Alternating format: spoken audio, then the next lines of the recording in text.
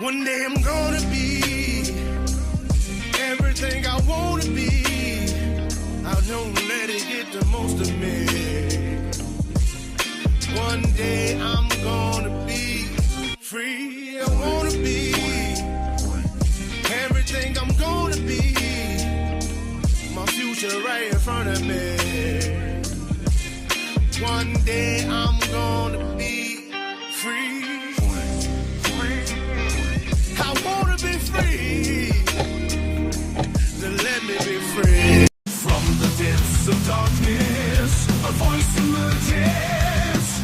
A host with a fire burning in his soul.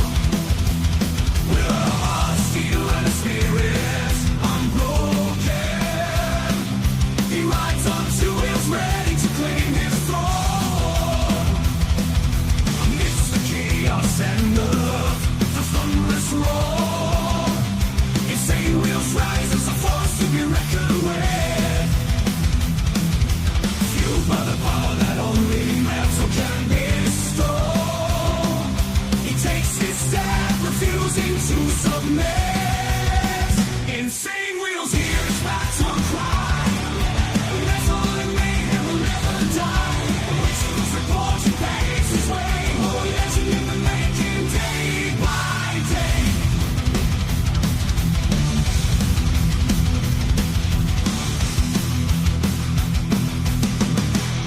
Well. Much love, honor, and respect to everybody up in the building. Shout out to every single one of you guys. Big round of applause for you guys in the Breakfast Club, man. Much love and respect.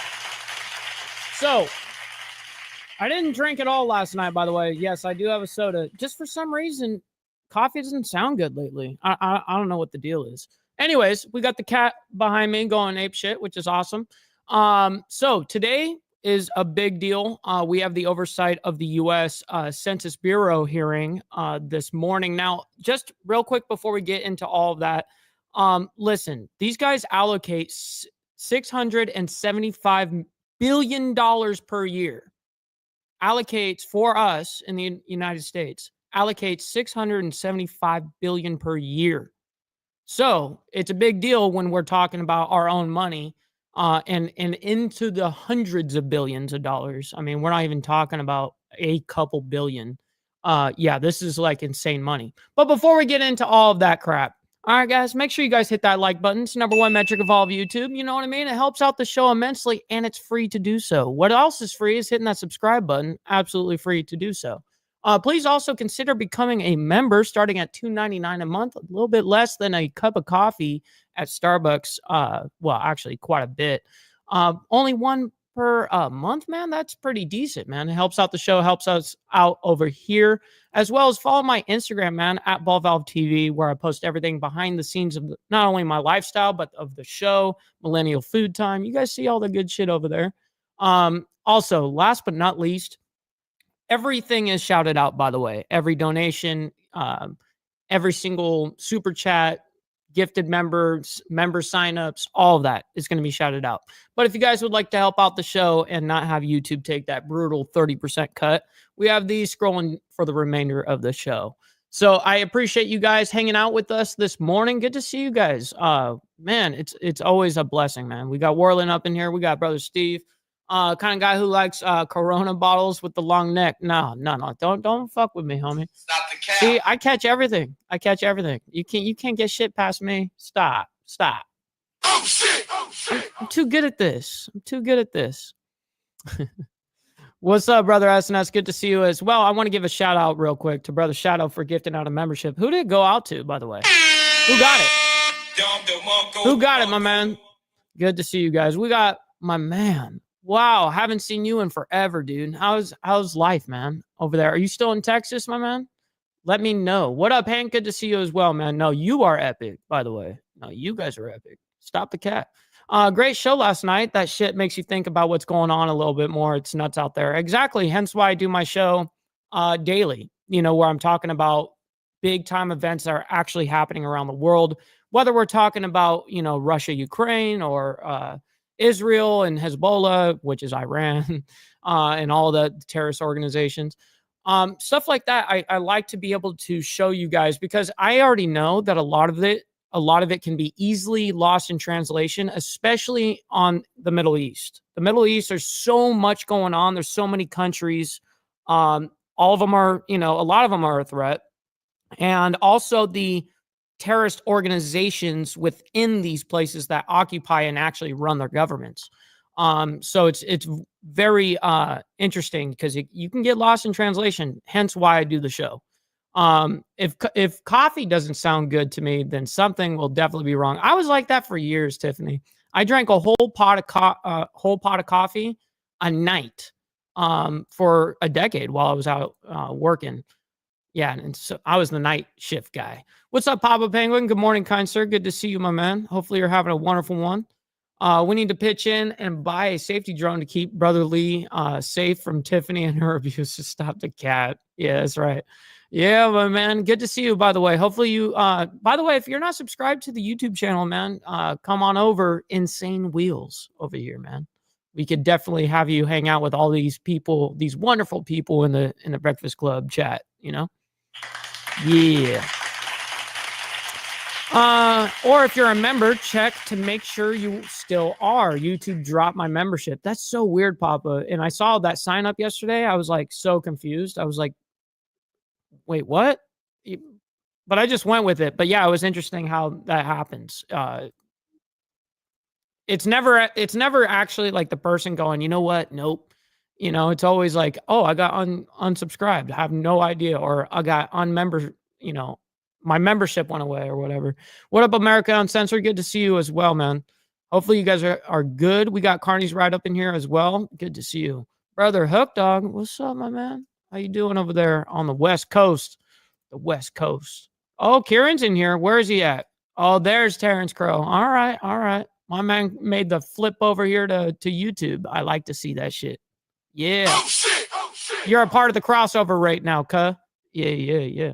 Where's Kieran? Okay, I'm just over here enjoying my gift of membership. Thank you. Yes, sir. Stop the cat. All right, let's go ahead and get into this. This is going to be a fairly heavy one. Like I said, guys that are just tuning in, these people allocate over $675 billion worth of our money within the United States. So it's like, all right, well, let's hear what they've got to say. Now, here's the deal. This is not just them having a meeting about this.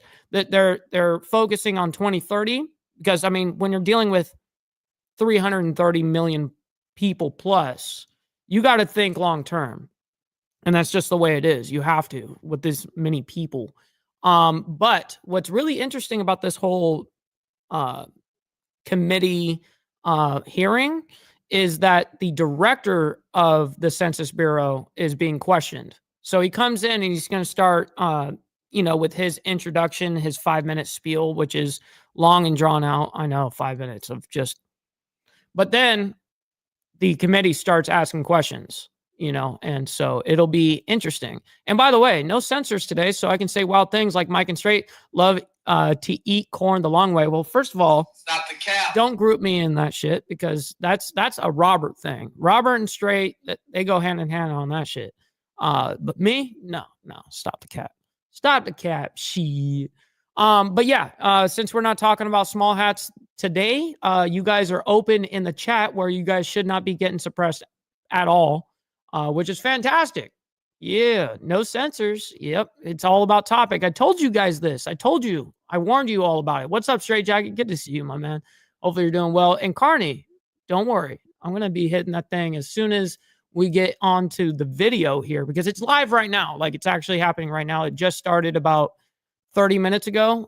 So I really didn't get to watch a damn a lot of it. But yeah, Straight, by the way, it is overwhelming. It's taken me, I'm still getting used to it. I don't think I'll ever get used to the amount of like love and appreciation that I have for you guys and you guys have for me. It's insane. And all of you guys as well. Like you all have personal relationships with each other in the fucking chat, which like we've said, man, this ain't just a normal YouTube channel. This is a whole ass fucking family. So be more efficient if we hired OF girls to administer the questionnaires. I agree with you, Anson, actually.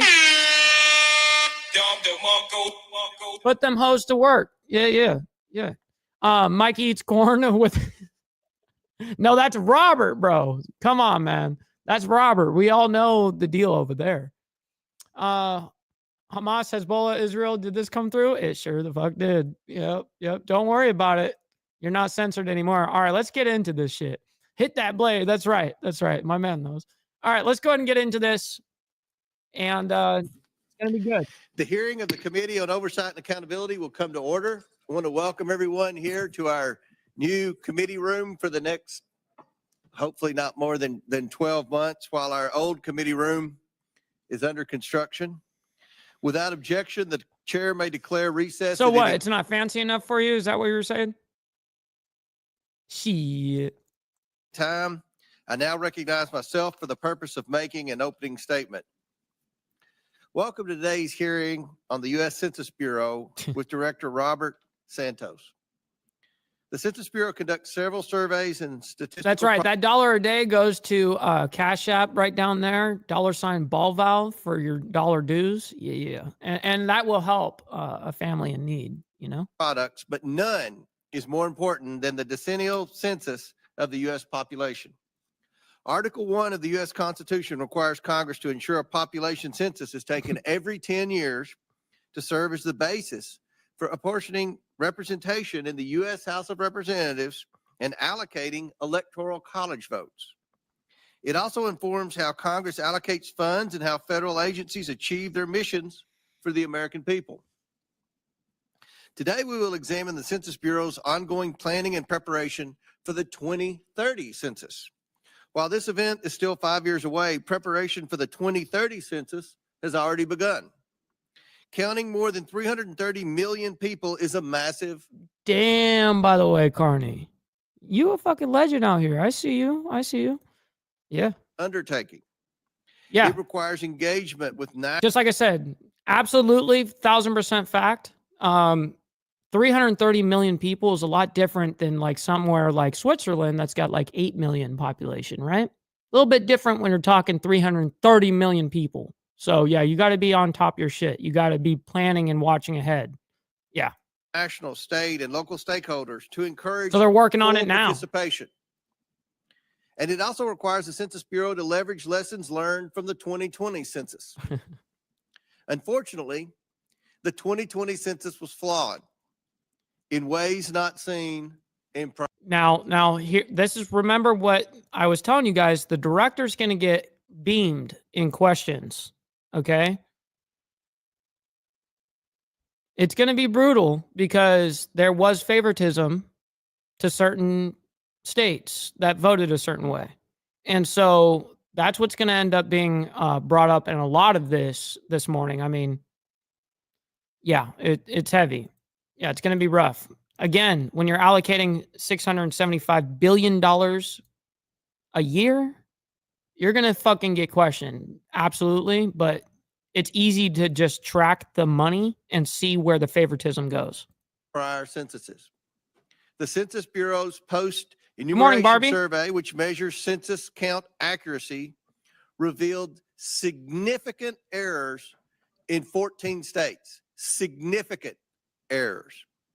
These errors predominantly benefited Democrat-leaning states in the allocation of congressional. Oh, shit. Did you hear that? Oh, shit. Man, motherfuckers are not playing around. In 14 states. Oh, by the way, just want to give a shout out real quick. I see on this side, I got a couple of things going on. Holy shit. All right. So real quick, brother Lee Lance just sent over $2 on the Cash App for dollar dues, saying for him and Tiffany. Yes, sir. And then Karen is coming in fucking hot, gifting 5 memberships out to you guys in the community, man. Holy shit. Yo, Karen, thank you for listen. We over here we accept Australian money. We don't I mean, you guys are still a fake country, but we still will accept your currency though, because it is worth something, So much love, honor, respect to you, kind sir. Appreciate that. Hell yeah, back to this. Significant errors. These errors predominantly benefited Democrat-leaning states in the allocation of congressional seats and electoral college votes. In contrast to the 2020 census, no states were found to have had such errors in the 2010 census. But in 2020, the post-enumeration survey suggests there were overcounts in New York, Massachusetts, Rhode Island, Right. Hawaii, Delaware. Shit. Listen to all these states, these blue states that he's naming right now. Holy shit. Let's bring him back. The post-enumeration survey suggests there were overcounts Huggy. What's in up? New York, Massachusetts, Rhode Island, Hawaii, Delaware, Minnesota, Utah, and Ohio. Shit. And there were undercounts in Texas, Florida, Mississippi, Arkansas, Tennessee, and Illinois. 6 of the 8 Shit. states benefiting from overcounts tended to favor Democrats in awarding congressional apportionment and electoral college votes. Meanwhile, 5 of the 6 states that were unfairly penalized What's up, Sage? by undercounts tended to vote overwhelmingly Republican. These miscounts had a huge impact on representation. Small numbers of proportional differences in population between states. Good job, by the way, Brother Code, on your live this morning. I appreciate the love and you know, support that you showed to the Insane Wheels page. Thank you, kind sir. Can impact the apportionment calculation. Me too, Barbie.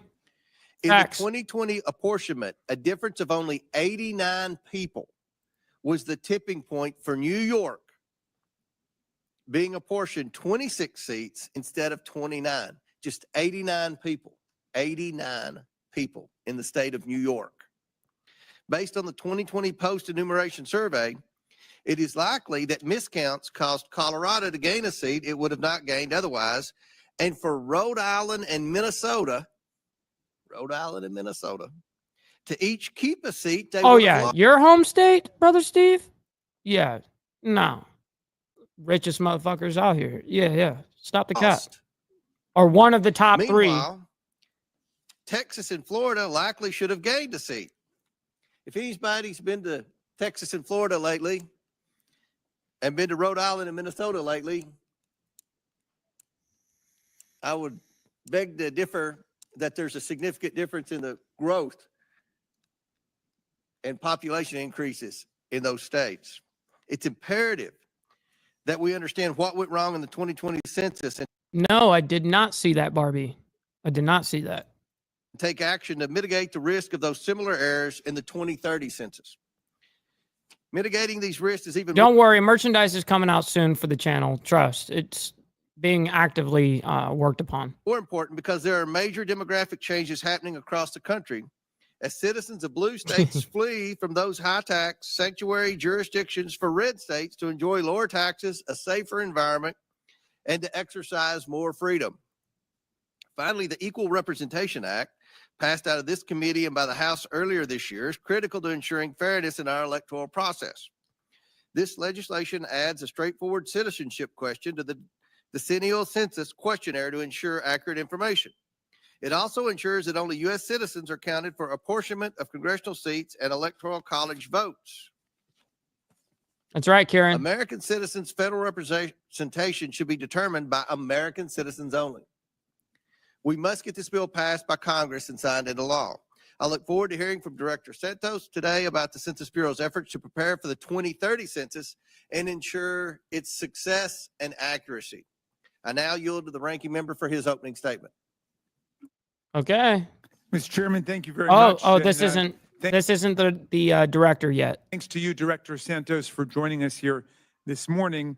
The census is an essential decennial constitutional function insisted upon by the founders in designing a government of we the people.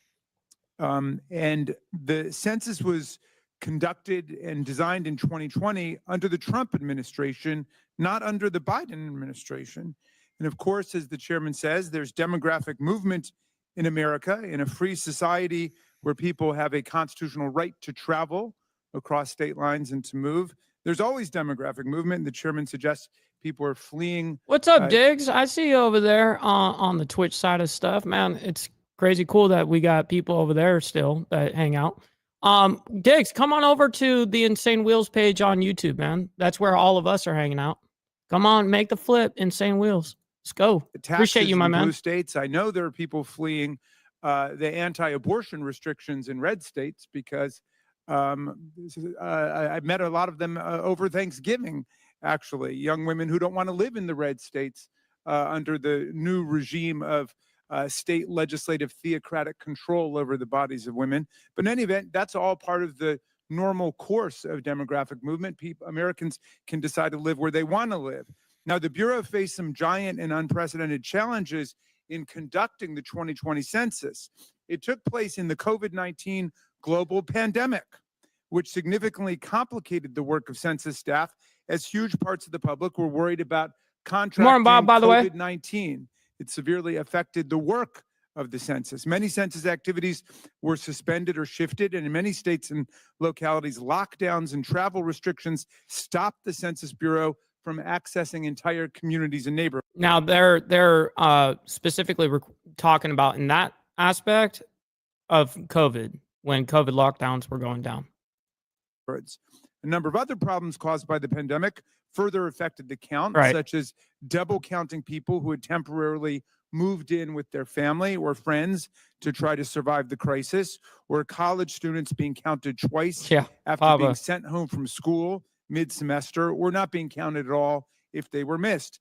Overcounts can occur when members of a family with a second home list their primary address in different ways, or when a landlord lists a tenant as living in an apartment, even if the tenant lists another residence as their primary address, if they've gone to try to wait out the epidemic in a different place. Overcounts and undercounts are not a new problem. They are a traditional problem, a long-standing problem, as the GAO says, but there's always a new variety of challenges in different settings. And obviously, the disastrous response of the federal government to COVID-19 deeply complicated the work of the Census Bureau. The census also had to contend with hurricanes and wildfires affecting a number of different states, and it was conducted following limited tests because of substantial budget cuts that had taken place in the years before the census. There's no reason to see these undercounts and overcounts as anything more than the normal kinds of errors made during exceptionally difficult. Stop the cap. Stupid.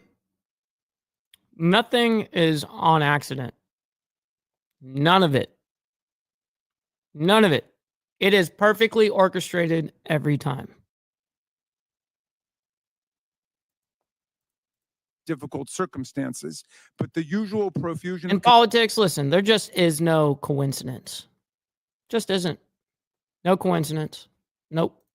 conspiracy theories have proliferated from people not interested in making the census work better, but simply so I guess I'm scaring the public. Yeah. I'm a conspiracy theorist, right? Right, from this guy's point of view. Yeah, I'm a conspiracy theorist because I'm a realist and I want to know where the fuck my money goes, and allocating it off to bullshit to line your own fucking pockets. Oh, you don't like that we do that. That's what you don't like, scumbag. And dividing people along party lines. The post-enumeration survey is only intended to measure accuracy for a subset of the population. For example, it doesn't include people. By the way, Bob, I used to love tea. I used to be like really into it. Like I used to have like Lebanese tea leaves and shit like shipped to me and stuff. Dude, I was all about it, dude. In college dorms or people living in military I'm a barracks. nerd. Moreover, it draws its conclusions from a very small survey of 170,000 housing units out of 145 million in the country. In other words, the post-enumeration survey is a tool to help inform and guide future census activities. It is not. I was waiting for someone to actually say it. One of the biggest scumbags. Correct. Yep. A recount of the census, nor can it be or should it be used excuses to supplant or alter actual census data for purposes of apportionment and distribution of government funds. I appreciate the chairman calling this hearing today because we should all want a complete and accurate 2030 census, but the solutions to achieve it are not really a mystery. True, Papa. Instead of cutting funding for the Bureau. Hey, that's the cope. That's the cope that they need to say in order to make it fucking okay so that they can go to bed at night. Right. Yeah. House Republicans have tried to do this year and years past. We need to make sure it has the resources it needs to conduct the planning and preparatory work that are essential to a truly successful count. Instead of threatening to add a citizenship question to the census, which experts have warned will depress participation, we should support the Census Bureau. And Hank, could you imagine having Thanksgiving dinner? Like, imagine if this was like your fucking uncle or something like that. I'd be like, dude, just stay home. Just stay home. You're not welcome. Just stay home. fulfilling the clear mandate of counting the whole number of persons in each state set forth in the Constitution. The census must be an independent, non-political exercise conducted by statisticians and qualified professionals, not an arm of the political office of whichever administration happens to be in charge. And we must ensure that the census never becomes an authoritarian tool of fear and. You know what else goes really good with like tea? I'm not gonna lie. Listen, sweet iced tea and vodka. I call them ice picks. That's what I call them. Sweet iced tea and vodka. Oh man, that was one of my favorites for years. Control, which is what it is in authoritarian societies. The census must always remain a tool to nourish and improve our democracy by empowering Americans through equal representation and equal access to resources and opportunities. No kidding. I didn't even see that. Damn, you have a good eye, Hook Dog. Yeah, look at homegirl in the back with the fucking full-on COVID mask. If that doesn't tell you what side they lean politically when they're speaking like this, that should tell you something right there. The census Insane. plays a critical role in our democracy. Actually guaranteeing insane. There will be a fair Good call allocation out. of House seats in the country and House districts of equal population within each state. It also assures Stop that the government cope. resources and benefits Right. will be distributed fairly. It's not easy to count 334.9 million people in the world's. We know that it's not easy to count that. We know that. So why make it more and more and more difficult?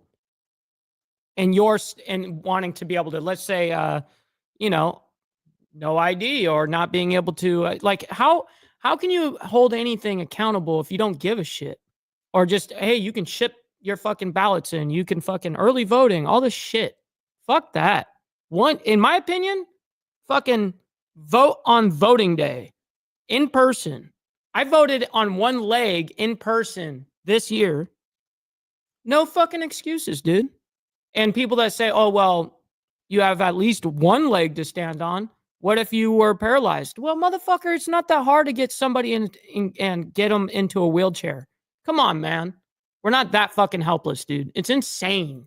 Greatest multiracial, multi-ethnic constitutional democracy, and the census must constantly improve its methods. This should be the grounds for analysis. No kidding, me too, straight. And serious conversation, not partisan-motivated conspiracy theory and fear-mongering. Thank you, Director Santos, for your hard work, and thank you, Mr. Chairman, for calling this meeting, and I yield back.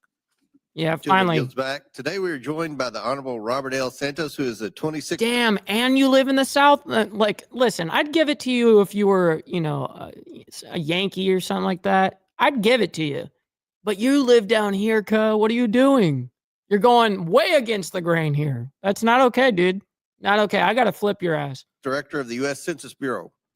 Director Santos was sworn into his current role on January 5th, 2022, and leads over 4,000. Yeah, that was one of my favorite drinks as well for a couple of years. Yeah. But I learned my lesson on them motherfuckers. Staff members conducting the business of the Census Bureau. He joins us today with over 4 decades of experience conducting survey research, statistical design and analysis, and experience with executive management. No, definitely an M99 mask. Not even a 95, 99.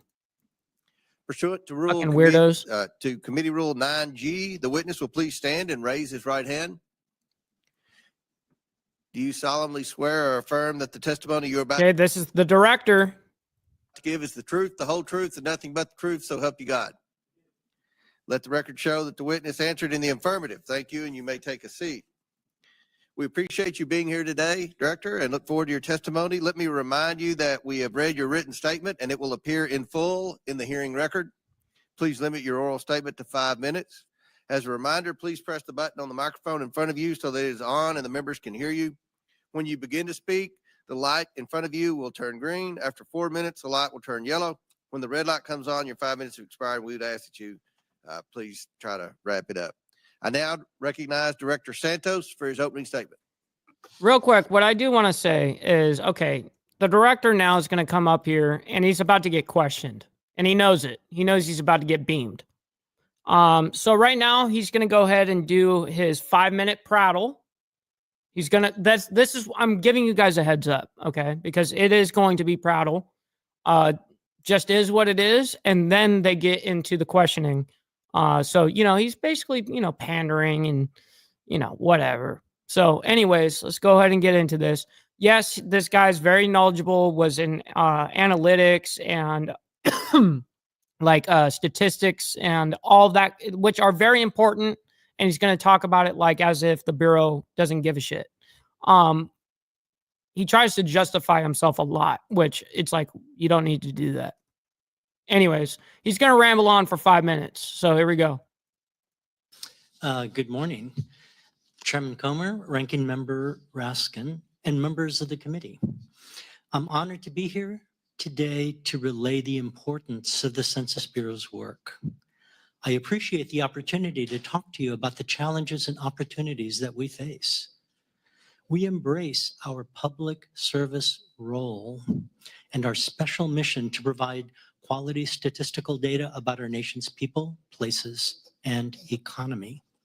We very much appreciate this committee's vital role in facilitating our mission. We know that. As well as supporting our efforts. Why are you speaking like that? The Census Bureau applies the best science, the best methods, the best technology available to advance our mission. What's up, VT? Our work remains and must always be nonpartisan. In fact, we take great pride in being a nonpartisan federal statistical agency. Our core values are scientific integrity, objectivity. Why are you even telling us? We know. Cool. We know it's important. Transparency and independence. And we live those values in all we do. As director, I focus on where we're going and how we can get there nimbly, effectively, and efficiently. The Census Bureau enjoys a legacy of innovation. It's a legacy we're proud of. We face challenges that range from rising data collection costs to diminishing public trust in government. And yes, those two are related. Yet our staff possess the talent, the tenacity, and the creativity to address these challenges. And this brings me to today's moment.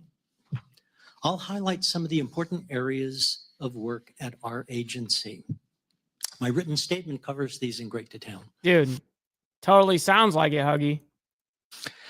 With regard to the 2030 census, our goal is to count everyone once, only once, and in the right place. That's why I said, why are you talking like that? Our strategy focuses on enhancing operations and technologies, on spurring further innovation through small-scale testing, and on expanding our systems and methods. Our upcoming 2026 test will assess our operational design. Design improvements from this test will then feed into our 2028 dress rehearsal. And the dress rehearsal then will represent a start to finish run of operations. And with that, we'll be ready to launch in January 2030, as we always do in remote Alaska. More broadly, the Census Bureau is... so you're saying you looked out at everybody. Oh, Alaska. Yeah, it's a red state, by the way. Yeah, no, I see what the fucking politic play is. Transforming and modernizing into a 21st century federal statistical agency. We're leveraging non-survey data sources and blending them with survey data to produce accurate, timely, and actionable data products. Recent efforts include a new statistical products first approach that starts with the purposes and uses of statistical data that people and businesses need. We're also spearheading a multi-year effort to modernize the current population survey in partnership with the Bureau of Labor Statistics. This will ensure its long-term sustainability. We're launching an annual integrated economic survey, which replaces 7 independent economic surveys. It promotes efficiency and reduces respondent burden. We're expanding to access to data tools and apps like Can you get over it? We know. We know. Bro, come on, dude. He's just got to sit there and be all nice and soft and all this shit because he knows about to get hammered. He knows right now what this whole fucking thing is about was in 2020, and he's going to get beamed on this shit. He knows it. My Community Explorer and Census Business Builder and community resilience estimates, among others. And we're deepening our engagement with American Indian and Alaska Native communities and tribal nations where Census Bureau statistics are critical to addressing the governance of needs of the tribes. All the while, we're continuously seeking input from and engaging stakeholders and partners, including Congress. You see, providing the public with relevant data helps to motivate participation among people and businesses in our censuses and surveys. After all, we cannot achieve our mission without public involvement. Yep, Papa, 100%. In closing, I wish to thank you for this opportunity. Thank you for trying to close this shit. Just do it. And I look forward to your questions. Nice. Thank you. Thank you, Ah. Director. We'll begin with questions. The chair recognizes Dr. Fox from North Carolina. Okay, here we Thank go. you, Mr. Chairman, and thank you, Director Santos, for being here today. As the Census Bureau notes on its website, our founders included the decennial census in the Constitution to, quote, empower the people over their new government, end quote. To achieve this, each person must be counted so that reapportionment can proceed and give each state the proper number of representatives in the House and the proper number of votes in the Electoral College. It's concerning then that the 2020 Census post-enumeration survey found that certain states had statistically significant overcounts and certain states had undercounts. Can you explain how these undercounts tended to harm red states and the overcounts tended to benefit blue states? Shit. Thank you for that question, Congresswoman. I'll start by saying that we are a nonpartisan federal statistical agency. Not the and cap. we strive for perfection, although it can never be achieved. Stupid. As I said earlier, we use the best methods, the best science, the best data, the best trained people and experts in order to carry out a decennial census. So you're telling us that, but what assurances do we have that the Census Bureau didn't try harder to find people to count in the states that saw overcounts? What proof do you have that that did not happen? We have the proof of independent assessments by places like the National Academies, by the Government Accounting Office, and our own extensive data gathering and quality analyses that demonstrate that we followed protocol in the midst of a pandemic. And so we are confident that we did the best possible job, and we're very proud Stop of the the cap. job that we did for 2020. But it is Stop the cap. rather unusual that this census in 2020 had such a deviation from past censuses. Is that not correct? Thank you for that question. Interestingly, it was almost unusual that in 2010 there was no statistical significantly different coverage estimates for all 50 states. Most Bruh. censuses have some states that end up being overcounted and some being undercounted. It is a byproduct of any process, any manufacturing process. No manufacturing process is perfect. So, Wow. For the 2030 census, have you identified ways to minimize Yeah, any no kidding, Bob. overcount and undercount? What are you going to do in What's the up, brother Chris? Good morning, kind sir. Good to see you, my man. We're watching the oversight of the U.S. Census Bureau hearing right now. I mean, dude, these people allocate $675 billion worth of our money per year. I mean, it's a lot of money, and he's getting beamed right now about the 2020 U.S. Census. So that's it. There's an overcount, undercount, and he's getting beamed for favoritism of left states. census? Thank you very much for that question, Congresswoman. We take the role of counting everybody Welcome back, only brother. once and in the right place incredibly seriously. We not only conduct the post-enumeration study, which you've cited in the statistics on over and undercounts of states, but we have several other assessments. We have a demographic analysis. We have You know what I need? administrative record checks and so forth. And what we're doing Listen to is this, we're dude. identifying the populations that require additional attention. It turns out that I'd say about 60% of the nation's population is relatively easy to count because they self-participate. The balance tend to be individuals Insane. that represent historically undercounted people. And so we are focusing our attention to engage, to create better participation among those populations. Will you be using new technologies such as artificial intelligence in the 2030 census? And how will those technologies be tested to make sure they provide accurate results and do not open new pathways for error? Thank you for that question. That is a very important question. We see and have been using artificial intelligence and machine learning in many of our operations. Man, she's got a lot of that. She got a lot of those discounts. And, Social Security already pays her like 16 times, For years. We have quality checks that assure that errors, My man. egregious errors do not occur. And we typically use the AI and machine learning to create efficiency and effectiveness by That's what leveraging administrative data. Yeah, no shit, Sherlock. What the fuck kind of answer was that? Dude. Stupid. By reducing the efforts in coding and softwares and creating better systems. Thank you, Mr. Chairman. I yield back.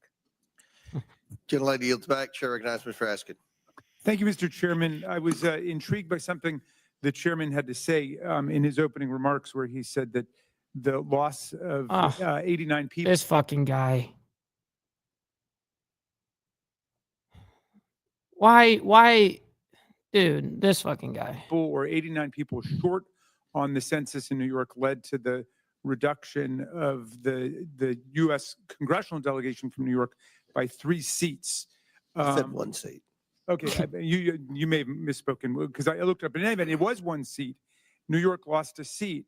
And I found an article about that August 12, 2021, New York Times. New York loses House seat after coming up 89 people short on census. It's hard for me to see how, if the Census Bureau was involved in some partisan plan to enhance representation in blue states, and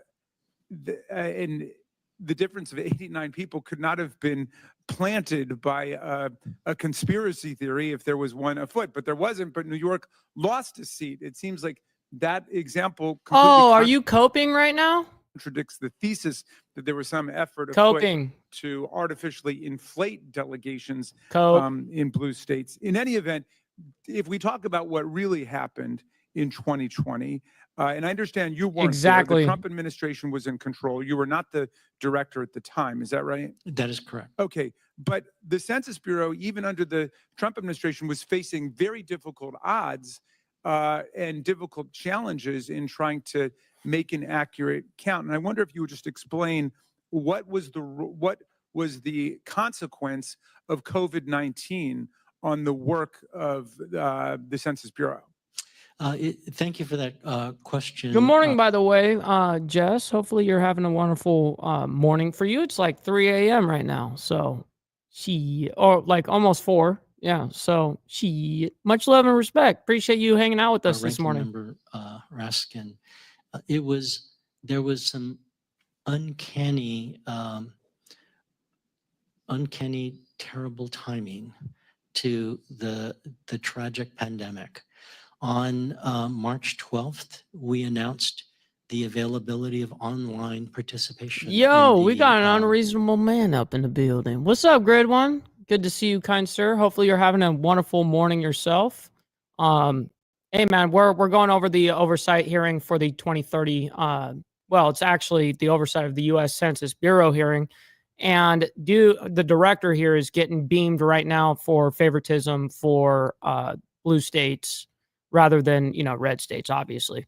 So he's being held accountable. Well, right here, right now, he's under oath. So, yeah. I mean, he's been lying the entire fucking time. That doesn't mean shit to these people, right? We all know that. March 12th, 2020, we announced that online participation in the census was now possible. Was that the first time that it ever happened? It was the absolute first time. It was new technology that we were using. And in fact, I'll go further to say that throughout the census enumeration period, we never experienced 1 second of downtime with that online system. But still, there were lots of people who didn't go online. Then you had to do it the traditional way. And just quickly, if you would, what were the challenges posed by COVID-19? Oh my God, this dude. They're working as a team right now. And dude, everyone knows this shit. They're working as a team right here, right now for favoritism. 100% unfucking real. Dude, this guy is such a scumbag. You know what I mean? I'm sorry. I said it. Fuck it, man. Oh shit! Oh shit! Dude. Unreal. Society shut down. We had to literally stop all field operations for several weeks and nimbly reconstitute our operational plan for the remaining grid. Without looking it up, I want to ask you a question. How much money do you think that the U.S. Census Bureau, how much that they delegate annually? How much money do you think they delegate annually? For the remaining time, we had to find 1 million masks for our and other protective devices for our staff, instruct them and train them on how to do that. In the meantime, people were consolidating. Yeah, my man knows. It's okay. 675 billion. Yeah, you were damn fucking close. My man is a fucking legend. That's me and him. I love getting on his panel and having discussions like this, dude. 100%. Motherfucker king. With elderly upstairs with COVID who are most possibly dying. And so this notion that folks would simply stop and say, oh, it's time to do a census and run and complete a form. What about all the wildfires in the West and the hurricanes? Were those also an obstacle for your work? Those exacerbated the impact of the pandemic. Insane, I know. Louisiana experienced a horrible hurricane that wiped out housing units and communities. See, now they're bringing it to like FEMA and shit. Wildfires were rampant. There were also floods. Well, not FEMA. I mean, like the actual the hurricanes and stuff like that. Yeah. That sort. So those were challenges. And I know What's up, Huggy? That's right. I appreciate that. Remember, hit that like button, y'all. The administration tried to stop the count a month early and said it would cut it off when only 63% of the households had responded. What's up, Dean, by the way? Shit, my man over there, he's working his ass off over there in Israel, man. I appreciate you always for hanging out with us and even when you're working, man, I appreciate it. What was the result of that confusion? Well, you probably would have to ask the previous director for the details on that. What I can say is that that would have been absolutely tragic to the decennial census because we still had a lot of work to do, and we were able to do it in that remaining month. Okay, the post-enumeration survey is a useful tool that produces estimates of these net undercounts and overcounts. We know it's limited because it's What's up, Brother a Dean? limited Good to see you, man. size sampling, as I said before. It's not a redo of the census in any way. And I know some of our colleagues actually sued to stop the Census Bureau from using sampling in apportionment decisions back in 1998. And now today, the suggestion is that this far more limited survey using a sampling method is somehow more accurate than the census itself.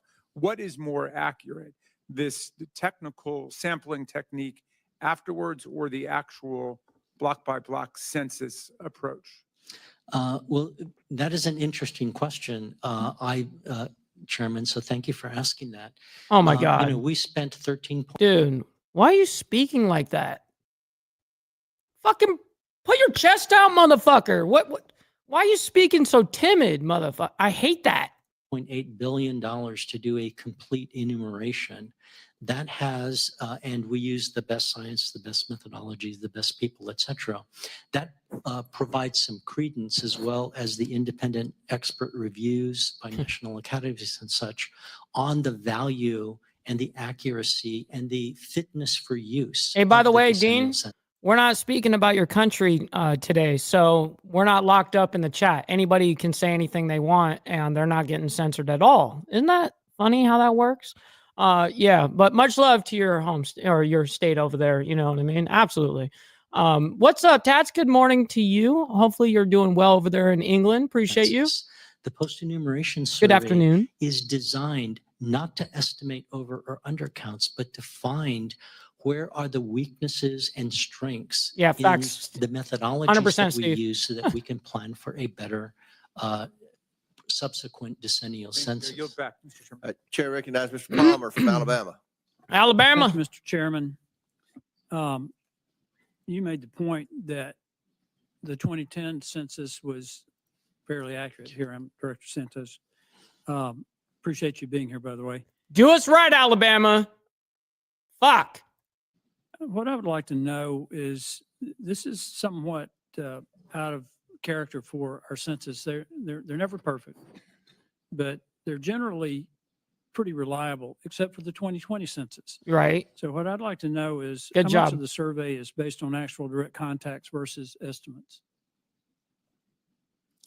I don't understand the question. Can you repeat it one more time? So I can, Okay, I'm not going to allow you to filibuster me. no, Oh. I want to answer you. This is a very direct question. How much of the census survey was based on direct contact? By the way, listen, Alabama, we don't put up with shit. Fuck out of here with that shit. Fuck out of here with that shit. Yeah. Mm-hmm. Or estimates versus estimates? Was it 80% direct contacts? Was it 10% direct contacts? Do you know that? What's up, Martin? We will have to take that as a question for a record, but allow me to simply say that direct contact, if somebody responds to an online, that is a direct that counts. contact. I'm as trying to opposed to- determine how much is of the census in 2020 was based on estimates. Oh, I love this. Okay. You're talking about the 2020 census? Yes, sir. No Okay, shit. Thank you, Sherlock. Congressman. The estimates, and you may be referring to. He said roll tide. You're filibustering. It's a simple question. And I'm going to assume that a substantial part of it was based on estimates. Okay. If it's based on estimates, then who does the estimate? Who's responsible for doing the estimates? Is it a group of individuals, one individual? How's that done? I'm so proud right now. Well, to answer your now first. give me a direct answer. I worked in engineering. I understand direct answers. I ask you a direct question. Give me a direct answer. Is it one I hope so individual? one Is it a day group to of be individuals? Who does the estimate? Doing something good for my We will state. get back to you as a I'm not question of asking for record. names. I'm just No, asking. I don't, if I Okay. knew the exact number. I would Here's give it what to you. here's what I want to know. If it's based on estimates, when you do estimates, you have a basis for the estimate, documentation. will you produce the documentation for the estimates? Yes. Okay, Mr. Chairman, he has agreed to do that. I would appreciate if you do that before the end of the year. That would be very helpful. And I assume that you maintain these files for full documentation of these estimates. If you're using estimates, and we've always used estimates, I mean, that's been a part of how is it that the estimate undercounts were predominantly in the red states with only one exception? Because when you're using estimates, if you're making mistakes, it should be broadly dispersed without regard of the geographic location of the state. So how is it if you were doing Oh, estimates hell that it was no. Hell no. That's okay. Right here. This is all cap right here, by the way. I know Anson's just bringing it to my attention. So some Carmi article came out today trashing where I live, Coleman, Alabama, by insulting or insinuating that blacks are not welcome after dark. All cap. Okay. Like there are old towns and old, parts of the country that are known as sundown towns or were. Okay. That's people move on. People innovate. People totally are not stuck in that mindset. It's not like that here at all. It's not. That's all cap. I'm going to have to address that. Anson, send me the article, please. I'm going to beam these motherfuckers. proportionately red states that were undercounted? Thank you for the detailed question, Congressman. I am not familiar with the statistics. You're a statistician, though. I look. Oh, absolutely. Okay, statistically, when you have that significant an anomaly, how do you explain that? Well, there are 50 states. I know, but and that's the point. There's 14 states where the counts were inaccurate. The ones that had the That's undercounts funny. are disproportionately red states. That statistically is an anomaly. You should know that. So This is my congressman for Alabama. how do you have? This is why it's so important, and I am counting on accurate information on the basis for these estimates. That when you overcount I know, New Steve. York by almost 700,000 people. But I'm going to be honest, I didn't really know the history until I moved here. You know what I mean? Yeah. I remember people saying bullshit like that. I'm like, man, you guys, I'm going to figure it out for myself. Guess what? It was totally the fucking opposite. It's fucking morons. And you undercount other states, that is very problematic from a statistical perspective. So how do you explain it? Well, thank you. I know you're not thanking me for the question. You're filibustering. Give me an answer. Damn. A Damn. random process. Damn. Holy fucking shit. I cannot believe I'm so proud right now. That is very problematic from a statistical perspective. So how do you explain it?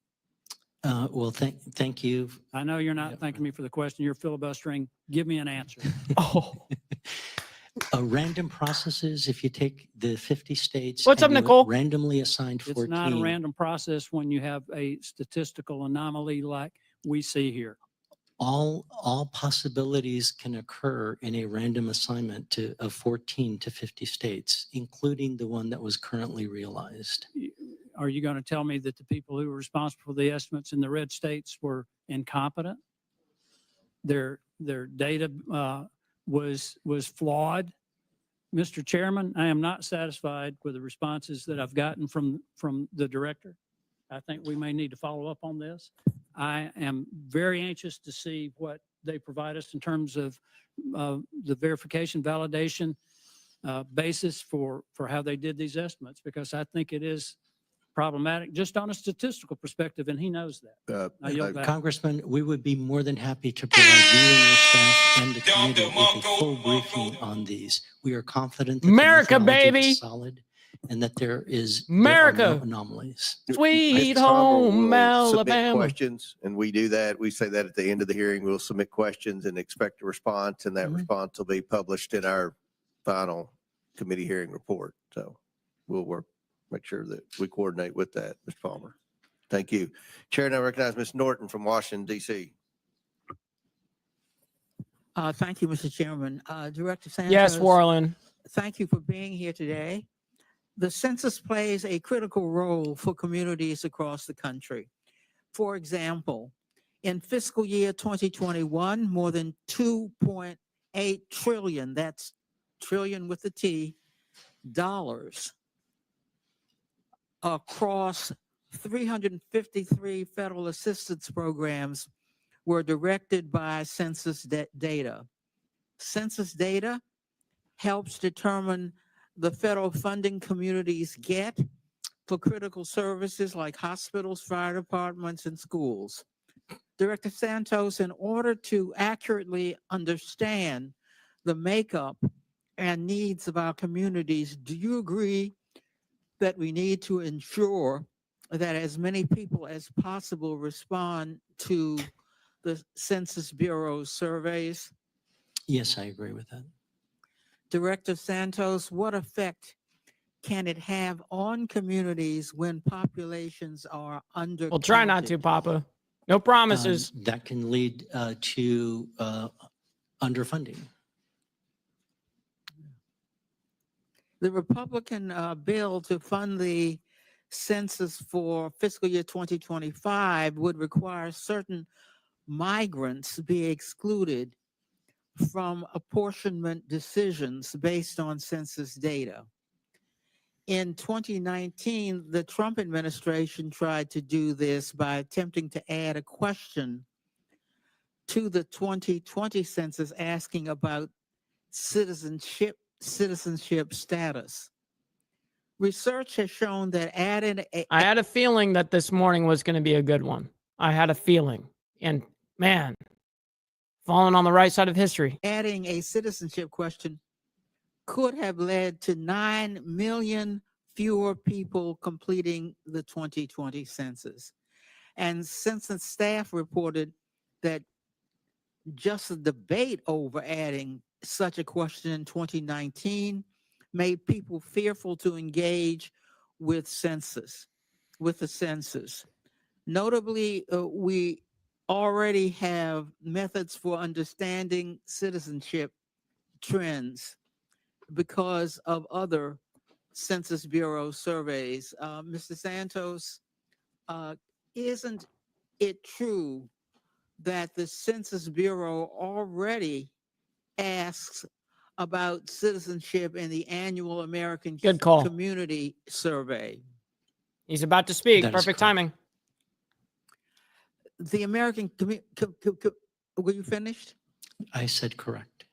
The American Community Survey was created to make the decennial census simpler to complete. This facilitates Hey, higher. that's some good stuff. That's some good left-handed tobacco. If you went, because I heard you say earlier in the chat that you were about to get down with your bad self. You must be smoking some good shit. Yeah, my boy on it. participation and preserves privacy, and better census data in turn enhances that communities receive funding and support that align with their needs. Asking about citizenship status on the census would discourage people from participating and undermine the constitutionality, the constituently directed purpose of the census. It would particularly impact minorities who are already undercounted in the Senate. I have introduced the ensure full participation in the Census Act, H.R. 7911, to prohibit the Census Bureau from asking questions on the decennial census about citizenship, nationality, or immigration status. I urge my colleagues to join me in addressing this issue by co-sponsoring my. Mister, you missed the best of the best. Alabama brought the entire fucking hammer so hard. They brought the hammer so hard that they looked at the chairman and said, no, we got to investigate this. This is happening. Like, I mean, He was insane with it. It was actually savagery. Mister, I promise you, you need to go back and watch it. I promise that. Yeah, this I is will. insane right And now. I thank you, Mr. Chairman. We're and you, finally seeing accountability for the first time. These people allocate $675 billion a fucking year. The census is getting caught with the pants down right now, dude. Big I time. recognize Mr. Biggs from Arizona. Thank you, Mr. Chairman. Thank you, Director. It just generically, is it correct to state that the purpose of the census is to conduct a head count, which is to be used to determine the apportionment of this body and of presidential electors? Correct. And thus, inaccurate census counts could lead to skewed proportional representation among states in this body and a misallocation of electoral college votes. Correct. Has the Census Bureau identified any statistic? Well, let me ask it this way. We have seen reports that statistically significant overcounts were identified in New York, Massachusetts, Rhode Island, Hawaii, Delaware, Minnesota, Utah, and Ohio. Conversely, statistically significant undercounts were identified in Texas, Florida, Mississippi, Arkansas, Tennessee, and Illinois. And I personally, even though this has never been reported, I always think Arizona got hosed on that as well. But anyway, is that accurate what I just, with regard to overcount and undercount? I didn't compare it to the list I had, but I'm sure that you are correct. And there were also in 2010 and 2000, there was also undercounts and overcounts in those censuses as Correct. well. Okay. And because it is so vital, Congress has given authority for there to be penalties for failure to answer the decennial census. And that's a $5,000 fine. Is that fair? I'm not familiar with the amount of the fine, but it is correct. Do you? Not me. Shit, hook dog. Maybe like 100, 120 times a day. No problem. Know the last time somebody was actually had that fine imposed for failure to respond to the decennial census? The Census Bureau is not an enforcement agency, and we have Well, I know never- that's what I'm just asking. Do you Yeah, know? So I was continuing with, we have never prosecuted anyone for not So participating. to your knowledge, no one's ever. That is correct. Okay. You conduct other surveys, one of which is this document, American Community Survey, right? Correct. And it has a much more detailed set of questions like whether the respondent's house, apartment, or mobile home has a sink with a faucet, the amount of money paid monthly for rent, electricity, highest level of educational attainment of respondents and their families, whether they have health insurance coverage, whether last week was this person temporarily absent from a job, what their wages are, amount of income from interest, dividends, or rental income, whether the respondent has difficulty concentrating because of a physical, mental, or emotional condition, whether the respondent has difficulty dressing or bathing. And the list goes on and on. And that would be in the American Community Survey. There's penalties for failure to respond to that as well. Correct. What are those penalties? I am not familiar with those, but I expect that they would be similar to the decennial because the American Community Survey is part of the decennial census, but spread across time. So how many times has someone been Why does he prosecuted for speak failing like to this? respond to a Census Bureau survey, including the American Community Survey? To my knowledge, that has never occurred. So, but you have it on the survey, and it scares the holy crap out of our constituents, saying that if you don't file this, and look, I had it. My deceased father-in-law was 85. He had some coming back every 3 weeks, telling him that they were going to put him in jail if he didn't answer this thing. I mean, this is the absurdity. I'm not blaming you per se, because it's Congress's fault. Because I think the whole frickin' American Community Survey should not be going forward. You got the decennial census. There is a purpose to that decennial census, and as you said, it is the apportionment. That's what it's about. When we start saying, "Hey, do you know who all lives here at your house? Do you got running water?" Those types of things. I can tell you what my constituents, they say, we just want to be left alone. Why is the federal government I agree with you, by the way, Stephanie. continue to go on? We're happy to answer every 10 years the census and say, We got 6 people here, 4 people, whatever it is. And I have a major problem with this, and I have a major problem with the fact that we hold it over people's heads, saying, if you don't answer this monstrosity here, you have criminal culpability. And that's a huge problem. And the reasons I say that I'm not angry with you, I'm angry with us, is because we're the ones who can fix that. And we need to fix it. And with that, Right. Mr. Chairman, I'll yield back. Good job, yield to that. Arizona. And that's the purpose of this hearing, to make Good job, sure the same Arizona. mistakes don't happen in 2030. Chair recognizes Mr. Lynch from Massachusetts. Thank you, Mr. Chairman. Welcome, Mr. Director. You know, the backstory on this is if you live in a state where the elected officials are telling you, Just getting hammered right now for the Census Bureau is getting hammered right now for favoritism.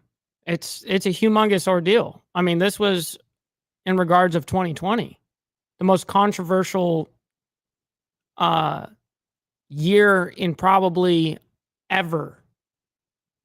And he's one of the people that deals with analytics, statistics, and when you're lying on statistics, that's how you get some bullshit like what happened in 2020. So people are getting held accountable right now. you know, it's run by the deep state, don't give information, be fearful of the government. That might be a partial explanation as to why. Hold on, I didn't catch who this is. I'm sorry. Thank you, Mr. Chairman. Welcome, Mr. Director. You know, the backstory on this is if you live in a state where the elected officials are telling Didn't hear it you, either. you know, Fuck. it's run by the deep state, don't give information, be fearful of the government. You know what? It's not. They're not going to re-say a state. I've got to hear it. And that's the purpose of this hearing, to make sure the same mistakes don't happen in 2030. Chair recognizes Right. Mr. Lynch from Massachusetts. Massachusetts. I'm sorry, everybody. That was my fault. Thank you, Mr. Chairman. Welcome, Mr. Director. You know, the backstory on this is if you live in a state where the elected officials are telling you, you know, it's run by the deep state, What's don't up, give GG? information, be fearful of the government. That might be a partial explanation as to why people aren't filling out the survey. I agree, it's onerous and it asks way too many questions, but you know, we can work on that and make it better. But I just want to push back on this. I hear people repeating this op-ed article about Massachusetts being overcounted. The mistakes on the last census, Mr. Director, were bipartisan. It was a mess in Massachusetts. I know you had some excuses with COVID and all that. Facts, Papa, by the way. I know my district. We have about 500,000 students in Massachusetts. I got 35 colleges just in my city of Boston, 35 colleges and universities. We did nothing on counting those kids. I know a lot of them were back and forth. Some of them, you know, took a gap year or whatever. We did nothing on those. The disparity in my district between the affluent suburbs and What's up, brother Blair? You some missed of the so much areas shit, I dude. represent in urban areas. You missed so much shit, dude. Unreal. Unfucking real. You got to go back later on and hear the beginning of all the way up until now. I promise you it's fucking worth it. Alabama put the fucking hammer down. Large minority populations, they're classified. Arizona as did hard good to too. Count. We didn't do any door-to-door, totally undercounted. I had a 30% response rate in some of my urban areas where I grew up. And then I have a 70% response rate in some of my affluent suburbs. So there's some real problems there with actually going out and counting people. So what are you doing about that? About the hard to count population there and also the student population. My Secretary of State, Bill Galvin, does an awesome job and was all over this. And we could not get, he's the liaison for Massachusetts to the census. And we could not get people to come in and do that work during the last census. And he was all over this and it was a very frustrating experience. So what are we doing about that? Yes, we understand that there are historically undercounted populations and communities because of evidence like low self-response rates. I'm not sure what the question is. Did I miss something? I have no idea what you're talking about. If you're talking about Bob with Canada's question, period. No. Particular communities. We believe that has in large part due to What's up, Steve? distrust in government. This is And what insane. we've done is launched a continuous engagement initiative where we are going out and putting a human face on the Census Bureau, You have it? providing the data to communities. Why does he and speak like I that? appreciate that. Let me speak to that issue, because in the past, I'm not talking about the 2020 census, but in the past, we've had trusted figures help locally with the census. So we've had pastors. Are you know, saying yelling when they're yelling? Not young. Yelling questions at each other is quite amusing. Is that what you're saying? some of the black churches get What are you guys involved, fucking some of the, saying? community leaders get involved, elected officials get involved. And so, and people, we explain to people, I grew up in the housing projects. I explain, I go door to door in my housing Dude, project. I have explain no to idea people what the that question is. Federal funding. I'm paying depends on attention our to this. Response, and that means for veterans, for housing, for healthcare, for daycare. There's trillions of dollars in federal money that depends on the count of the census. Sounds good, And when you Redneck. explain that to people, and when that is Hey, explained, to DM me the link, by the way, Redneck. DM me the link on Facebook or whatever. When you do, people, by people that they trust, people will fill out that census Oh, yeah. form. Here. no, you can tell all his shit is fucking word jujitsu. That whole like dodging. He knows that's exactly why he's the director, because he knows exactly how to fucking talk like that. And it's way unfortunate because it's totally a way to filibuster and get yourself out of shit. And that's exactly what Alabama was saying. They were like, no, dude, cut the shit. Cut the shit. You ain't going to filibuster me, dude. Fucking, it's a yes or no answer. Like, stop the cap, bro. Stop the cope, you know? Fucking for real. So, yeah. So what I'm asking you is, let's not let that happen again in the next census. Yeah, I have no idea let's get about back. Work with Canadian politics. Why would I even care about Canadian politics, to be real? Man, we're number one over here. Shit. Oh shit! Oh, No, but seriously, I have no idea. So, yeah, I wouldn't know. work with Secretary Galvin. He's one of the best. He's our liaison for Massachusetts. He's all over this. He knows the state. And I'm just asking you to let's get back to a granular level where people actually understand what the census is for. Maybe we should work together on but it's getting rid okay. of some of the extraneous He's trying. questions about, that people find off-putting and that anger them and cause them not to fill out the form. Maybe we Oh, you guys don't do these committee hearings like this. You guys do it a whole different way, you're saying. You're saying that how do you guys do it then? Do they get on a stage and just talk to each other? What do they do? get rid of some of those Do questions. they get on Instagram Live or something and debate? What do they do? I'm for that.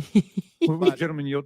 I will yield. So, but are you I aware will there yield. are 353 different programs where assistance depends on people completing the census? Right. More than 300 of them. Trillions of dollars. It's a great point to the ranking member. Yeah, thank you. My time has expired, but I'm willing to work with you, Director Santos. We got to do a better job than we did last time. I yield back. I agree. Thank you. Shit. Chair recognizes Mr. Perry from Pennsylvania. Thank you, Mr. Chairman. Thank you, sir, for being here. Sir, should people from other countries be counted for purposes of apportionment or voting in the United States? What People that live in other countries that aren't citizens of the United States. we count all residents of the United States. Residents of the United States. But my question is, should people that live in other countries, I'll be clear, should people that live in other No way. countries that aren't Oh, citizens shit, he of the United did. States Man, be counted? come on, man. Wow. You just sent me, Mr. just sent $20 on the Cash App, dude. Wow. Mr. says, Mikey, this is high level, great work. We need more of this. Man, thank you so much for your contributions, man. For real. That helps out humongous. Thank you for that. Counted for apportionment Damn. or be approved to vote in elections in the United States? Approved to vote for election? Yeah. That is a policy decision. No, I'm asking, okay, Yeah. so is it the policy right now of the United States that people that reside in other countries that aren't citizens of the United States can be counted for apportionment and vote in elections in the United States? Yes to the first and no to the second. People that live in other countries that aren't citizens can be counted for apportionment. If they That's your if answer? they are permanent residents of the U.S. How the fuck do you know? The people that are residents of other countries that are not citizens of the United States. This is bad If- for him. If you are a resident of another country, you should not be counted. Yeah, I was Should gonna not. say, I don't think this is a hard. Oh shit, he's in an entailment of his own shit right now, dude. Oh shit! Oh shit! He's so fucked. Holy shit, back this up. States. If you are a resident of another country, you should not be counted. Yeah, I was going to say, I don't think this is a hard question, No. but maybe it is. No. You should not be counted. Should you be able to vote? Correct. You should not be You able. should not be able. So I agree with you on those two conditions. So that's a matter of geography, right? You're living somewhere else. You're not a citizen of the United States, so you shouldn't be counted. You shouldn't vote. That's a matter of geography. But if you are still a citizen of another country, but you just come to the United States, should you be counted for apportionment and should be allowed to vote? The only thing that's different in that scenario is you are no longer in the other country. That's the only thing different. Should you be counted for apportionment? Should you be allowed to vote? Well, I just want to be clear that our job is to count all residents in the U.S. and provide the numbers to the president. All residents or all citizens? All people who are residents of the U.S. And Whole what is that persons in based the on? U.S. What is that based on? That's based on the 1790 Census Act. Oh, he's so fucked right now.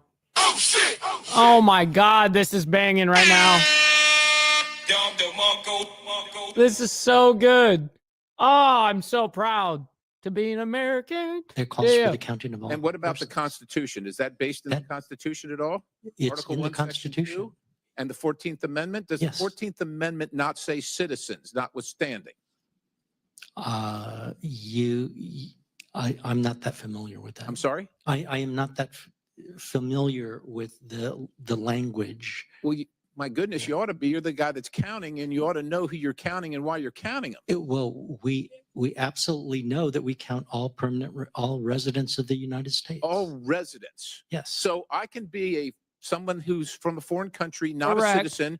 I just come over And I here and I reside move here. here, and I'm counted to make decisions on behalf of the citizens of the United States. That is correct. So let's just take another scenario. I come into your home. I'm not a member of your family. I don't live there, but I come in and I take up residence in your garage. And I start helping you make decisions for your family. Right. Would you see that as the correct way to do things or the incorrect way to do things? I think that's a decision for the family. If you're talking about families working with each other. I'm talking I about have your no comment. family. I don't know you. This is the first time we've met. You don't know me, right? We haven't met before. So I just move in. I squat in your home and I start saying, look, I think you ought to park your car outside the garage because I'm living in here now. Is that going to be acceptable to you? It's actually irrelevant to why I'm here today. No, what it is ludicrous. It's not irrelevant because what you're saying is Right. that that's exactly what we're doing in the United States. And you agree with that, allowing people from foreign countries who don't have citizenship, who don't live here, who don't have any authority to be here, yet somehow are given the authority through your office to vote, make decisions, and be counted for apportionment of taxpayer dollars under your census, under your counting. Do you consider yourself a statistical agency or a counting agency? We're a federal statistical agency. No, you're a counting agency. I took statistics. I took probability. Your job is not statistics. Your job is counting. The census is to do the count, not come up with statistics Damn. about how many toilets are in my home. Right. That's not your job. Your job is to count, sir, and you should count citizens of the United States for Not apportionment residents. and voting rights. I yield. Yep. Gentleman yields chair. Now recognize Mr. Conley from Virginia. In fucking sane. Thank you, Mr. Chairman, and welcome, Mr. Santos. And Absolutely, I do agree Brother with my Steve. friend Be from good, man. Pennsylvania. We'll see you on the flip None of side. us are interested in how many toilets he has in his home. Mr. Santos, your directive comes from the Constitution of the United States. Is that correct? That is correct. So like the Postal Service, it's a mandated activity by the Constitution of the United States. Is that correct? That is correct. And the language in the Constitution This is says, insane. does it not, that the census is to count every person in the United States. Is that correct? That is correct. It doesn't say Right. resident. it says Exactly. person. The Census Act includes. No, the Constitution. Okay. Yeah, the It does Constitution. not say resident. It says person. Is All that correct? persons. Correct. It doesn't say American citizen. That's a really good Is that point. correct? Correct. Why do you think the founders, in writing the Constitution, use that language? Why wouldn't they just say count every citizen? I am not a historian, Congressman, so I would leave that Shit. to others. Well, you want to speculate with me? I mean, wouldn't we want to know who's living in the United States, who's here, whether they're citizens or not? Might that not be a important piece of information? Our job is to do a complete enumeration, and we do that. But that's the mandate you've got, right? Correct. Dude, Right. this is insane. I was listening to the chairman, and he seemed to be suggesting we only ought to count American citizens. If I read the Constitution correctly, and I know my friend, the ranking member, is a constitutional scholar, if you want to change that, you got to change the Constitution. You got to amend the Constitution.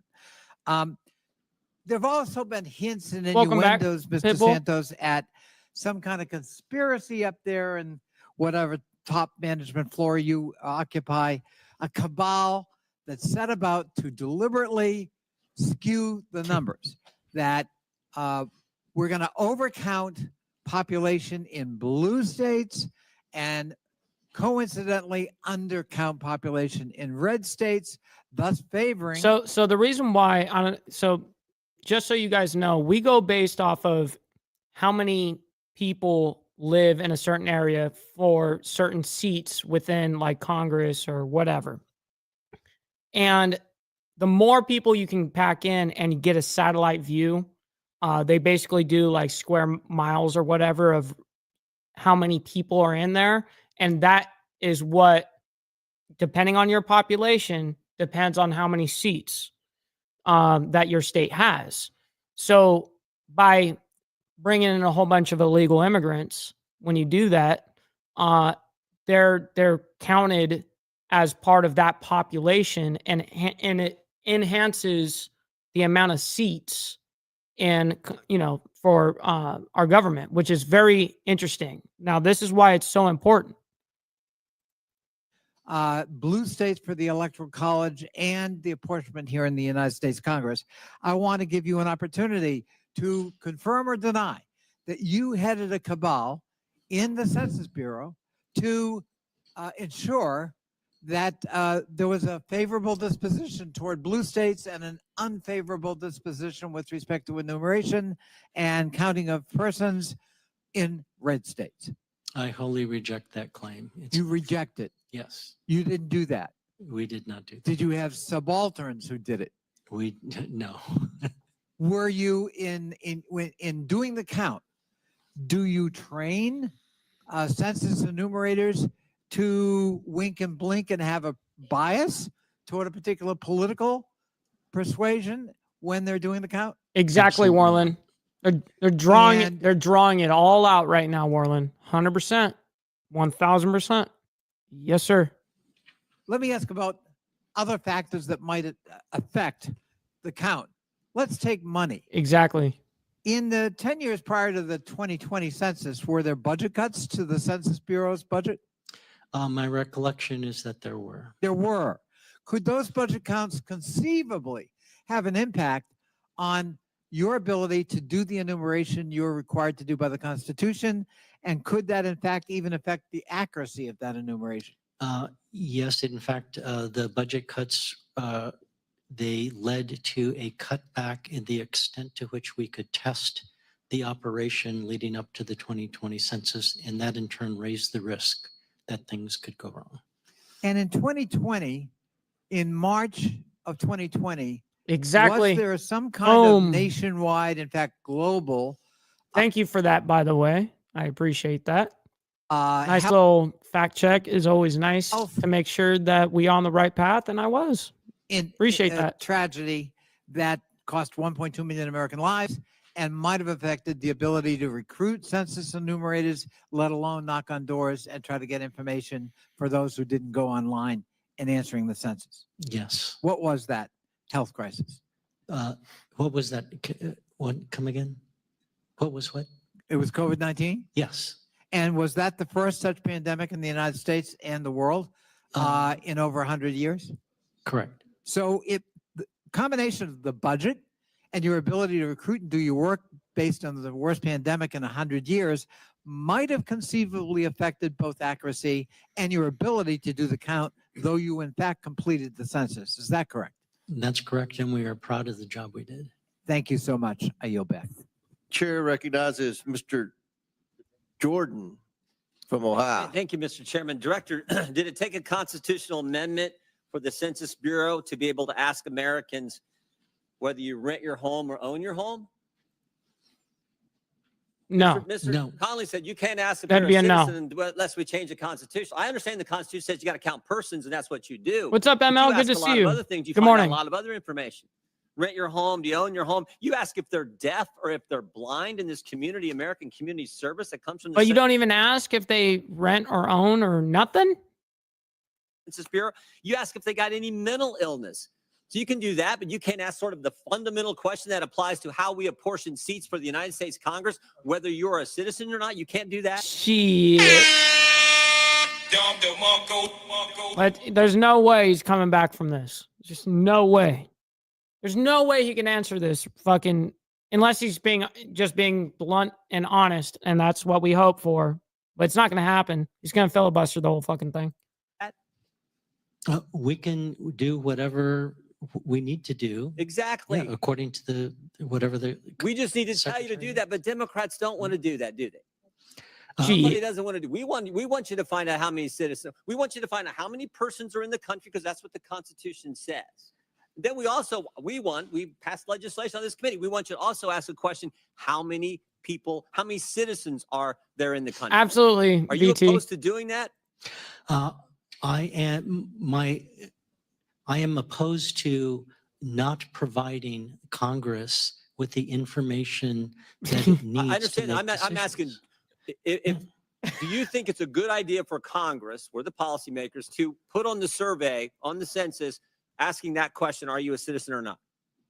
We will do whatever the mandates I'm asking are. your opinion. You're the guy who does it. What do you think? You think that'd be good for us to do? I think that we would need to take a very careful look because there is evidence that adding a citizenship question to the decennial census would dampen Is participation. there any evidence when you ask an Dampen? American citizen if we Yeah, ask you if you got a That's the point. That's the fucking point, motherfucker. You weed out the motherfuckers that can't. Oh my God, that's the fucking point. Dude. mental illness that might discourage participation? Did you get any evidence on that? That is part of the American Community Survey, and we ask it, and we get full great participation. in it. Dude, you have to live here. You have to, dude, you have to be a citizen to be here. We have fucking laws. What is happening here? I'm all for legal migration, mind you, but do it fucking legally. Dude, absolutely insane. So you can ask people whether they got a mental problem, but you can't ask We're whether they're a citizen We're just or sitting not. here making for nonstop. How many years? We're just making excuses for bad behavior, making excuses for people to break the fucking law of the United States. What is wrong with people, dude? And that's the mental problem. That's going to be fine. They're gonna participate. In fact, we ask citizenship in the American Community Survey. Oh, then why don't you do it in the main one then? Well, I think we have a responsibility to making sure we understand the risks and benefits of adding any question to the decennial census. So you can And ask thi- if they're fucking retarded, but you cannot ask if they're a fucking citizen of the United States. Unfucking real. this case, in the case of the citizenship question, there would be a risk Exactly. exacerbating undercounts due to My point, dampened Hardwire. response, while at the same time, richer data, more valuable data exists with the American Community Survey when you combine citizenship question with all these other socioeconomic variables that where the geography, you can get estimates down to a relatively You small think geographic area. you think by not asking that in any way impacts how the congressional seats are in fact apportioned around the country? Do you think there's an impact by not knowing specifically the citizens in respective areas? Do you think that there's an impact there? Yeah, I think I missed the point of the question. Please. What's up, Emerald, by Do the you way? think by Good not morning. having that information, that districts can be apportioned to the respective states in a way that doesn't reflect actual citizenship in those states? I don't have an opinion other than to say we're obliged to count everyone, provide the counts to the president, Yeah. who gives it to Congress. And it's a policy decision Okay. then for Congress to decide how to redistrict, how to use those numbers. My guess is you go talk to most people on the street, you go talk to people who live in the 4th District of Ohio and say, Wow. That's crazy. Hook do Dog. you think we should ask on the census how many people, if you're a citizen of this country, I think most people would say, well, yeah, aren't we doing that already? Right. Most Americans, I think. That's the point, is that you live here in the United States legally. That's the whole point. Now we have to add it because we have allowed so many fucking illegals to come through that at this point we have to. Yeah. This guy is doing a whole bunch of coke right now. Just like Brother Warland just said. And I want to make this clear. 40 years of bullshit is being caught right now.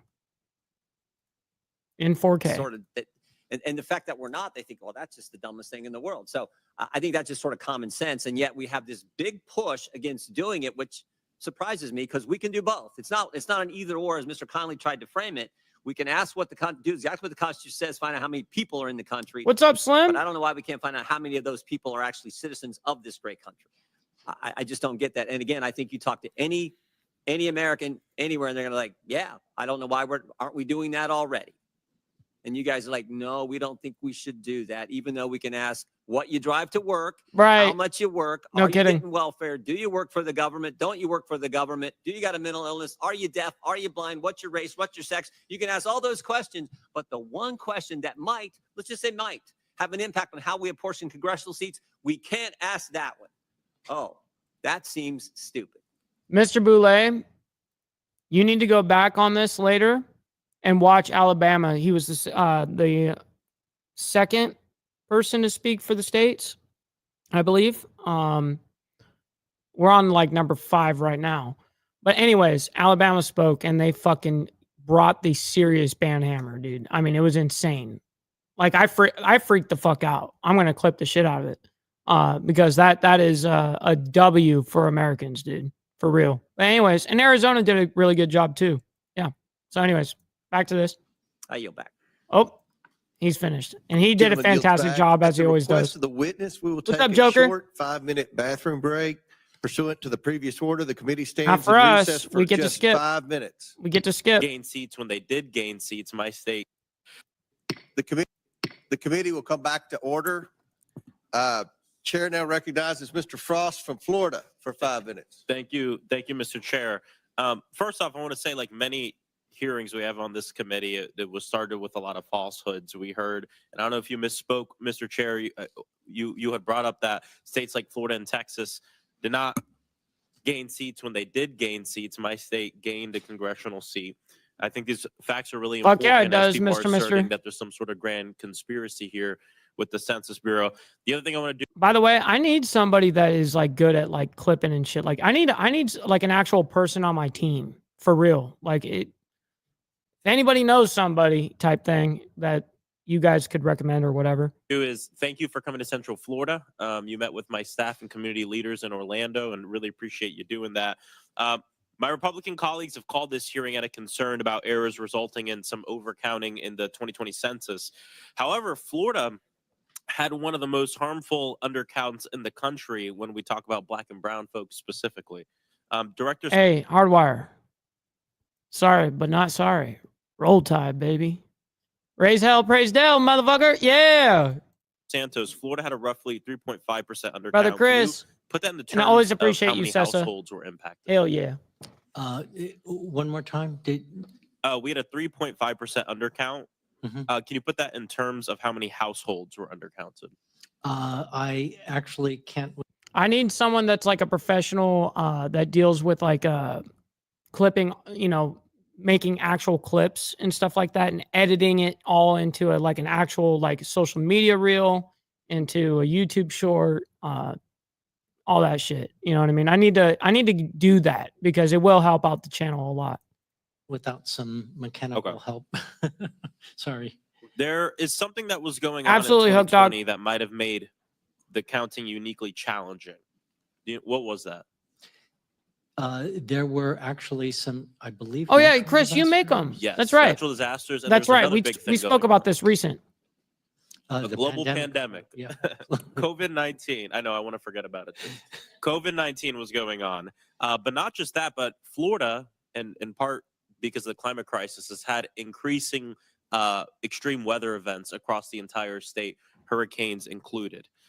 So we have hurricanes, wildfires, a public health crisis, and political interference. And what was Absolutely, Mister.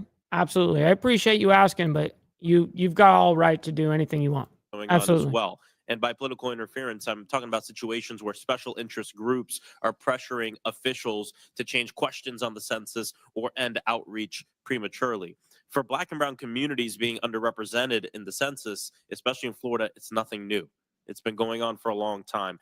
In fact, the House version of the budget for the census blocks the Census Bureau from reaching out to anyone more than twice.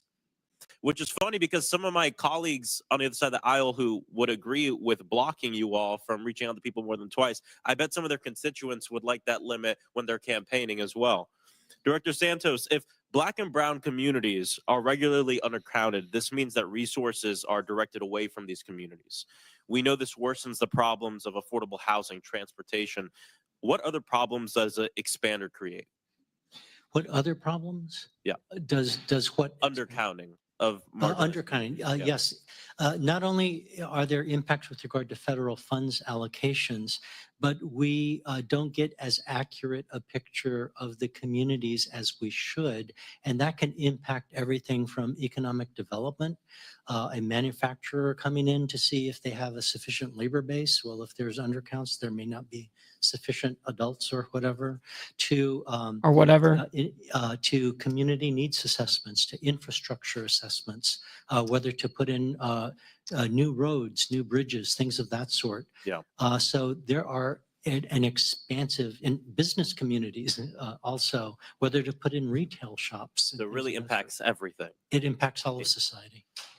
I think that's right. And this harm, which goes back far longer than a decade, is being made worse, especially in my state, by our governor, Ron DeSantis, who went out of his way to veto the Republican-made political maps in Florida and demanded that his racist version of the map, which Florida Appeals Court confirmed was racist, be accepted. So I just think it's interesting to me that some of my colleagues want to assert that you're part of some grand conspiracy to undercount Republicans when my Republican-run state of Florida received an extra congressional seat. Why? Because of the fastest growing demographic in the state of Florida, people of color, then use that opportunity of the new seat to actually gerrymander it and get rid of 2 Black access seats in the state of Florida.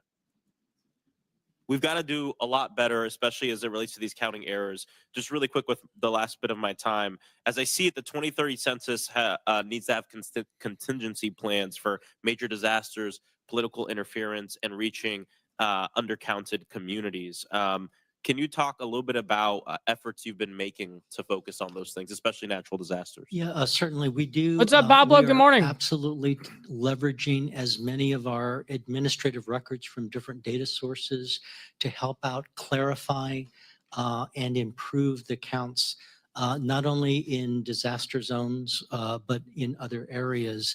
And so we're doing that type of work. We're also in our upcoming 2026 test, we will be visiting areas that were subject to some severe natural disaster areas like parts of North Carolina. Thank you so much. I yield back. Chair, now recognize Mr. Grofman from Wisconsin. Yeah, first of all, we're going to give you a quick quiz because I used to collect stamps as a child. I know here we have, what is this person's ancestry? You put down Cape Verdean. I forget. Where's I can't Cape believe Verde? this is so insane right now. I Like, some people have no idea how insane this shit is right now. This is a big fucking deal. wish I knew. I don't. I'm sorry. Okay. Okay, we've got to look that up afterwards because I. Yeah, question for the record. Strange country to pick out of the blue, and this is one of the alternatives. We've covered on here already. You don't ask whether somebody's a citizen or not, correct? If you're speaking of the decennial census, that's correct. Any census? We have 3 censuses. We have economic, government, and population. Okay, when you don't use it, why don't you use it? It seems to me that's the first question I'd ask. If you're not here as a citizen. Yeah, if there is, what's the reason why you took it off? And we know the answer is so that they can count everybody and not just Americans, not just citizens, meaning, yeah, this is a very big thing. As he said, there's 3 different parts of the census, and one of them for population, which is the one that does not have the "Are you a citizen of the United States" on it. That's the only one. Why?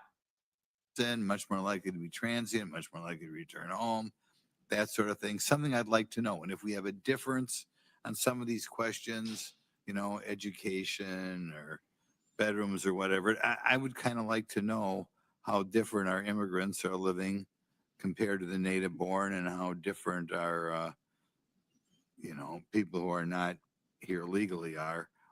Why, with all these obscure questions on here that I don't know what we're going to get out of, why do you leave that off again?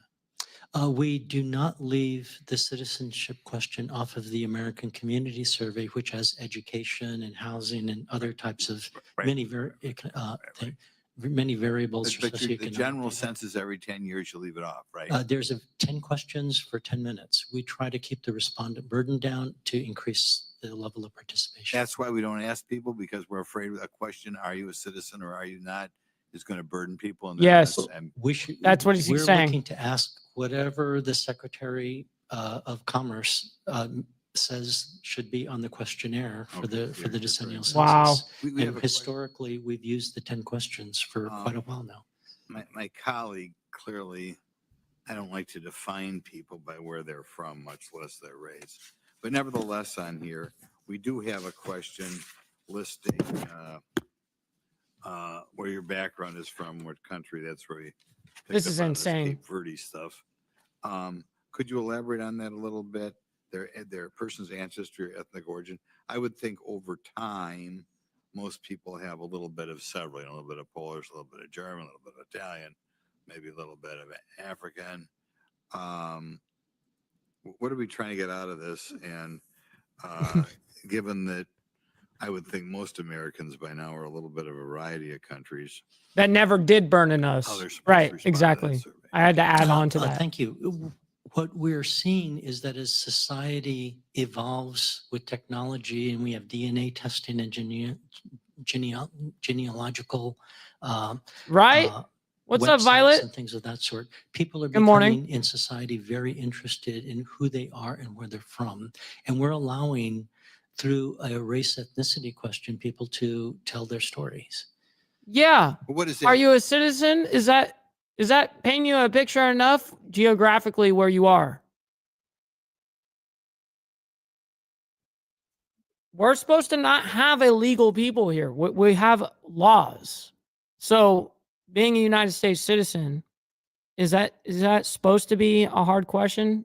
Is that supposed to be yeah, obviously it's supposed to deviate the 60 million in total since like the fucking 90s or whatever that we've allowed into our country. Well, actually it was really during but anyways, I'm not even going to get into that deep of it. But yeah, it's insane.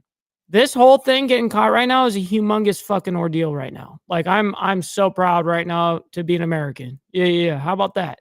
I mean, say I haven't taken one of these tests, but I know a lot of people who have. You know, it's not unusual to come up with 5 or 6 different things on the thing, right? I'm a little bit North African, I'm a little bit German, I'm a little bit English. It's true, Emerald. What are we getting at there? Information is power and allows us to serve communities. How would better. it affect any decision that government makes at all? He's already gotten completely demolished 4 times, Violet. 4 times where there was no way of coming back. Yeah, and my home state was the first state to put the extreme hammer down on him, and it's been all downhill ever since for this dude.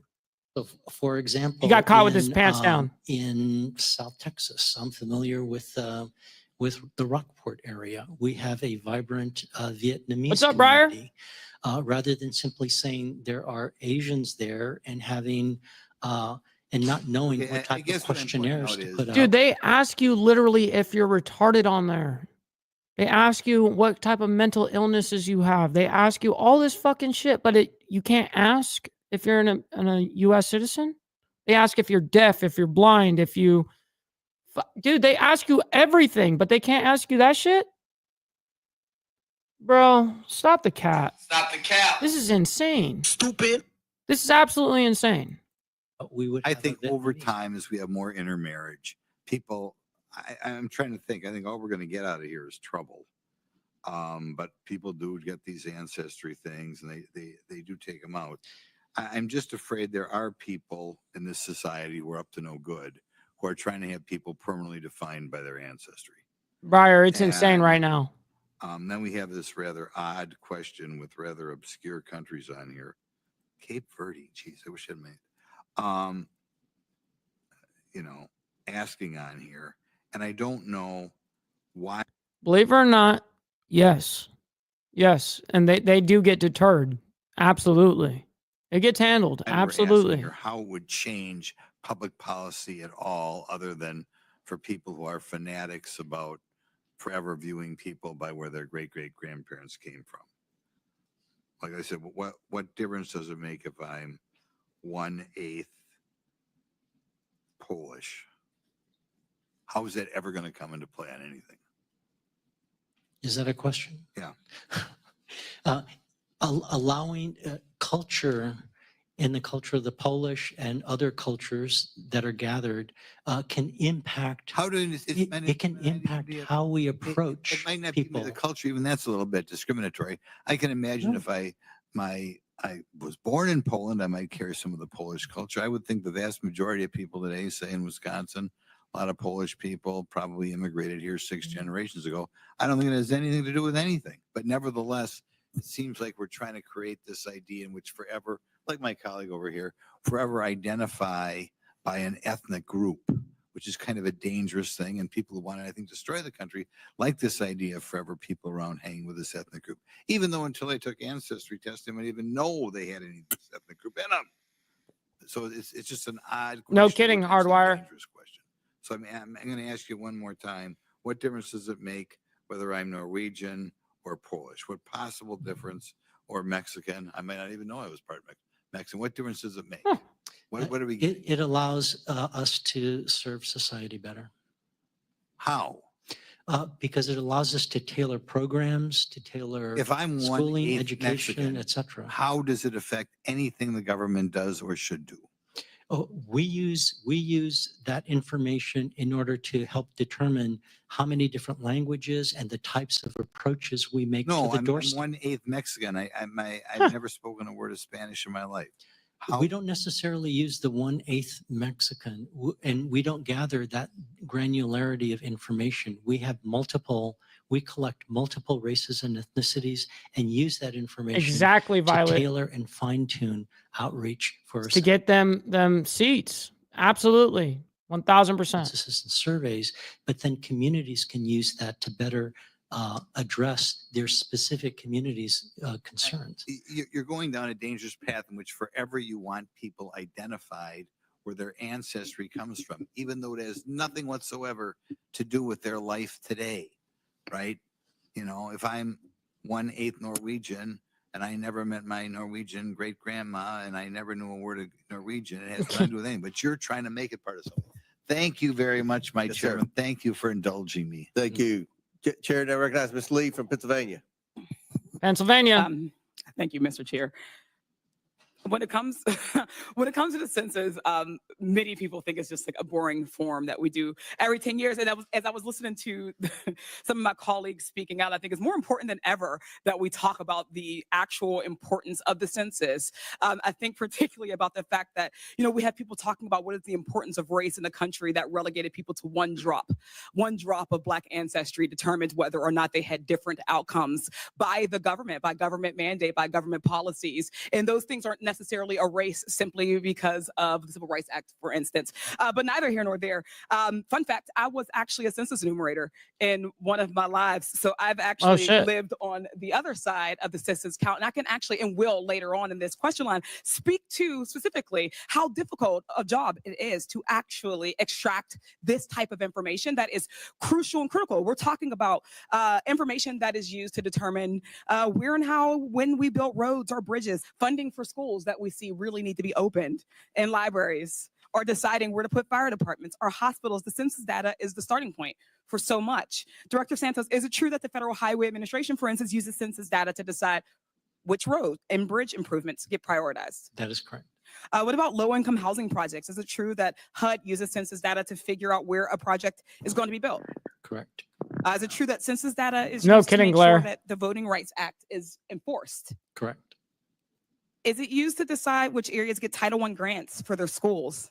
Yes. Or Medicaid, Medicare, SNAP, Pell grants, the National School Lunch Program, all use the census data, correct? Correct. It's staggering, isn't it? A single form filled out by millions shapes 353 programs to provide $2.8 trillion in federal funding for communities across America. And that was in 2021 alone. I'd actually like to thank my Republican colleagues for bringing up undercounts, because here is the ugly truth. In 2022, the New York Times reported that in the 2020 census, undercounted the number of Hispanic, Black, and Native American residents, even though the overall population counts were largely accurate. These are the same groups that have been historically undercounted. These are people, families, communities, the very folks most dependent on the funding census data helps allocate. And many of those funding programs are looking at more than general population numbers. They're looking at demographics, income levels, age, and education levels, data that can't be figured out with just estimates. The George Washington Institute of Public Policy estimates the value of each completed census form at more than $4,000 a person. That's the single. Much love, that's the brother value of Karen. a single census. We'll see you on the flip side. Multiply that by thousands or millions, and we're talking about a catastrophic loss for the people who have already had the deck stacked against them. Unfortunately, there are no do-overs for the census, and it's something that we just can't procrastinate on improving as we prepare for the 2030 census. So back in 2010, when I was a census enumerator counting in my own community, obviously overwhelmingly Black, I can say firsthand that we didn't have the right tools to do the job. And you spoke to how difficult it can be when the questionnaire is too long, to get people to open up, to share basic information. So hold on, woman. Asking if you're a United States citizen is hard or not. That's a hard question to ask. You're really coping for that? Really? Oh. Information about themselves, and when they admittedly have fears, concerns, and apprehension about the motive of people who work in government. And after listening to this testimony today, we probably shouldn't be surprised if more people are more fearful of providing that sort of information. The 2020 census had a tough time also between the pandemic, Trump stopping the count early, major hurricanes and wildfires, as we heard from our colleague from Florida. Wow. And looking forward, we need to make sure that the work is being done now to make sure that the 2030 census is as accurate as possible. We all agree with that. Director Santos, can you tell us more about some of the ways you're working to improve census data collection to make sure that the count is as accurate as possible across the country? Yes, I can. We are expanding our use Total softball of online participation with the addition of the broadband and he knows programs that extend. That's why all of a sudden he has his words back when he couldn't say weather. He couldn't even he was tripping over his words fucking hard with all these other states, putting the little hammer on him, like a little softball. Hey, someone's got to do it. Why? I guess it had to be Pennsylvania in this case. Access to the internet. We are going in and testing out culturally relevant messaging and contacts throughout the U.S. Throughout our test sites to make sure that the messaging we provide resonates with the participants. But at the same time, because there is a mistrust in government, we are leveraging and building a network of local community groups across the nation who can work hand in hand with us so that they can be the trusted messengers. And we can use multiple angles in order to get to bolster the messaging and have individuals then more engendered to participate. Thank you so much for that.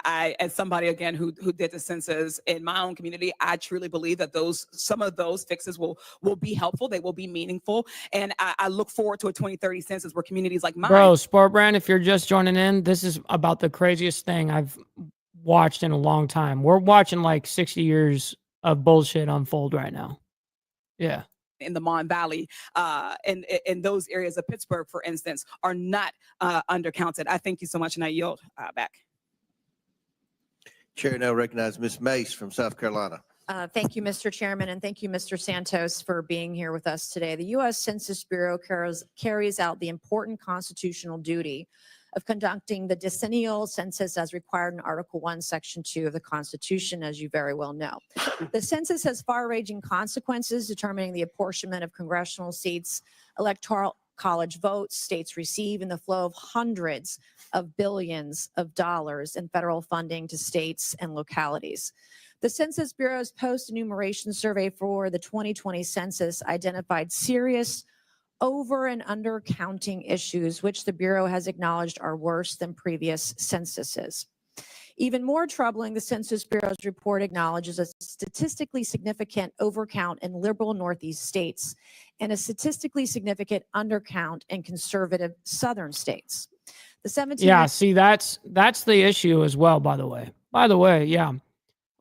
Meanwhile, okay, I'll be very honest. On this actual live feed, let me look right now just so I can see. There are 136 people watching this live stream right now. I wasn't going to say nothing, but this is a little bit of proof right here, right now. On a 3.87 million subscriber account, there is 134 people right here, right now, watching with us. 130. They're dropping like flies, motherfucker. You know what's crazy? I mean, because it was never above 200. If you look at the Trump assassination thing that's going on right now, that hearing or whatever's, that thing is loaded right now. So no one's paying attention to this right now. I could have done the easy route and went and reported on Trump this morning, but I knew how important this is, and I was like, man, I'm not going to sell myself out. This is what is important. So that's why I'm doing it right here, right now. 90 Census Act, which the left likes to use. Appreciate you guys watching, man. Illegals and residents and whatever the heck you want to call people in this country who aren't citizens, that women were counted, but they couldn't vote. No, they couldn't vote, but women were citizens of the United States. So the left, that's their reasoning for counting illegals in the census. and that sort of thing. So I have a series Martin, of I'm- questions I'm for r- you, I'm Mr. right there. Santos, that are yes or no. And so I would ask that you use yes or no when I ask these questions. Did the U.S. Census Bureau do anything to identify the immigration or citizenship status of individuals surveyed during the 2020 census? Yes or no? No. Are illegals Warland, you're not even fucking lying. Roll Tide, baby. counted in the census? Yes or no? Yes, if they're permanent residents, if they reside in the U.S. Okay, so when you're doing the census with folks and asking the question, you're asking them if you're not asking if they're a citizen, you're asking, do you ask if they're a permanent resident? We ask folks to list everyone who lives at that residence. Okay, but you're saying you're only counting illegals if they're a permanent resident. Well, if they live at that residence. It's the interpretation of the So your instructions. definition of permanent residence is that they live at a place in the U.S., at a U.S. address. Yeah, just any address. Yep, any address that they can write down. It doesn't matter if there's 18 of them in the basement. Doesn't matter. You put your address down. Believe I misspoke because there's a legal Oh, you definition to definitely permanent, to permanent Okay. resident. It's someone who usually lives at that address. Exactly, AU. So I'm going to ask the question again. Are illegal aliens, criminal illegal aliens, the people that break the law coming into our country when they enter in the door illegally, are they counted in the U.S. Census, yes or no? Yes. Thank you.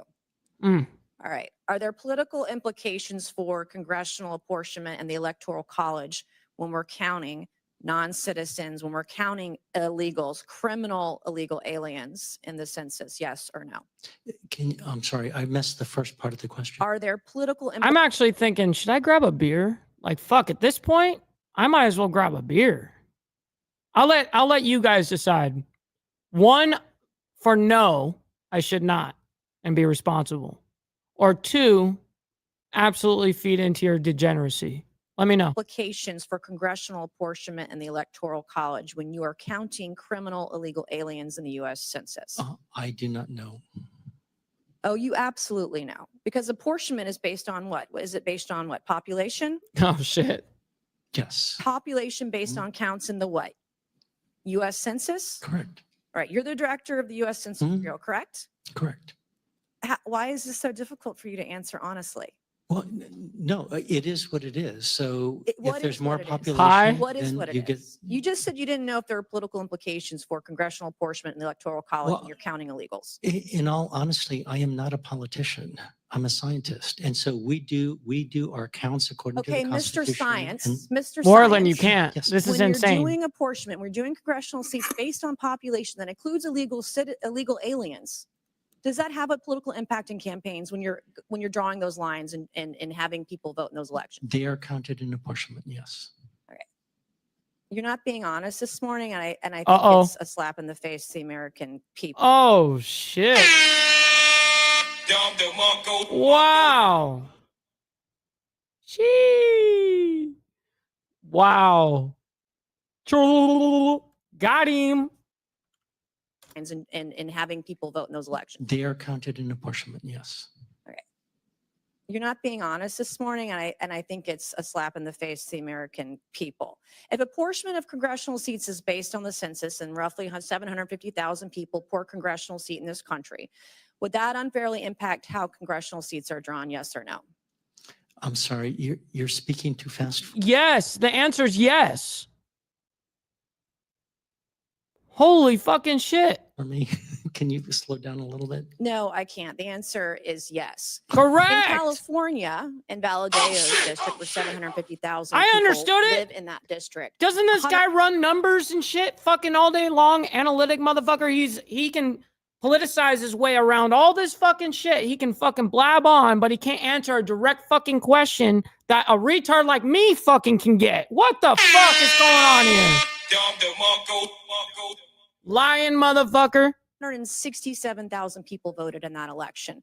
I would imagine, and number one, Gavin Newsom is Wow. still counting because the guy can't do math. I can't believe it. 4 weeks into post an election, but 167,000 people out of 750,000 population. In my district, 390,000. I'm grabbing me a people beer, voted. dude. We don't have I'm the sorry. number of illegals that I'm doing it, California has. but not sorry. Statistically, There we go. scientifically, Mr. Science, that's just the math. Thank you, Mr. Chairman, and I yield back.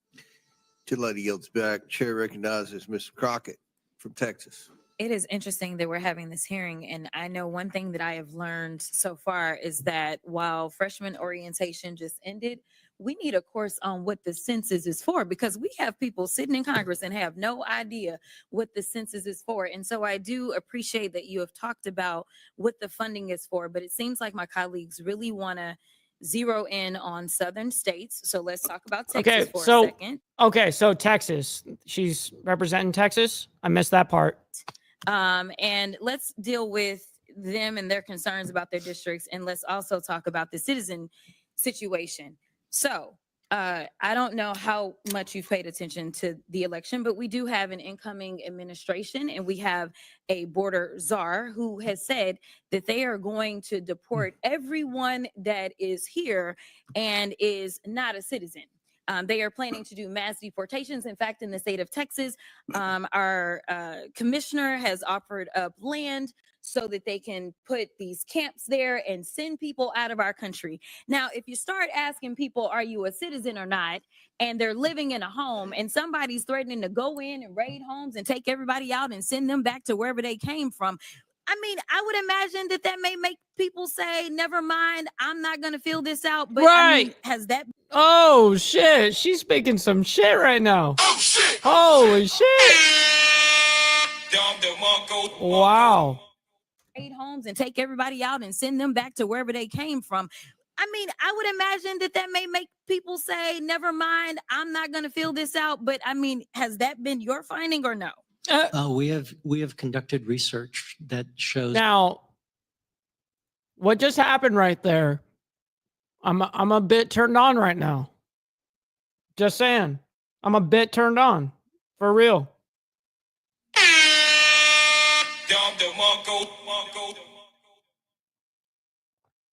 That was fucking awesome. America, baby. That there can be selective inclusion of individuals who reside in a residence because Exactly, because you've got the federal government that is asking this question, and it's the same federal government that is threatening. Hey, listen, it's well, just turned into the afternoon, okay? Listen, I'm thinking like, all right, you know what I really like in the, when I'm drinking like that is a Bloody Mary, okay? I'm not going to make a Bloody Mary right now, but this is the best you can do from out of a can. Man, it's fucking bomb. Anyways, back to this. Go and yank people out of their schools, their homes, and things like that. And then we just had a conversation where we were talking about how many voters. Listen, when you're counting people, you're not just counting voters. You count children, don't you? Correct. You count a lot of people that aren't necessarily voters. And I want to make sure that we... Yes, it's Clamato. It's a chelada. These things are bomb. They're super good. We really get to the nitty gritty on Texas, because this is hilarious to me. Texas added 2 seats in 2020, according to the census, and we know that there was a Me too, Briar. count, specifically in Texas for a combination of reasons, but we know that specifically Texas added 4 million people. Of those 4 million people, do you want to take a guess at how many were Anglos? Just a guess. Oh, shit. I'd say a majority. 180,000. That's it, of 4 million. 95% of the people that were added. And we know that when it comes to minority populations, they tend to be undercounted. So get this. We added 4 million people. Oh, They were shit. people of color. Texas got 2 new seats. So they took those black and brown and Asian bodies. And guess what? Do you think that we got a new black, brown, or Asian seat? Hell nah. Somehow, the way that they do their Republican math in the state of Texas, that amounted to 2 new white seats. Yeah. Guess what? White Republican seats. Yeah, it We got worked 2 new out totally opposite for Texas. Holy shit, W Texas. That's hilarious.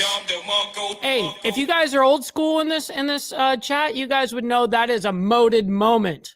Moded, motherfucker. Yeah. Republican seats out of 4 million people of color. So let me tell you, they love to use our bodies to apportion us in an inaccurate way. All right. So when we talk about our districts, I also want to Thank talk you, about Martin. something that Texas is taking advantage of that I've worked on a lot. In fact, I did legislation on. It is called prison gerrymandering. I don't know if you are familiar with it. I'm familiar. But here is the reality.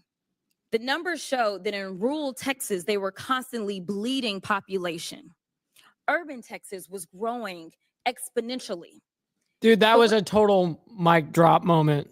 Yeah, she just fucking nailed that one. Yeah, What that they was do good. is they count inmates where they are imprisoned instead of counting them where it is that they will return to. So their family members that are in Dallas, Texas, or Houston, or wherever, their family members, Carney. Yeah, she is. when they need something, they call us, even if it's relating to that inmate. But somehow rural Texas is getting better roads than they probably deserve because they're counting those inmates that are not driving on those roads. They're counting those shit. inmates that are not using their hospitals. They're counting those inmates whose children are not attending their schools because of prison gerrymandering. So again, Republicans are really good. That's right. That's right, Anson. Mm-hmm. Speak your shit. The fake hair hat is sliding a little bit, you know? Hey, listen, that just comes with passion, cuh. She's passionate, like, God bless her soul. You know what I mean? God bless America type shit. About using black and brown bodies, because I can also tell you that the numbers are clear that we have a black and brown incarceration issue, not just in Texas, but in this country. And in fact, the state of Texas incarcerates more people than any other independent democratic country. That is how bad our incarceration is just in the state of Texas. And I've got so many great colleagues on this committee that actually benefit from being able to do things like that. So listen, this is about resources. It's about putting the resources where the people are. And I am curious to know, for whoever goes next, do you ask your constituents when they call your office, are you a citizen or not? Because at the end of the day, I have to handle immigration cases as well in my office. We are elected to represent the people regardless of their citizenship, and we have to help them because they reside in our districts. No, that's Thank you, and I'll bullshit. That's bullshit. That last Gentlelady, man, Chair. that was a little man. I supported a lot of what you just said, but that ending, why did you have to blow it like that? Why'd you blow it like that? It's not true. You only have you work for the people of the United States of America. What? Come on, man. Anyways, Does this, Mr. What, before I recognize Mr. Burchett, do you seek recognition, Mr. Groveland? I know the people back home have been waiting. So made I'll tell them. excuses for the They border. decided to pick Cape Verde. Cape Verde is a little island country off the West African coast. Got it. Who they felt they should include in the census. So All I right. know people back home are Exactly, waiting to Papa. find- Very good. Thank you. Chair recognizes Mr. Burchett. Thank you, Mr. Chairman. Mr. Santos, are illegal immigrants counted in the U.S. Census? Yes. Why? They have a usual residence in the United States. Okay. Is that data collected by the census used to decide how many congressional districts and electoral college votes a state gets? Yes. And it's true that states with high numbers of illegal immigrants like California or New York are typically Democrat states? Correct, as is Texas. Yes, sir. By counting illegal immigrants, these states receive more electoral votes and seats in Congress. Doesn't that mean that Democrats benefit from illegal immigration? You're a scientist. Yes. I am a scientist. The answer is yes. That's the way the math works out. Yes, sir. Yes. Okay. Do you believe illegal immigrants should be counted in the census? Good question. I believe we should count according to the Constitution. Yes. Do you think generational Americans are To the Constitution. Yeah. People in the Constitution, we the people, does not mean Mexico. That doesn't mean Canada and Canada, Canadians. It doesn't include anybody else other than Americans. I don't understand why that is. Like, this is mind blowing to me right now. Like, is anybody else's mind just completely just like melted? Like, this is absolutely insane. negatively impacted by counting illegal immigrants in the census? Exactly. and I not an don't- amendment. I have no comment on Can you explain which states had overcounts and which states had undercounts in the 2020 decennial census? Certainly. Would you like me to read the list? That it would be a good argument, by the way, Barbie. That would be a very good argument. But we don't. First of all, we won't condone anybody that's here illegally on any level. We don't. What? So we can give illegal immigrants more resources? We don't condone bad behavior in the United States like that. We shouldn't, but we do. We shouldn't. Thank you. In terms of, let's see, undercounts, there was Arkansas, Tennessee, Mississippi, Florida, Illinois. It's exploiting the system, essentially. That's what's happening. Texas. Overcounts were Ohio, Massachusetts. By the way, if you took away, like, I forget what the exact number in California would be. I remember I read it somewhere. I'll have to look it up again just to get the actual number. But if you would take away the illegal immigration and the actual migrants that have come here illegally, the people that are not citizens, what's crazy about it is California alone would lose like 22 seats. Like, that's fucking actually insane. And I don't remember the exact number. It could be 18, 20, something like that. It's something like that. And that's how much it's being exploited. And that's why this matters on all levels. I mean, every level, whether it's is exploiting it's a good exploit, by the way, of this whole electoral college as well. Utah, New Crazy. York, Minnesota, Rhode Island, Delaware, and Hawaii, according to the post-enumeration survey. Why do you believe that was the case? The post-enumeration survey does not tell us why, it tells us how much. What is the Census Bureau doing to mitigate errors and reduce the risk of miscounts in the 2030 census? We are rethinking how we go about going after historically undercounted populations and making sure that everybody gets counted only once and in the right place. And we have both technological and sort of sociological, in terms of contact and other types of approaches. In the field, we're optimizing field work to make sure that if we knock on doors for folks who haven't participated, they can have a chance to participate and so forth. We're also using administrative records from a variety of sources, both at the federal level and state level, to when we can get a hold of those to find the gaps in case maybe a household didn't completely enumerate everyone. If we have several different sources of administrative records that indicate that there might be a missing person, then we can go back and correct that. Do you feel like this is the best way to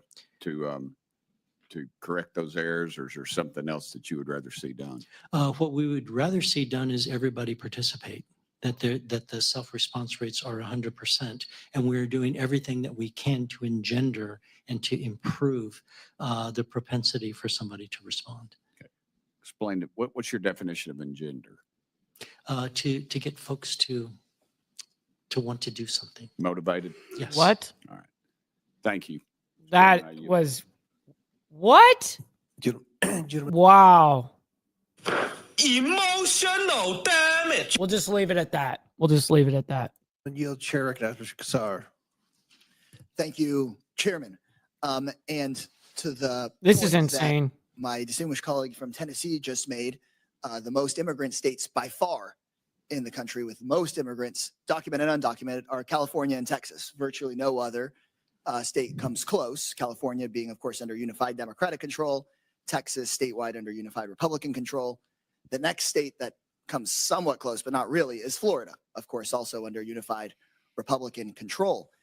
The question of whether to count immigrants, including undocumented immigrants, was decided by the United States Congress back right after the Civil War. So this was decided, it was debated in these same halls, and that Congress and the states decided to end the 3/5 compromise, which is when enslaved people were counted as 3/5 of a person when we did counting of people. Now that seems like the worst way to do it. And so they said, let's count every person as one person. And the Congress decided to do that. Not just with all due respect, just to my colleague who spoke before me, but to everyone in the Congress. I still don't get why we would rehash and rehab that debate after the Civil War. I think after that amount of bloodshed, that amount of terror and horror, we would look back at the congressional record and say, yeah, it probably makes sense that we say we're going to stop counting half people and 3/5 people and say we're going to count the number of people in the country, whether they vote or don't vote, whether they're citizens or not citizens, whether they're kids or seniors. We're just going to count every person as one person. I couldn't disagree more with this really kind of wild Republican idea of the so-called quote unquote Equal Representation Act, which would only count certain people in this country in complete violation of the 14th Amendment. Again, a post-Civil War amendment. I don't know anybody here that wants to go back to sort of pre-Civil War times or a pre-Civil War constitution. My office, just like every office here, when somebody calls, you don't ask, hey, are you a citizen? You ask, are you a constituent? How can I help you? Constituent. Bro. Stupid. Stop the cap. Stop the cope. Stop the cope. We need every single person counted. And in fact, if there is a citizenship question on the census, we then would be admitting that we want to undercount people, because all the data points to the idea that this undercounts people. And the point of the census is to follow the Constitution and count the number of people. It's not to figure out who's a citizen or a non-citizen. It's to find out by the Constitution how many people live in each state. And Mr. Santos, isn't it correct that the census plays a role in counting the number of people for electoral purposes? Can anyone do me a favor? Can anybody look up if this dude was a lawyer? I totally good way for him to stick up for his party over there. But I'm actually very curious. I wonder if this dude was a lawyer. Also counts the number of people to determine how many federal dollars go into a state. I'm trying my best. Mr. I really try my best to give people benefit of the doubt. I try to be unbiased with situations, and I really try not to kick in even when I really disagree with them. But sometimes it's like, man, unreal sometimes. And so if a state has a falsely low census count, that could result in those states getting fewer federal resources for things like food for the hungry, hospitals, education. Correct. And so a state like Texas, having had an undercount, could result in fewer dollars coming to my state for people that pay their taxes and might need those dollars. Correct. And so if we ask a citizenship question, when the Constitution says that we need to count the number of people, not the number of citizens, then it could result in my state that was already undercounted getting further undercounted, and could result Warland, in I don't places like blame you. Texas getting fewer. But sadly, that's what most people do. They just fucking tune it out and they just go, he's talking bullshit. I'm just going to tune it out. We got to start holding these motherfuckers accountable for what they say. You know what I mean? We should be fucking listening. I get it. Trust me. Out of everyone, I get it. But man, it's important to keep them accountable for their words. Resources. Correct. What I don't get. No one does it is that anymore. The federal government's nearly $1 trillion in assistance. So all of the people that work in this country, they send their hard-earned tax dollars here. Then we send back about $1 trillion back to the states. I don't understand why my Republican colleagues would want states like Texas to get less help because of adding an unnecessary question. What I think I hear is some sort of conspiracy theory that Democrats. Conspiracy theory, bro. Oh my God. Oh shit. This fucking guy is so cap. Stop the cap. Dude, this guy, he had to have been a lawyer. Had to have been. He's using all that lawyer talk right now to be so convicted in his stance. He's bluffing out his ass right now, but he's wording it and putting it in good packaging right now. Want there to be more immigrants so that we can have Yeah. better shots in elections, which Unreal. is just nuts. Yeah, And just frankly, nuts. the people who have immigrated to this country, It's and already then proven decide fact. to become citizens and are given a chance to become citizens, they actually listen to their leaders just like any other voter, and they decide how to vote. You talking about legal ones? Yeah, you're right. Legal ones. Yeah. There are plenty of people in my district that vote for me or vote against me who were born in this country and who weren't born in this country. And I think that at the end of the day, it's so important for the American people to understand and hear. Thank you, that by the this way, idea- Mister. And he represents as well. He's representing Texas right now. Is that what he's? I didn't hear the state, to be honest. I really didn't. But let me know who he represents. You have a citizenship question, would undercount people, would result in fewer federal resources coming. Wow, Just White just came in hot with the 5 banger right here, dude. 5 gifted memberships out to you guys, man. That's humongous. Wow, Jess, thank you so much for your help over here, man. That like right there, it's a humongous contribution to the channel. So I thank you very much for that. It means the world. For real. Thank you. Places like Texas. So Texans, Good morning, by the on way. Republican side that are for this bill are just basically saying, send your taxpayer dollars elsewhere. And third, it would take us back to a pre-Civil War reality. And that's just a shameful thing for the Republicans. Thank you. I yield back. Same thing for the Republicans. And while now I mute myself and I crawl back in my hole. Yep. From Georgia. Close Thank up you, your Mr. shit. Chairman. Hello, Mr. Santos. Unreal. Thanks for coming to talk with us today. Fucking crazy. There's been a lot of discussion back and forth today about a reapportionment and how districts of Congress are drawn.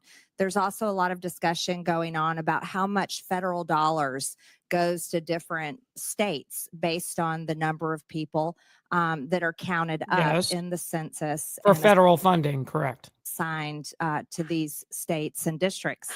It's extremely concerning, though, for most Americans that the 2020 census was found to have several miscounts, and you've been asked about this today in this hearing. Even more concerning is the fact that most of the miscalculations either benefited blue states with overcounts or harmed red states with undercounts. As you've already told us, 8 states were overcounted in the 2020 census, 6 of which were blue states. 6 states were undercounted, 5 of which were red states. Mr. Santos, understanding that you were not the director yet in 2020. Mister is falling in love right now. No, I can tell he's been in love with this woman for quite a while. Why do you think these miscounts happened? The miscounts occurred just as a matter of course of any decennial census. No census has ever been perfect. Hold up. Brother Blair coming in hot saying Austin, Texas is the new California. It's disgusting. A bunch of pink hair libs for $5, man. US dollars, by the way. The #1 currency in the entire world. Absolutely. And the world's currency. By the way, fuck BRICS Plus, by the way. Just so everyone knows where I stand with that. But yeah, it's crazy how liberal certain parts of Texas have become. Houston, Austin, there's definitely it's crazy to watch actually. And it's all because of different ideologies moving into that state. Crazy. But they've always been good enough for the purposes that they're intended. Thank you, Blair. So this is simply how things shook out. There was absolutely no consideration of red, blue, purple, or whatever. We simply stuck to our mission to count, to do a complete count. We did our quality checks and we published the data to the president. And Mr. Santos, you've described yourself as a scientist today. Isn't it important to be accurate in your science, so to speak? Oh, shit. And it might be good to be accurate on your science. Yeah. Come on, man. Shit. You gonna let a woman speak to you like that, cuh?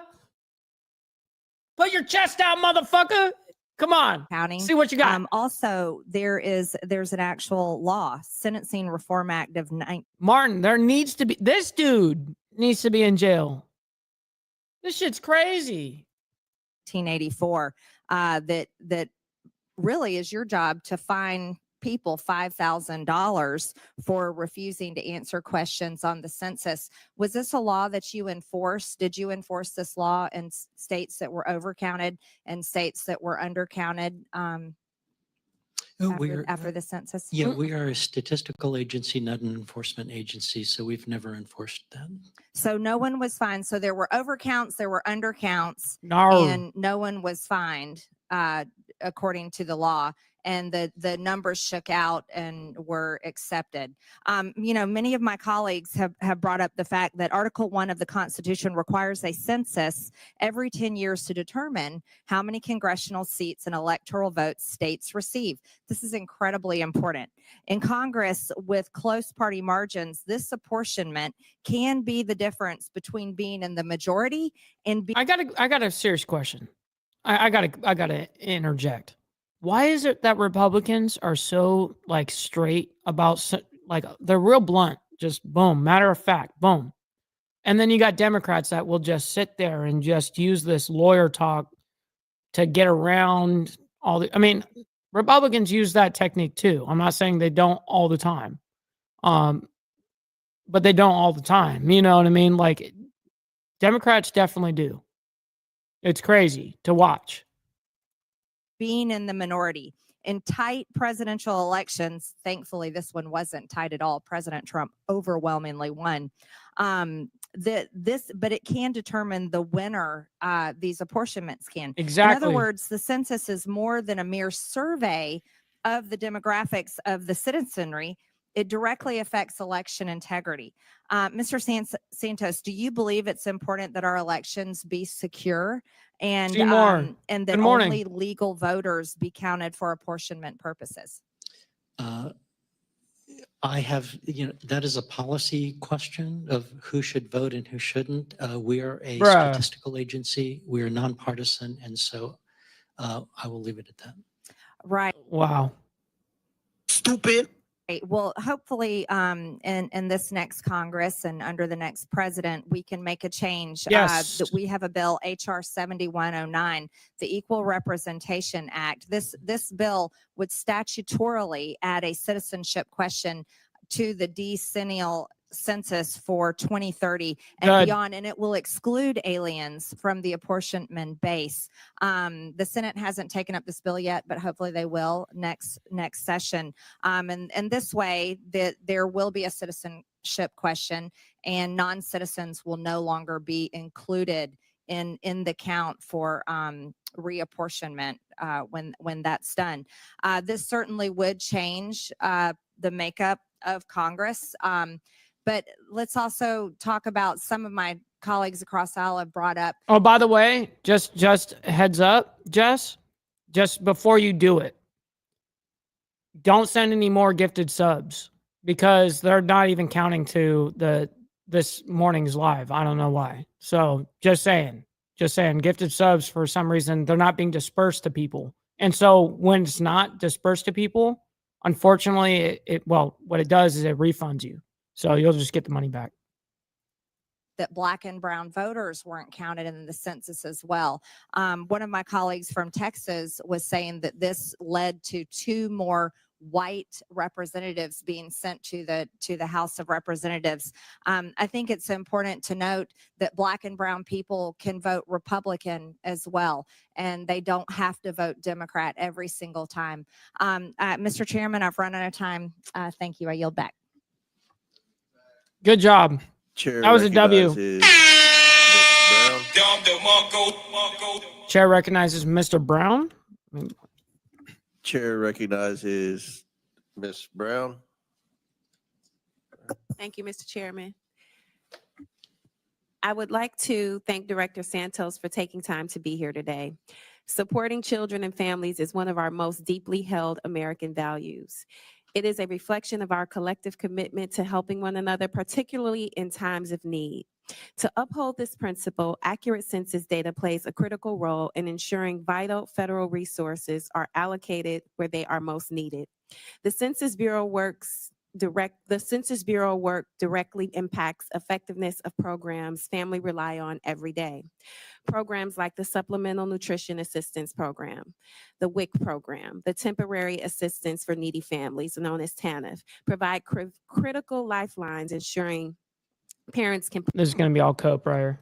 put food on the table and care for their children. I'm going to need another beer. Meanwhile, the National School Lunch Program helps eliminate hunger as a barrier to learning, giving children the opportunity to focus on their education instead of their next meal. Do I grab another beer, chat? Or no? You guys let me know. I mean, I already know where this is going. Without accurate census data, these programs cannot be funded or distributed equitably, risking the well-being of millions of families. This data ensures no child or family is left behind, and our shared resources are directed toward building a stronger, more compassionate nation. Director Santos, can you explain how population data collected by the Census Bureau, What's up, including JR? during the decennial census, Grab is two, my relied man. upon by the federal government in I'm going to carrying do that. out programs like SNAP with TANF and the National School Lunch Program? Certainly, and thank you for the question. It's going to be cope. All right. The I'll be right back. information captured in the decennial census feeds into how we conduct all of our other 130 surveys that are conducted pretty much every day of the year. We're out collecting information on behalf of the American public. That information ends up being used in pretty much most policy development and implementation, whether it's in transportation, whether it's in labor, in education, in natural disaster planning, in a whole variety of ways, not to mention business. The corporate world, the business world our economy cannot survive without accurate data from the Census Bureau that starts with a decennial census count and then feeds into the other programs. Thank you. Each month, nearly 1.5 million Ohioans and over 150,000 people in my district receive SNAP benefits. And in 2022, Ohio received over $720 million in TANF funding. It is because of census data, every student who attends Tiffany, be Cleveland Public good. Schools Appreciate is you always. is afforded a free breakfast and lunch without the hassle of paperwork. To get these resources to people in Ohio, the federal government must accurately assess who is in need and where they live. So Director Santos, would you agree having complete, accurate population and demographic data is essential in allowing policymakers to direct funding in a fair and equitable way? I agree. And Director Santos, what expertise does the Census Bureau rely on to collect population and demographic data? We have expert scientists who access both administrative records, birth stats, Names, motherfucker. as well as other sources of federal data, as well as our massive data collection operation to conduct. Remember, motherfucker, you're under oath. You're supposed to, tell the whole truth, nothing but the truth. So help you God. Yeah, you ain't doing none of that. The surveys and the economic census and the census of governments and such. So we have this expansive ability to capture petabytes of information that are used to make society better. Thank you. And given the role the Census Bureau plays in collecting this data, which is the foundation of programs so many families rely on, it is critical this work is guided by Pandering. data, statistics, and expert analysis. Pandering. It should not be fueled by politics. We do not and must not prioritize recipients or Just totally pandering to an audience right now. anything else based on What's new? political ideology. Yet, President-elect Trump's playbook for his second term, Project 2025, includes a section. Isn't that crazy, Warland? That you could be under oath like that and just lie for hours and hours and hours and just lie? Specifically on the Census Bureau, which calls for it to, quote, execute a conservative agenda, end quote. As we have heard here, this work is too important to be caught up in political games. This Project Political 2025 games. proposal is dangerous Games. and Yeah, right. threatens to hurt families across Ohio and the country.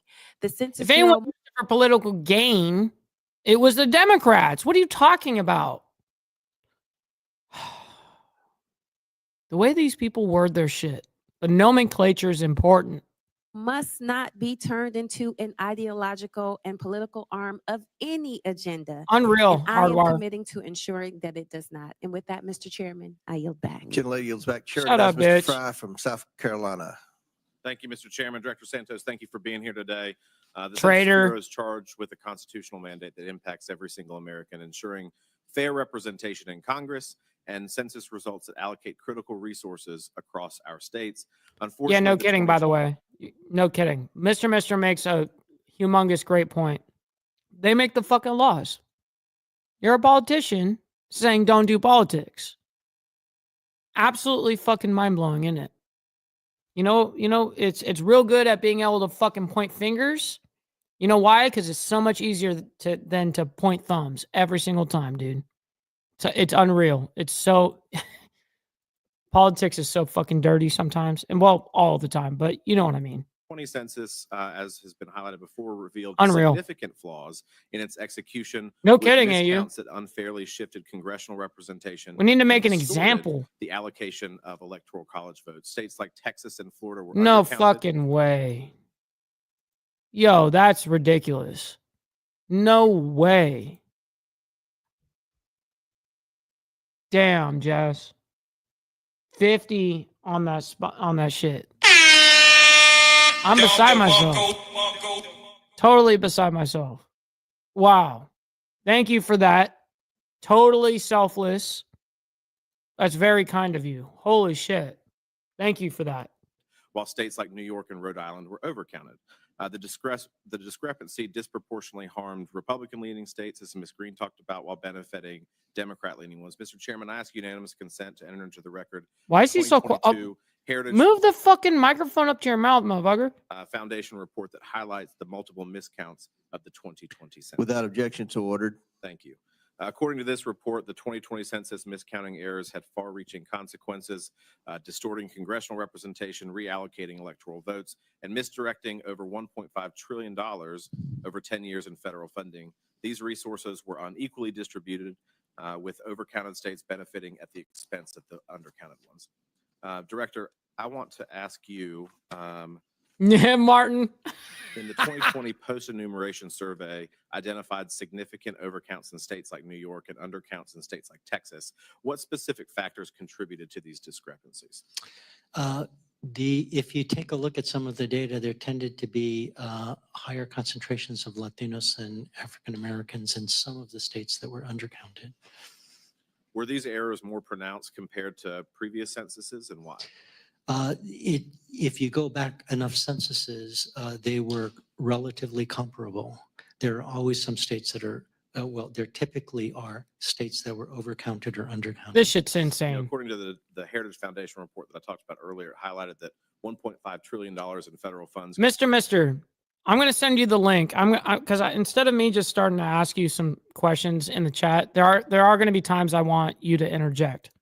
Could be I'm going to send you the link because of these on miscounts. Discord. How is the Census Bureau addressing these financial consequences? Well, what we're actually doing is trying to make sure that folks understand that vehicles like the post-enumeration survey and the demographic analysis, and as well as the actual decennial censuses are basically glimpses at what the perfect truth is. So even the post-enumeration study that we conducted was subject to the same challenges. I get you, Warland. Perhaps even Insane. more so than occurred in the 2020 census.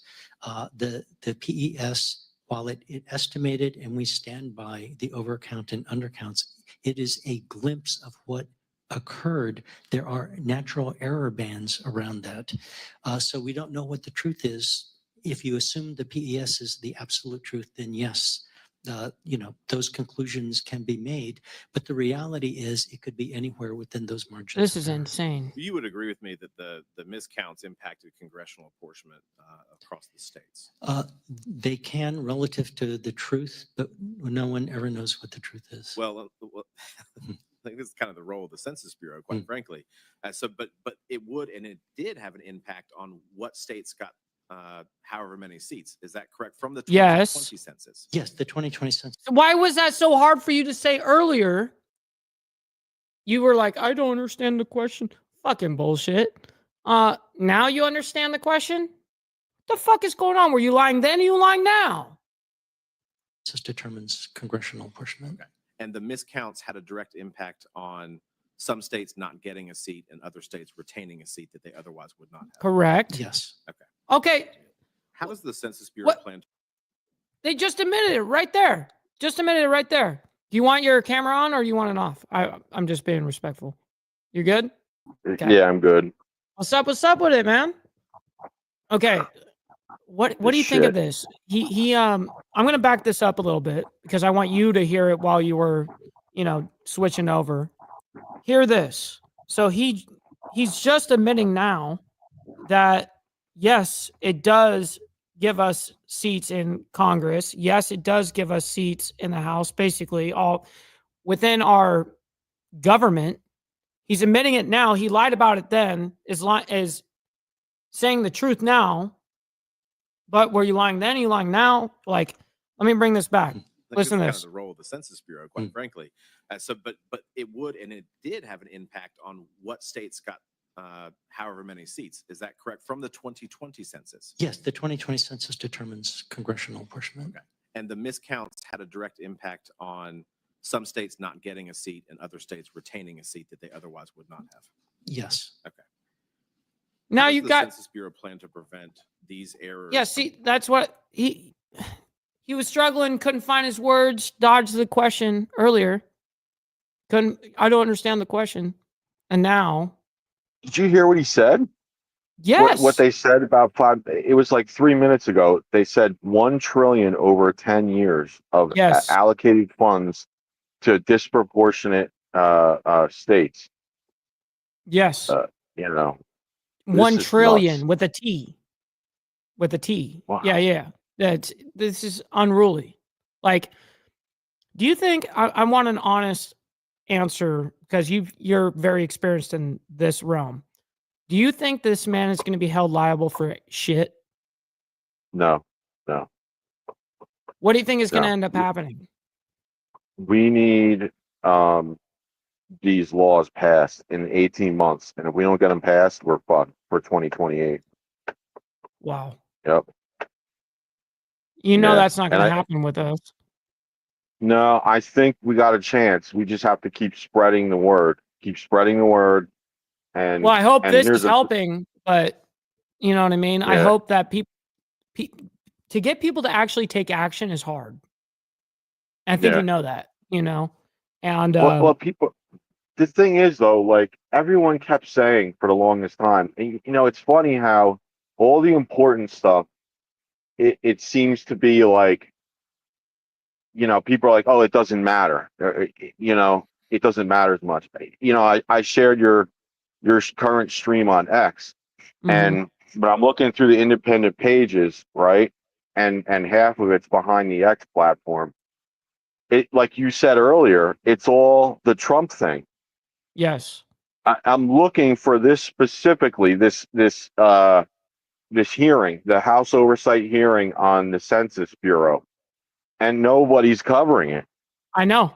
No one. I went to Elon's thread, and I'm like, I'm trying to figure out how I could share it without like, I don't know, like I'm still new to it, but I'm trying to post this on Trump and Elon's thread.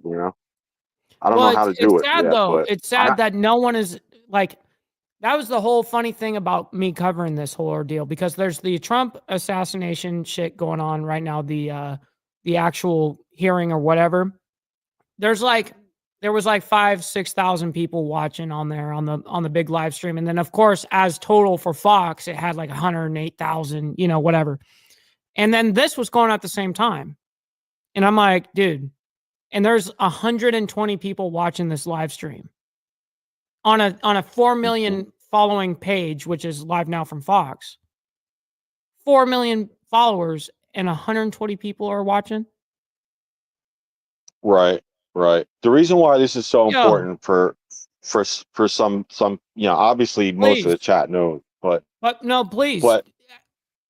yeah, because the whole reason we've been all shouting this for like 4 years is because they bring in all these illegals and people and to their look, they know damn well that they're counted in the census and therefore they get electoral votes in an election because of it. Like, so this idea that we need to be welcoming and bring in these illegals for the purpose of we're some welcoming country or whatever, it defeats the purpose of what they're really trying to do. It's like, oh God, I mean, this stuff really gets me heated, really.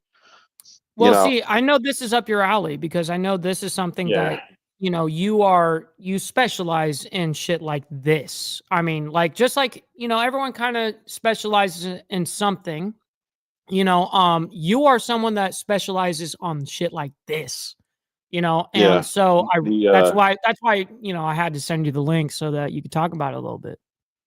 yeah, federal law 1228 code, that's the border. It's 1223 or 1224 and 8 USC 1158. I had it posted in the chat or whatever. Mhm. But all these bad faith arguments from the lefties about the how to claim asylum properly and all this shit. Right. They try to I'm sorry, I gotta slow down because I'm getting pissed. Man, I know, me too. I do the same shit. I do the same shit. Right, because this idea that it doesn't affect people on a local level, it absolutely does. It's like a trickle down effect, right? Our tax dollars, the inflation, it's all connected to the illegals. I'm not going to hold the stream up any longer. Just keep going with the Yeah, man. No, hearing. I really, really wanted to hear your consensus on this. I mean, I know there's a lot to speak on this whole what we've been watching. But man, I can't wait for you to go back and watch the first 2 or 3 states when Alabama was second. Ever since Alabama, it was like boom, boom, boom, boom, boom, except for a couple of lefties. But saw that shit coming, right? So, anyways, let's get back to this. Let's watch this. 2020 in the census of 2030. Yes, we basically are taking an approach that we need to identify the Steve, do you see what it says up there? It says live oversight. Absolutely. I'm doing a for real damn thing. I'm doing coverage. And communities that contributed most to these challenges of counting everybody once, only once, and in the right place, and are doing specific testing and developing methodologies and leveraging technology and administrative data and such, so that we can go into those communities and get better counts through better participation. That a lot of that involves the recognition of trust issues in local communities, and so we are actively engaging in a continuous Trust issues, motherfucker. Yeah, no one trusts anything that the government's got going on. Jesus, because of you and fucks. engagement with local communities, with You guys elected ruined it. officials, etc., which is why we have been very active since 2022 and even before in terms of doing that type of outreach, talking to communities, getting to understand their concerns, and then working with them towards 2030. Thank you. Does the Bureau acknowledge that including non-citizens in apportionment unfairly dilutes representation for U.S. citizens? We simply provide the numbers, Congressman, and that's the best answer I can give to that. Thank you, Mr. Chairman. I see that my time has expired and I yield back. Gentleman's time's expired. Chair recognizes Ms. Talib, and I apologize for skipping. Who was supposed to? Skip. Skip, Congressman. It says Talib here. Now get it. If I pick, let me think. Talib. Talib. That's what my list says. Talib. Thank you, Mr. Chair. Thank you, Director, for being here. I don't know if you know, but I grew up in the most beautiful, blackest city in the country, the city of Detroit. And you know, there's been outdated methods right now impacted by our Mister. census and Yeah, probably why I our already city- saw the face. Oh shit! Oh shit! Emotional damage. filed a lawsuit. I think it's important for folks Listen. to know. Is it true that Pause for a second. I'm sorry to hold up this bullshit. This woman, okay. I just need to take a minute to just say something about this woman to leave. After the January 6th shit, right? For the pro-Palestine crap, Right. she has all these people come to the Capitol and just start doing crazy crap on the at the Capitol, and they have no problem whatsoever with her little minions. But they're not insurrectionists. They're pulling all kinds of crazy shit. They're at the DNC, kicking in the door and crap. Oh yeah, come right in. For them Right. it's no problem. But we sit there and we got 90-year-old ladies with red hats with umbrellas, and they're a threat. They're gonna hit us with their fucking what do Their they call canes? it? Yeah, they're gonna hit us with their canes and their friggin' hemorrhoid cream. Oh It's like, shit! Any yeah, ointment I'm and sorry. shit. I'm sorry. Yeah. Hey, Go W. ahead. I like that. Yeah. All right, back to this. I think it's like long vacant homes are subtracted from our population count? Thank you for the question. That Little is an softball. issue that's currently under litigation. Thank so you we, for the question, by the way. Just want to thank you for the question. we cannot comment on that. So, but I cannot currently, comment on You that. can't even talk about the fact that right Correct. now, Correct. She's even shot. abandoned home is subtracted from the population. I am simply following the advice of Oh, that General must be Counsel. true then. Okay, so then how are we counting rehabbed, reoccupied? So we have 6,000 homes that are now reoccupied, been rehabbed beautifully. How do we count those in the census? Rehabbed homes, we count them. We send count them. individuals. No, we no, send what we our understand is protocols. 6,000 homes that were previously vacant are now been rehabbed, that they weren't being counted properly. Are we maybe put into the method? Congresswoman, if I may, if you can provide the question in a more generic national context, I can answer. if Generic you, national? specific- Dude, this motherfucker. How much more dumbed down do you need it? She gave you a softball, motherfucker. Specifically talking about Detroit. Okay. I am She not was even qualified to shocked. answer. Okay. Without updated methods, which we need to update some methods, you know this, that it's not just Detroit. Many communities, because of these policies, it's guaranteed that they will be chronically undercounted. We use actually some very good methods to ensure that any housing unit that is occupied Mhm. gets counted. So it's not just new construction. It's not just, it's hidden housing units. It's units on tribal lands that are hidden out without mailable addresses, things. Formerly vacant, Correct. abandoned homes, then they're reoccupied. We even go out to the homeless and look for people living out of cars and dilapidated RVs. So directing in a different direction, I also have one of the largest concentration of Arab Americans, as you know, and it's not fair not to ask you the same question I asked the previous director of the census. Do I look white to you? What?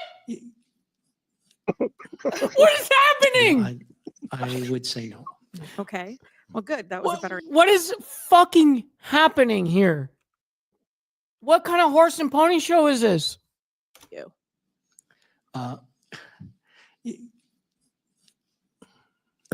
Yeah, asked the concentration of Arab Americans, as you know, and it's not fair not to ask you the same question I asked the previous director of the census. Do I look white to you?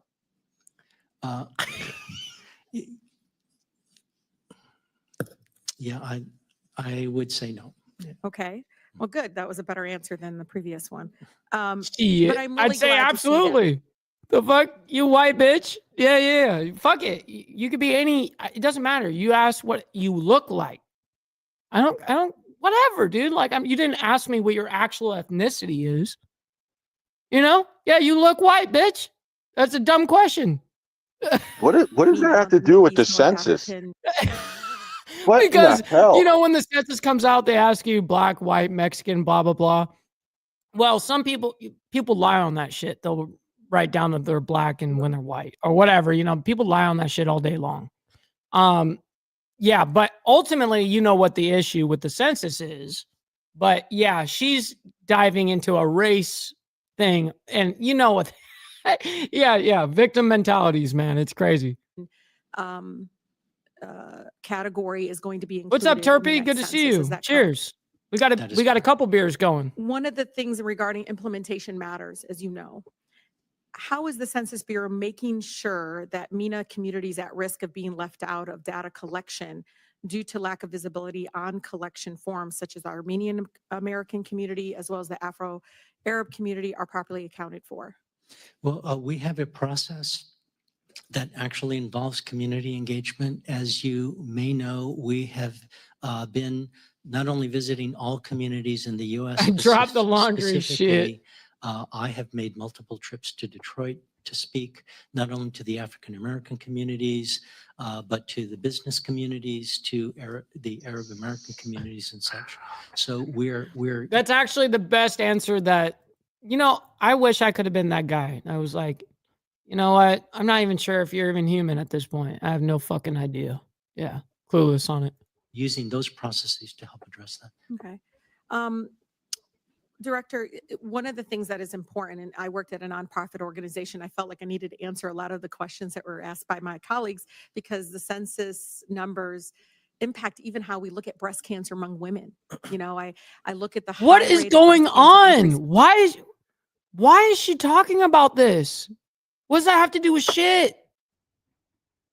You know what you know when you read a room, you know the context of the conversation.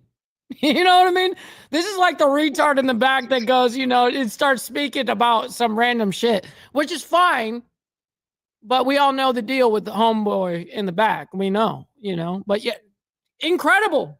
This is politicians' best shit ever right here. This is politics 101, baby. Seen among, you know, Arab American women. Incredible. And how we're doing research around that. And again, we've been invisible for so long, decades long, been invisible on to our own federal government, being labeled in a way, tucked in and kind of hidden.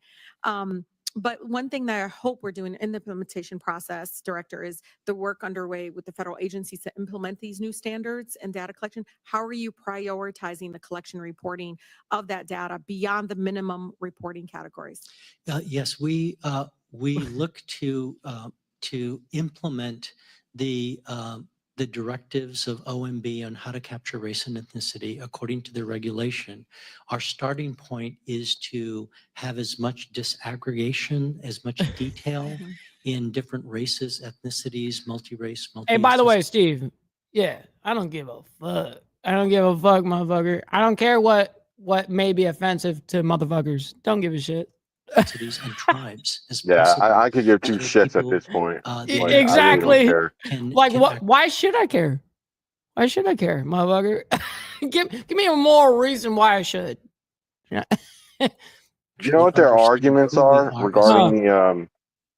regarding the how minorities can't be racist? You see this in the colleges Yeah, of course. all the time. If they say white people can't be, or white, you can't be racist towards a white person. Yes, and all that bullshit. Well, their argument is that because minorities don't have the numbers in legislative power, that therefore they you know, it's not an equal playing field. That's their reasoning. They don't have the legislative power to change anything, and therefore they can't be racist, which is total horse crap. That's insane. But you'll hear that argument. That's what they say. Hold on. I'm like, Let me go ahead and let me pull this up. Okay. How does this fit this definition? Racist. Characterized by showing prejudice, discrimination, or antagonism against a person or people on the basis of their membership in a particular racial or ethnic group, typically one that is a minority or marginalized. Sure, that is what it is typically. Sure. but do you hear the narrative behind their argument? It's not that it's not really about legislative power. It's actually because they want an equal playing field. They want equality. Now equality. Now you could just say that you want to be someone that wants to be on equality, but you can't say that it's not right. You can't be racist. Racist is an actual like hatred. You know what I mean? Right. That's when you're hating on someone just specifically because of the color of their skin. You know? Bunch of horse shit. It's a bunch of horse shit. So how does it fit that actual definition? Why do we allow that type of nomenclature and rhetoric to be spoken? Why do we allow that? But these are the people that we vote in, or the people that we have. You know, it's unfortunate. Well, let's go ahead and I got to switch back the screens because I shared that one. Yeah, I could go on for hours on this. I know. The nation. You're doing a good job, homie. Basically doing our due diligence. I'm not gonna pause anything. Thank you so much, Director. I yield. Gentlelady yields. I'll now recognize myself for 5 minutes. What a waste of time her time was, huh? Yeah, no My kidding. colleagues on the other side of the aisle have consistently said that the Census Bureau should not be partisan. It should be nonpartisan. I agree completely. They say it should not be political. I agree with that. The problem is the mistakes that were made in the last census have huge political consequences. By looking at the undercount in the red states and the overcount in the blue states, Now, I even got it better for you, by the way, Steve. And I don't mean interrupt this whole ordeal because he's on some shit. But he says everyone deserves equality of starting position, meaning ground zero. But here's what I say, just to go ahead and just make it super simplified and reduced. I will say no one deserves shit. Nobody. Earn that shit. 100%. It's very safe to say that between 3 and 4 congressional seats were distorted because of the mistake of the census.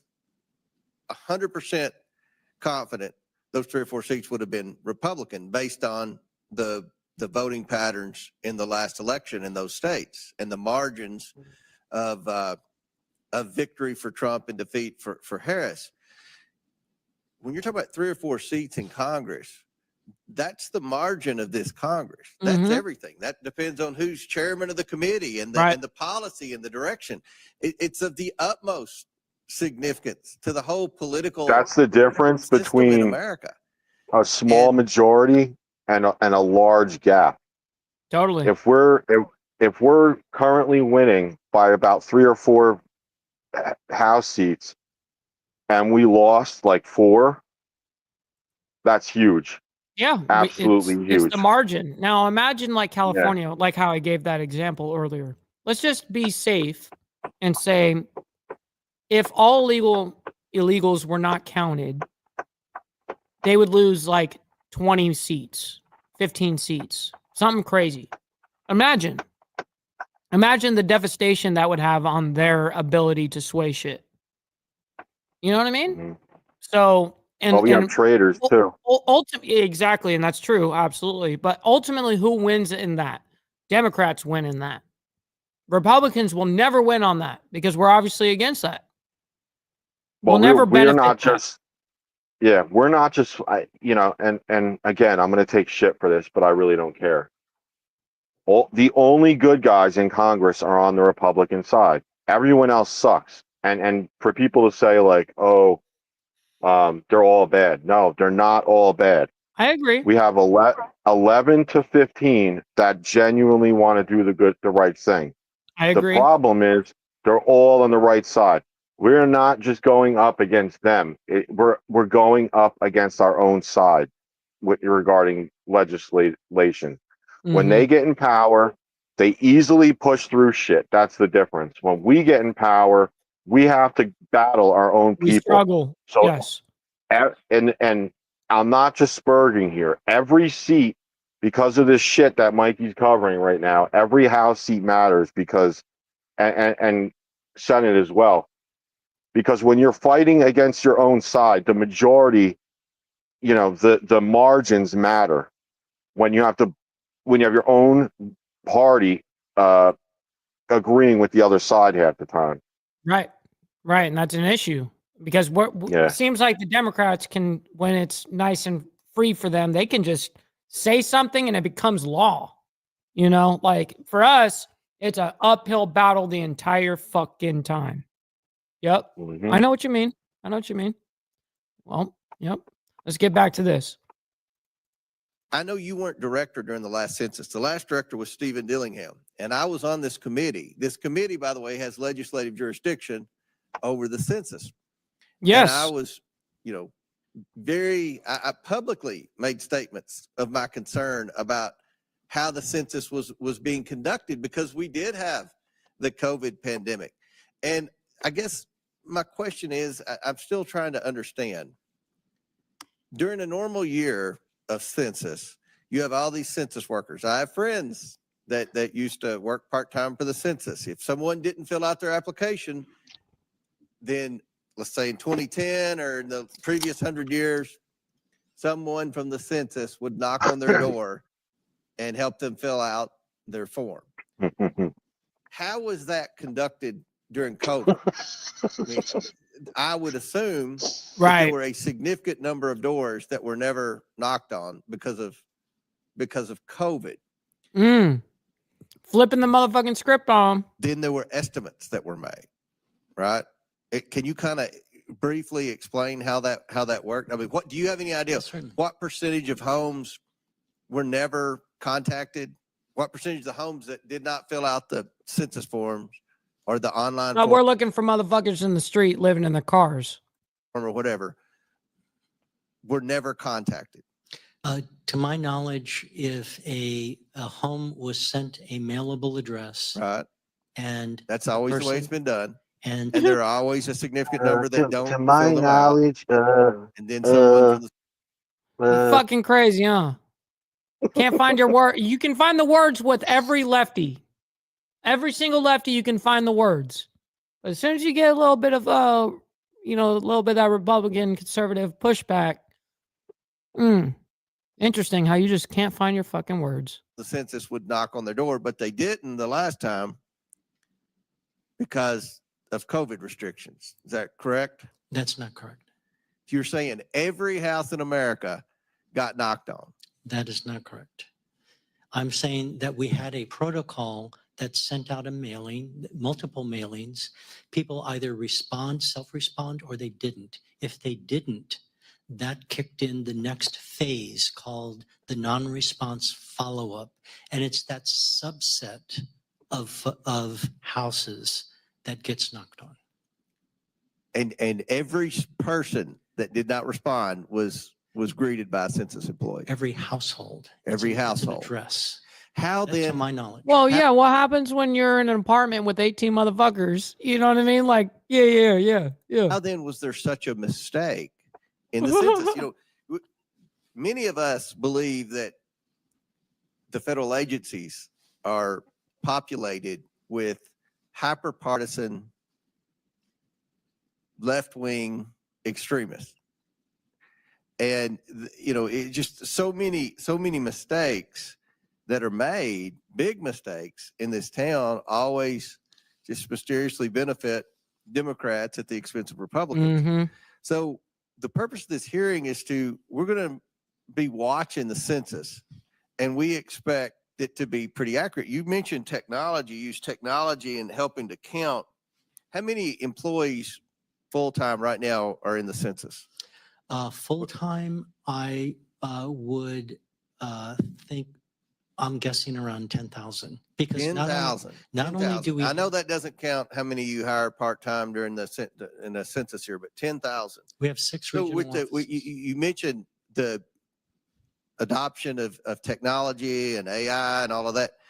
Do you still need 10,000 employees, or because of technology, can the census get by with less employees? Shit. Please. Well, keep in mind, Congressman, that we have 3 different censuses. 2 of the 3 we do every 5 years. Keep in mind, There's economic census and Are the census they government. any more accurate than the last one? And let me say this. According to recent projections, the states that voted for their electors for Kamala Harris are poised to lose as many as 12 seats. If the projections continue, the way the blue state, you would assume more people are probably going to move out of New York, and more people are going to move to South Carolina and Florida and some of the growth states. More people are moving to Arizona, Montana, the Dakotas, out of California. So it's of the utmost importance that we have confidence in the census. And I'll be honest with you, I didn't have confidence in the census the last time, and that wasn't under you, and that was in the Trump administration. We're trying to determine now whether we're going to have confidence in the census moving forward. Right. And I just think it's very important that every one of those 10,000 employees in the census understand that we're watching the census, and we expect with the technology, with the massive budget you have, with all these federal employees, we expect a better product than what we got in this last census, because this last census was not acceptable. It was political, and we're very disappointed in the Census Bureau. So with that, Chair now recognizes Mr. Goldman. Thank you, Mr. Chairman. I would warn you not to sleep on New York. Oh, boy. But I do want to address Oh, boy. one thing that you Oh, man. Off the bat, you got to start off like that? Oh, shit. There we go. just said that I found interesting. Mr. Santos, oh does yeah, the I recognize census- this human waste of protoplasm.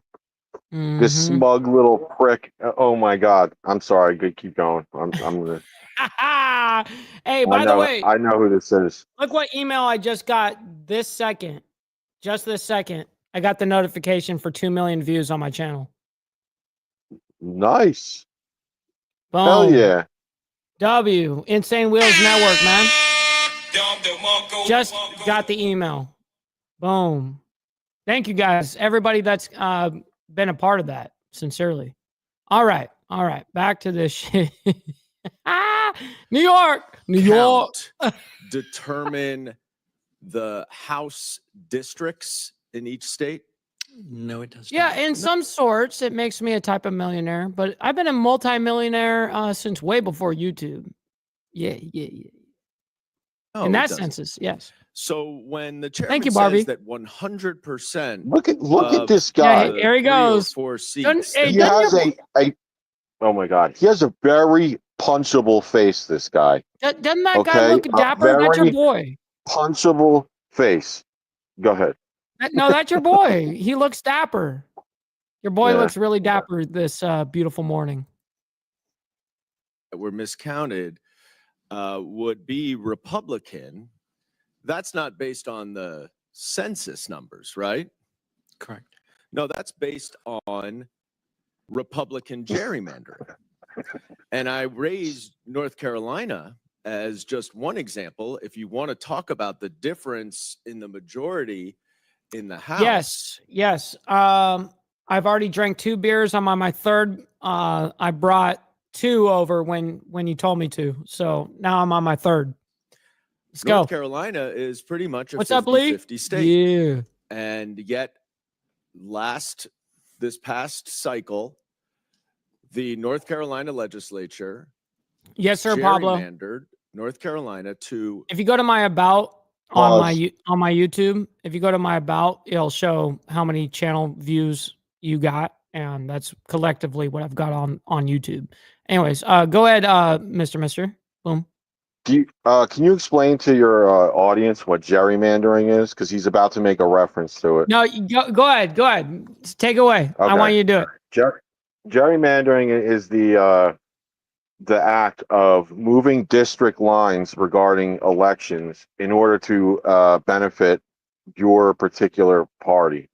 It Yes. started during, I believe, now I could be wrong, someone could fact check me on this. Started during the civil rights movement to benefit minorities and whatnot, but I'm they empty, use Steve. it in, oh shit, Yeah, I'm empty. that's not That's good. why. That's why.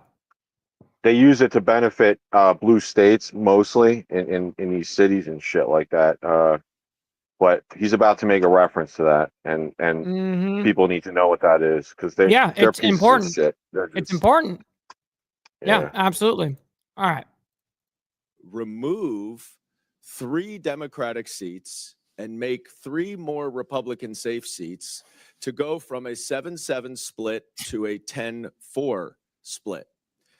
Now, Where'd I you come think up the with this chairman shit? would agree with me that 3 seats flipped right there make the difference in the majority in the House.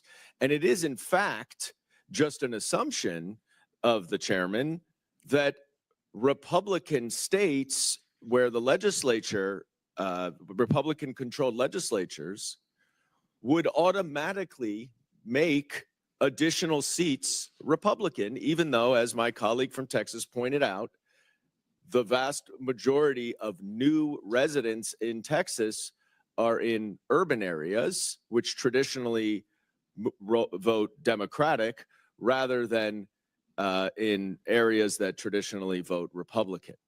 So it is noteworthy that the assumption of that the census was politically motivated is based on nothing, and then the assumption A Democrat that the crying result about gerrymandering is absolutely ridiculous. Insane. I have It's to insane. I have to make that point known because I'm just gonna say one more thing and then I'm gonna shut up. Motherfucker Everybody, can't help himself. everybody, go look at what they did in Illinois, and Colorado recently. Just go look at it when you have time. Go ahead. Shit. hurt Republicans, of course, is based on the assumption and expectation that Republicans would use gerrymandering to favor themselves. I want to focus briefly on another issue No fucking way. This is radical. that has been sort of percolating in this hearing, which is the issue of citizenship. And you, I believe you've said you've done some research on the impact of a citizenship question on the census. Have you or your Are you serious, by the way, Steve? He says he's been sober since Thanksgiving. This is my Wow, boy who that's who awesome. this is my boy who taught me how to drink. You know what I mean? You giving the liver a real rest? What's happening here, Steve? agency estimated the number of people who would not respond because if there were a citizenship question? We have done research that gives those estimates. I would like to use that as a question for the record. We have the research we're happy to provide. Well, I've seen numbers of 9 million, which is quite significant. And am I correct that the census, of course, is not just about apportionment, right? It determines a lot of different things. Am I correct? That is correct. And in fact, in 2021 alone, there were 353 federal assistance programs that used the census data to distribute $2.8 trillion to communities across the country. And those programs obviously go to services. 0.8 trillion with a T? Ooh, man. regardless of whether someone is a citizen or not. This is insane. In fact, some of I the can't census believe it. data, am I correct, was essential in deploying recovery funding in the wake of the COVID-19 pandemic. Correct. Now, Yeah, see, my boy Steve, he said, just resting the organs a bit. I'll be back at it this weekend. Yeah. I see Robert F. that. Kennedy Jr.'s views to the side, did the COVID virus ask people whether they were citizens or not before it infected them? No. No. The bottom line is we've heard voter fraud, which is effectively We've heard voter fraud. We've heard this conspiracy theorists. We've heard all the conspiracies. Yeah, we know they're conspiracies. Yeah. we've heard voter fraud, which is effectively not a problem. And we've all Stupid. There's no way. There's no way, dude. Emotional damage. This is absolutely nuts. also heard a lot of misinformation coming from Mr. Trump about the purpose of immigration to increase voting and increase Democrats voting. In fact, Elon Musk has been. I told you guys. I warned you about him. You did, but he said like 3 words. You're like, hold up, stop the show, motherfuckers. We gotta talk some shit real quick because I know this smug fucking yeah.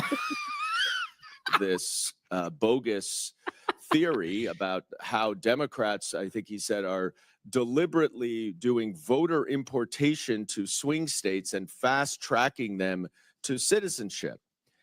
Are you aware of how long it takes for someone to get citizenship? Oh my God. What that's not even in his department. It has nothing to do with him.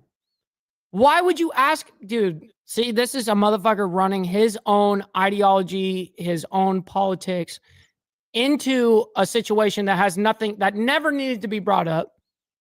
Incredible. Fucking incredible. Wow. I'm not aware of the specific. but I know Pandering. It takes many years. Yeah. On average, it often takes far more than 10 years. And that's, in fact, I was talking to some of my Republican colleagues who were citing examples of 13 and 14 years. And that was someone who was married to a naturalized citizen. So, Hey, Steve, me too, by the way. I'm definitely throwing a party when he's coming in. By the way, you come over to the Ball Ranch. We'll take care of you. We got you. It's a motherfucking palace over here, bro. You know the deal. Come on, man. You got your own address here. Let's go.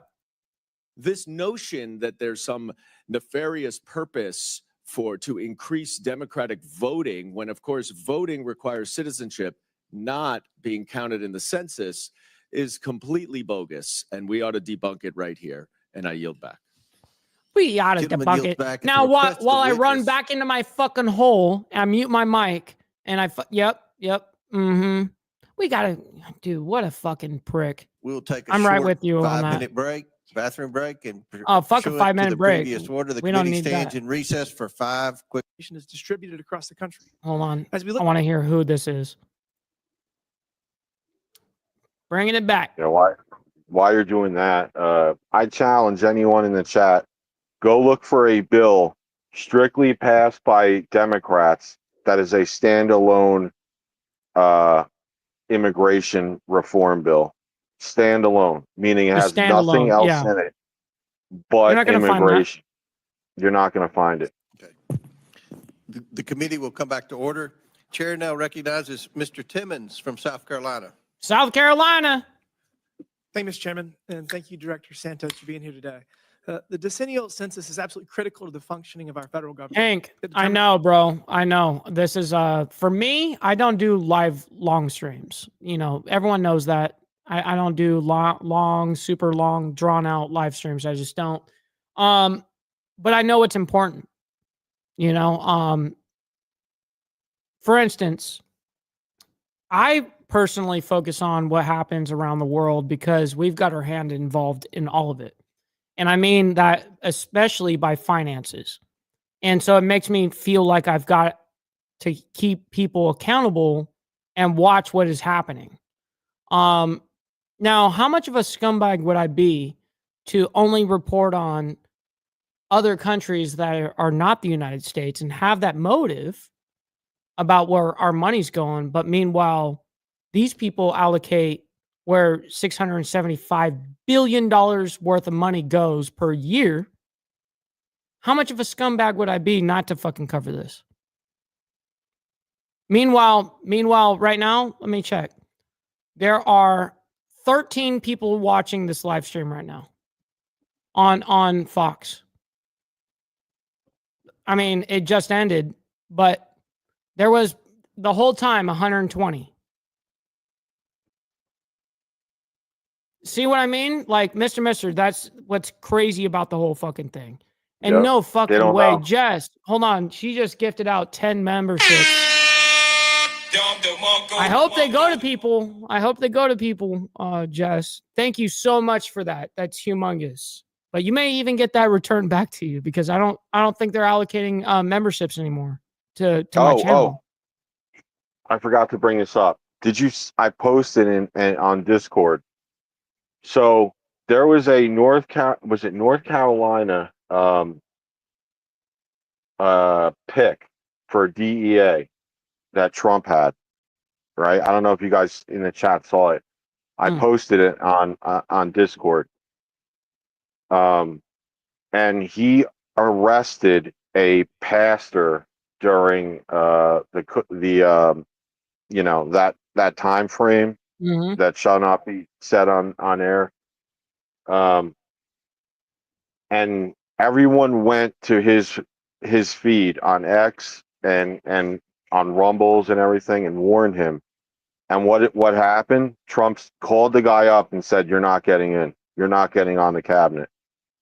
So my point by putting that on Discord was to prove that this stuff matters. Like you sharing the videos and everything, and you go and you post, at Trump and Elon and everything like that. It makes a difference.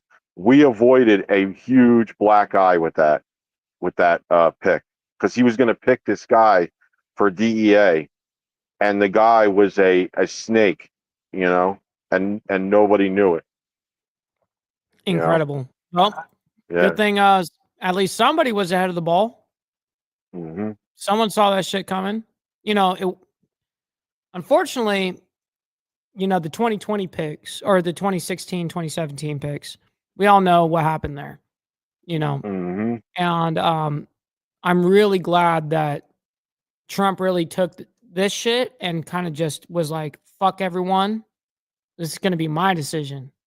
Like, fuck it. I'm not listening to nobody. I'm sure there's a little bit of, but compared to 2016, 2017. If you have a problem with his picks, show your work. Bring the evidence. Go to his channels, his sons on Rumble too, and give it to them, and they will hear you out. I'm telling you. Yeah, no kidding. All right, let's get back into this bit right here. Hold on. Boom. It's how resources are allocated and how congressional representation is distributed across the country. As we look toward the 2030 census, I'm increasingly concerned about. Now, hold on. I didn't catch who this was. Sorry. This is Mr. Timmons from South Carolina. Okay, so Mr. Timmons, I just wanted to get that name. I knew it was South Carolina, but I just wanted his name. But anyways, I'm going to use the head real quick. Thank you, Mr. Chairman. And thank I'll be you, right back, Director Santos, Mister. for being here today. The right, decennial census is absolutely critical to the functioning of our federal government. It determines how resources are allocated and how congressional representation is distributed across the country. As we look toward the 2030 census, I'm increasingly concerned about the impact of the policies from this administration on its accuracy and fairness. Over the past 4 years, we've seen policies that, if left unchecked, could seriously distort the results, leading to skewed congressional apportionment. Today, I want to focus on how the Biden administration's handling of the southern border could undermine the integrity of the 2030 census. It's essential that we take the necessary steps now to ensure a fair and accurate count in 2030. Director Santos, while the number is likely drastically higher, can we at least agree that 5 million people have entered the country illegally in the last 4 years? Thank you for the question, but I don't have access to that type of information. I would Okay, NPR says 8 million. A lot of other think tanks go far higher, some as high as 15 to 20. So, I mean, that's enough to fill a dozen plus congressional districts. So do you think it's a problem if we are counting 10, 20 million people in the census that are in this country illegally? Do you think that that's a challenge to achieving your objective of an accurate count for purposes of apportioning federal dollars and reapportioning congressional districts? It's certainly a challenge from the perspective of getting folks to participate in the decennial census. Yes. What's the purpose of the census? It's to count everyone once, only once, and in the right place. To then apportion federal tax dollars and Right. to redistrict congressional districts. Yes. Okay. So do you think that we should give people in this country illegally federal tax dollars, and should they be given sway over how we reapportion our congressional districts? That is a policy question that I will leave to the policymakers. We simply focus on our mission to enumerate the entire population. Okay, I think most Americans, the overwhelming majority, would think that if you're in this country illegally, you should not be getting federal dollars. And currently, under the rules that we have in place, that is not happening because they're included in the census, whether they are in this country legally or not. They're also receiving representation in Congress, skewing the results of the individuals that are legally allowed to vote, which in turn reduces American citizens' effective representation in Congress because they're getting a reduced benefit for being here legally and following the rules. So is that it seems like a problem. Okay. That is not for me to determine. We simply focus on our mission. Okay, so if we Dude, added additional it's questions straightforward. regarding whether the individual is a citizen, whether they're born here, whether their parents are born here, naturalized, it'd probably be helpful to know if they were a lawful permanent resident or a visa holder or whatever. That would give us an additional data point to then achieve the objective of the census, would it not? The objective of the census is to count all. For purposes No kidding, of Steve. I apportioning definitely federal need to tax switch over to dollars rum. and redistricting. I got So, Jack again, and rum. It seems kind of silly that we're sitting here talking about whether we should achieve the purpose of the census or some other purpose, because we're not achieving the purpose of the census if we're not getting that additional data point.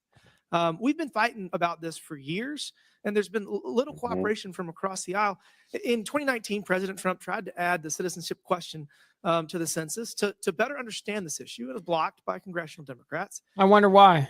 I wonder fucking why. In May of this year, the House passed H.R. And we'll mock it up as we'll play off of emotion, but really we know what the actual ordeal actually is. Like, we'll pander to these people. Oh, they're people too. They have rights too. You know, all the bullshit. You know, we hear it. 109, which would We're done with statutorily that. add a question to the census. And 7 months later, Been that there, bill's still done sitting in the that, Senate, pimping. under Majority Leader Schumer's control awaiting action. This is going to be addressed next Congress, if not in the next few months. But this should not be an issue. I've heard countless arguments and rebuttals from my colleagues across the aisle regarding the citizenship question that we've been advocating for since 2017. It just seems bizarre to me that we're still having this conversation. No kidding. If you're in this country illegally, you do not deserve the benefit of federal taxpayer dollars, and you do not Thank you. deserve the benefit to reduce the effectiveness of a citizen's vote. I'm running out of time. Are you planning to use AI in the next census? There's a lot of different data points that you could use to more accurately reflect the true count. Is there any way that you're going to be using new technology to address that? We're going to be using new technology to improve counts. Yes. Are you going to be Like what? Oh, I'm out of time. Thank you very much. I yield Like back. what? Chair now recognizes Ms. Ocasio-Cortez from New York. Thank you. so New much, York. Mr. Oh my Chairman. God. Here we there's go. a lot of hay being made Jesus. in this hearing about undercounts, overcounts, but importantly, an attribution of motivation around differences in counts. Director Santos, thank you so much for being with us here today. The cope is insane. First and foremost, undercounts and overcounts are standard in every census to any degree, correct? That is correct. We have a massive undertaking of trying to count and fulfill our constitutional responsibility of counting. What we now know is over 300 million people in the United States, correct? 330. So of course, there's going to be some parents that maybe have a kid in college and they count them as part of their 330 according to the census. household. That kid in college, they want to be counted as their own adult. And so sometimes you'll have some doubling up and very casual situations like that, correct? Correct. Actually, I think I got that twisted. 330 is the real number, but well, what it should be without immigration. And then it's like 365 or something like that, actually. You know? Yeah. This is a woman who once said cauliflower is racist, who also said that rooftop gardens were the future. Speak your shit. I mean, speak your shit. I'm sorry. I'm no, trying. Speak your I'm shit.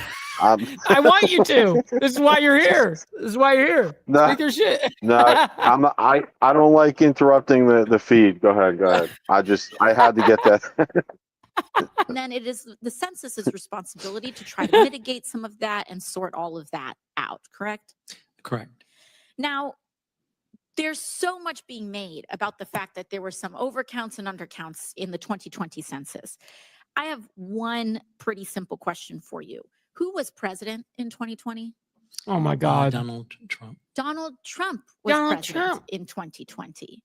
And yet there seems to be some suggestion that there was some political motive. Hey, you know what?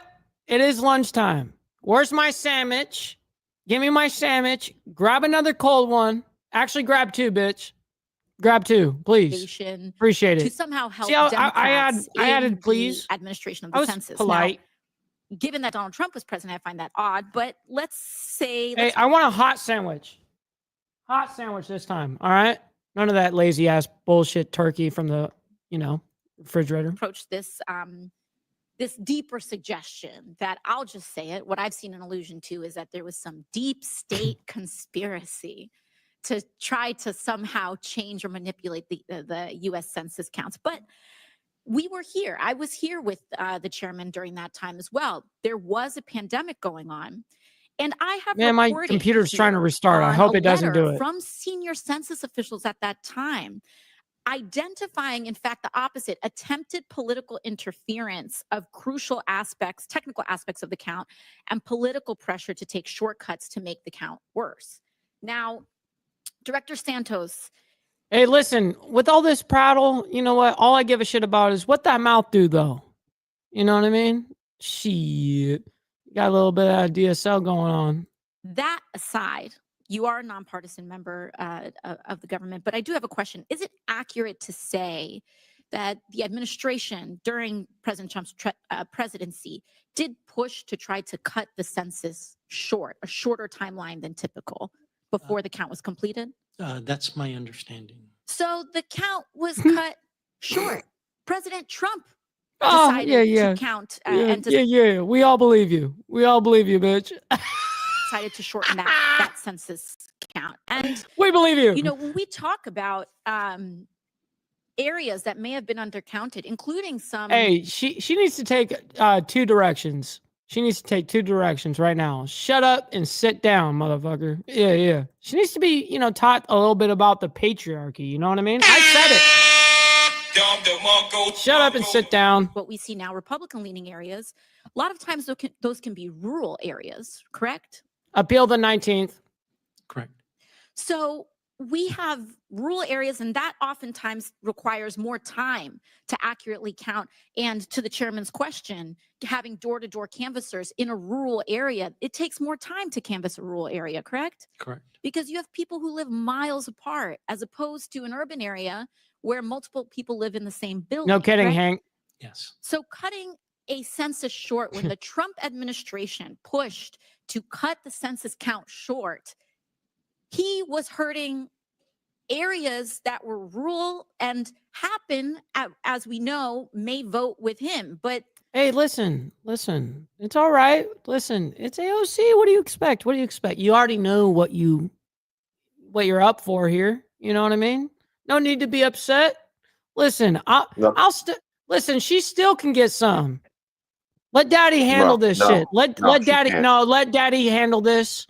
Let me handle Mikey, this. I will Mikey, flip that bitch into 19 you more treat positions than anybody else could because I'm an amputee. You know what I mean? Yeah, you yeah. Let treat me, you treat a classy woman like a classy woman. yeah, you treat This is hoes like not hoes. a. No, no, no. I'll treat her like a hoe, like she is. Absolutely. You treat hoes like I hoes. can't even do that. I can't do it. Oh, I This can. lady aligns with everything. No, no, All no. of the I'll groups. I'll It's change her like whole decision. she's. I'm pretty sure she's a friggin' vegan. That's first of all. Hey, by the way, I dated a raw vegan. I swear to God, this is a true Really. story. I dated a raw vegan, and she was a raw vegan for 3 years before she met me. She was Mhm. eating steaks with me 2 months later. Okay, that's a big W right there. Hey, sometimes I look at things and I just want to conquer. You know what I mean? Go, I can get that shit and I can conquer that shit. Sorry, I'm ruthless. I'm ruthless with that shit. Back That's to separate this. from a political determination on the census, correct? So this brings me to what we often know as Hanlon's razor, which is to Oh, not jeez. ascribe to malice what can be more easily I attributed need to grab another to beer stupidity or 2 or 3. and a lack of proper governance. And when President Trump decided to cut the census short and make a decision that hurt his own political constituency, I don't think that that is something that can be ascribed to the nonpartisan Oh my God. public servants I need who to simply grab have to 2 more carry out beers. his I'm doing it. own orders, correct? I'm not quite sure what the question was. Okay. See what she Would you did, say, chat? let me restate this. She Would you forced say Mikey to drink. that the Census Bureau was following the President Trump's administration's his orders and following his guidance on the timeline of the census and basically had to do their best with the limited resources they were given? Yeah, we followed the rule of law and we did the best we could with our resources. Yes. Thank you We very much. And to followed the that, I yield. rule of law. We did the Gentleman best yields we back. could with the Doesn't appear resources. there are any other You're questions doing here. okay over here. I spent $3 trillion in your tax dollars and allocated it to the wrong place. Well, Shit. Hey, so we grabbed another 2. Let me just say this. Democrats drove me to alcoholism. W chat, by the way. Let's get back into this. and look,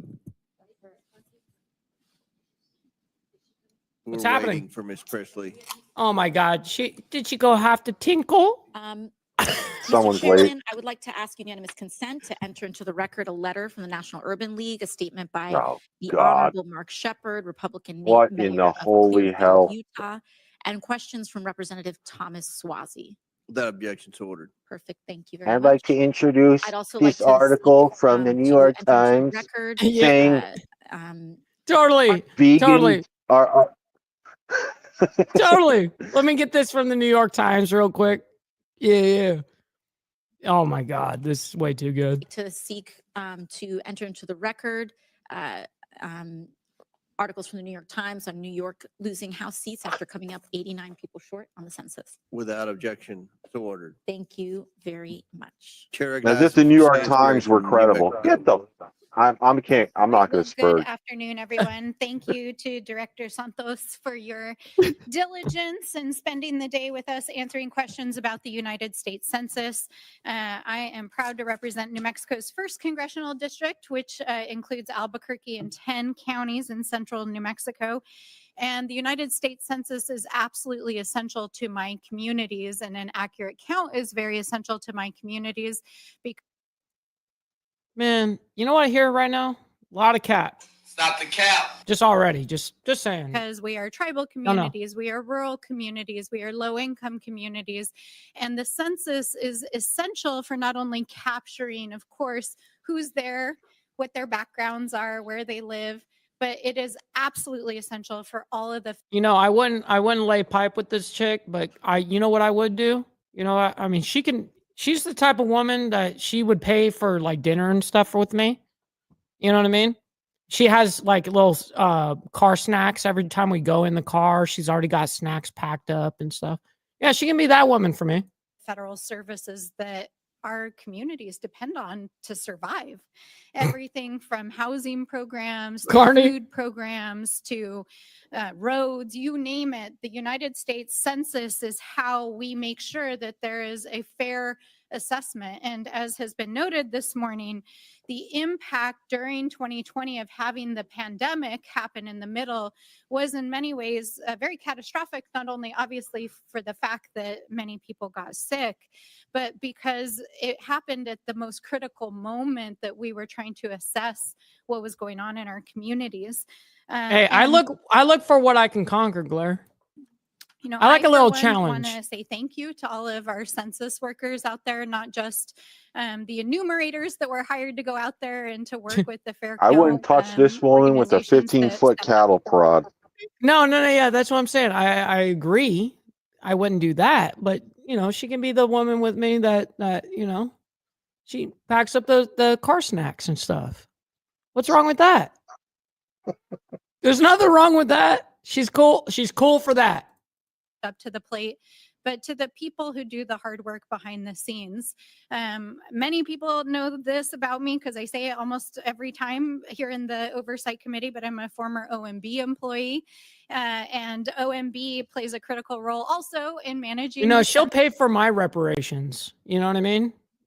She'll pay. Uh, She'll pay the whole ticket. census and I ran making for sure my that the local way in city which we structure council. the I was on census the makes high sense, school bingo reference our team. most contemporary ideas of I was in high school cheer. the purpose of the census.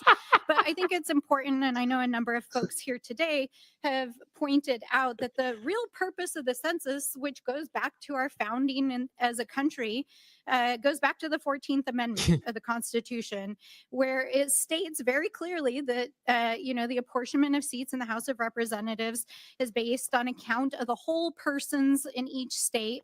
And we conduct censuses to really just understand where are the humans.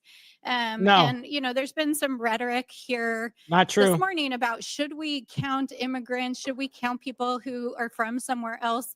And, you know, I think it's important to maybe like step back and take a moment, because unless you're indigenous, unless you're people of Oh my fucking God.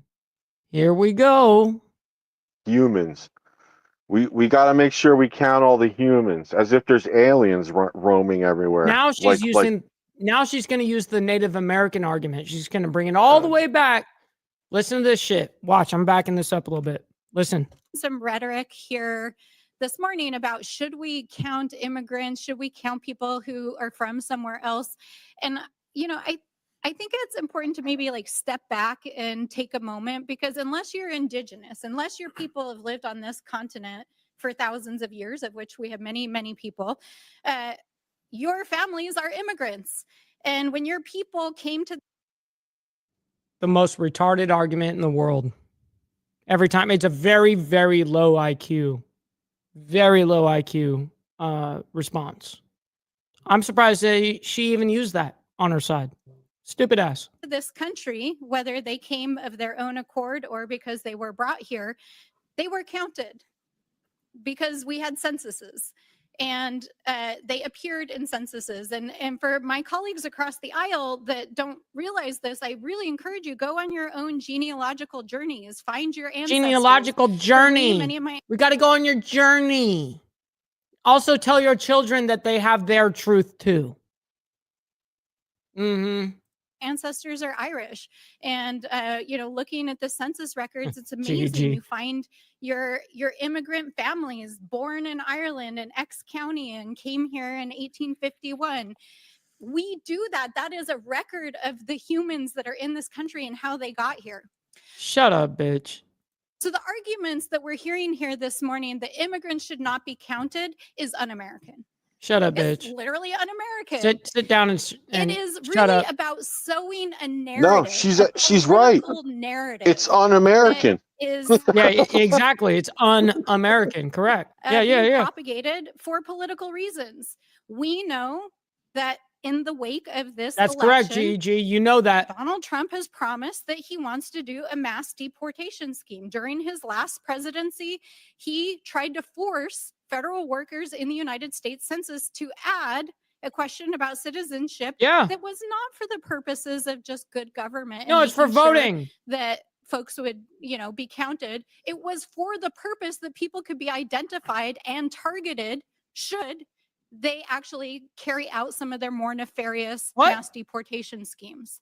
So I think was it's for really voting, you important dumb that people bitch. understand this is Wow. not No good shit. government arguments. This is 100%. based on a political desire, one, to identify immigrants in a time and a place when Good. immigrants are being Good. targeted by the incoming Please do it. election and the incoming administration, and that they're talking about like transforming the federal government. And I just heard some language here a few moments ago from You some love of everything Transformer, lady, don't you? my friends across the aisle, where they said, we want the federal census employees to know we're watching you.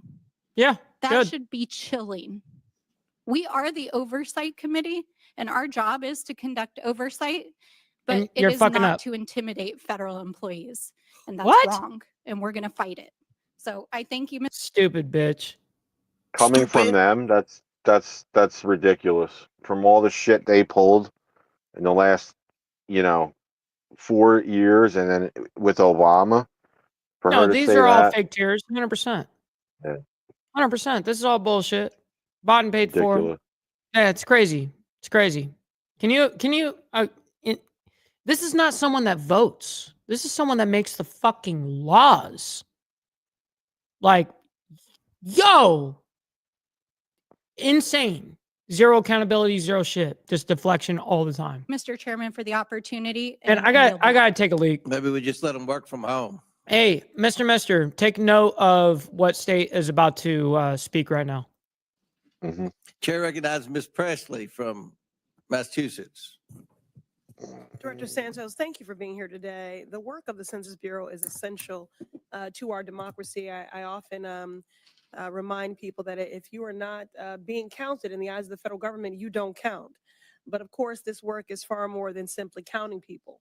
By providing comprehensive and accurate data, it gives us the tools necessary to ensure the federal government truly serves all communities. We rely on this What data to in be the responsive to hell issues is that? experienced by everyone who calls this country home, ranging from Who's policy this dude? enactment to resource allocation.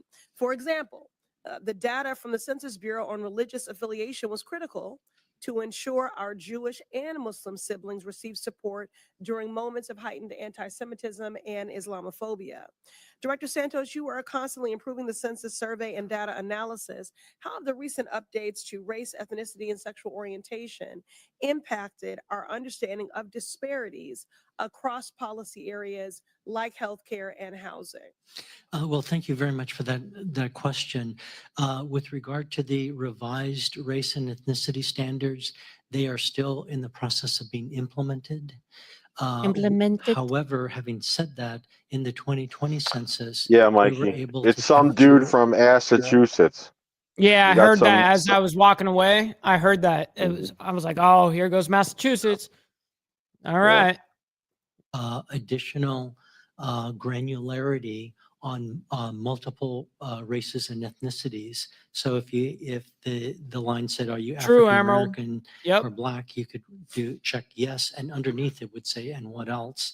And you could record Latino or Asian or whatever. And so we have some very rich data on over 300 races, ethnicities, and mixtures of multi-races, multi-ethnicities, multi-race ethnicities, as well as over 1,200 individual tribes. So we have very granular data that can really paint the portrait of who we are as a nation. Well, before I move on, speaking of granularity, is that true for the API community as well? Because there's long been an effort to have that in more of a disaggregate. Yes, it is, Okay. and the future coming. The current regulation for race and ethnicity includes includes disaggregated. Okay, wonderful. And I mean, again, at a time when diversity, equity, and inclusion initiatives are under coordinated and unrelenting attacks, including from some in this room, the importance of the Census Bureau's mission really cannot be overstated enough. But it is under threat. And with what was once called Project 2025 is now simply Trump's agenda. Oh boy. Extremist Saw conservatives that are trying coming. to weaken. Oh, I gotta love how Project 2025 comes into the census. Gotta love how that magically just comes up, and every single time it's got to be a Democrat. Has nothing to do with it. It's a logical fallacy every time they bring it up. In fucking sane that people on the left do not even recognize this. Why? Why is that? Why did they stand up for that? You know, Andrew Wilson takes a very good stance on this when they bring up these ridiculous claims that are BS. You know, you just say, great. I hope so. I hope he does it. That's it. Then you're done with the conversation. Yeah. At that point, it's not even worthy of debating that topic anymore, specifically Project 2025, which I've done. I actually debated a doctor, on Project 2025 on my channel. I was like, I went all out with that shit. But at this point, it's like, yeah, you know what? Yeah, I support it all. Yep. Okay, now what? You're right. It's fucking crazy. Back to this. In the census. Director Santos, what are the potential harms of not collecting accurate and detailed racial data? By not accurately collecting that information, we are then at a loss to be able to help communities in all aspects of policymaking and service, whether it comes to, which Yeah, routes to Steve, have I know. for public transportation. She instantly brought up her first opening was about Project 2025, motherfucker. Transportation to the types of schooling and what languages would be provided at schools, at health centers. Public health is a huge issue. Public safety would be a huge issue. Infrastructure, all aspects of society. Thank you. And so bearing that in mind, What? how is the Bureau safeguarding against actions or policies that could undermine the diversity and inclusivity of census data?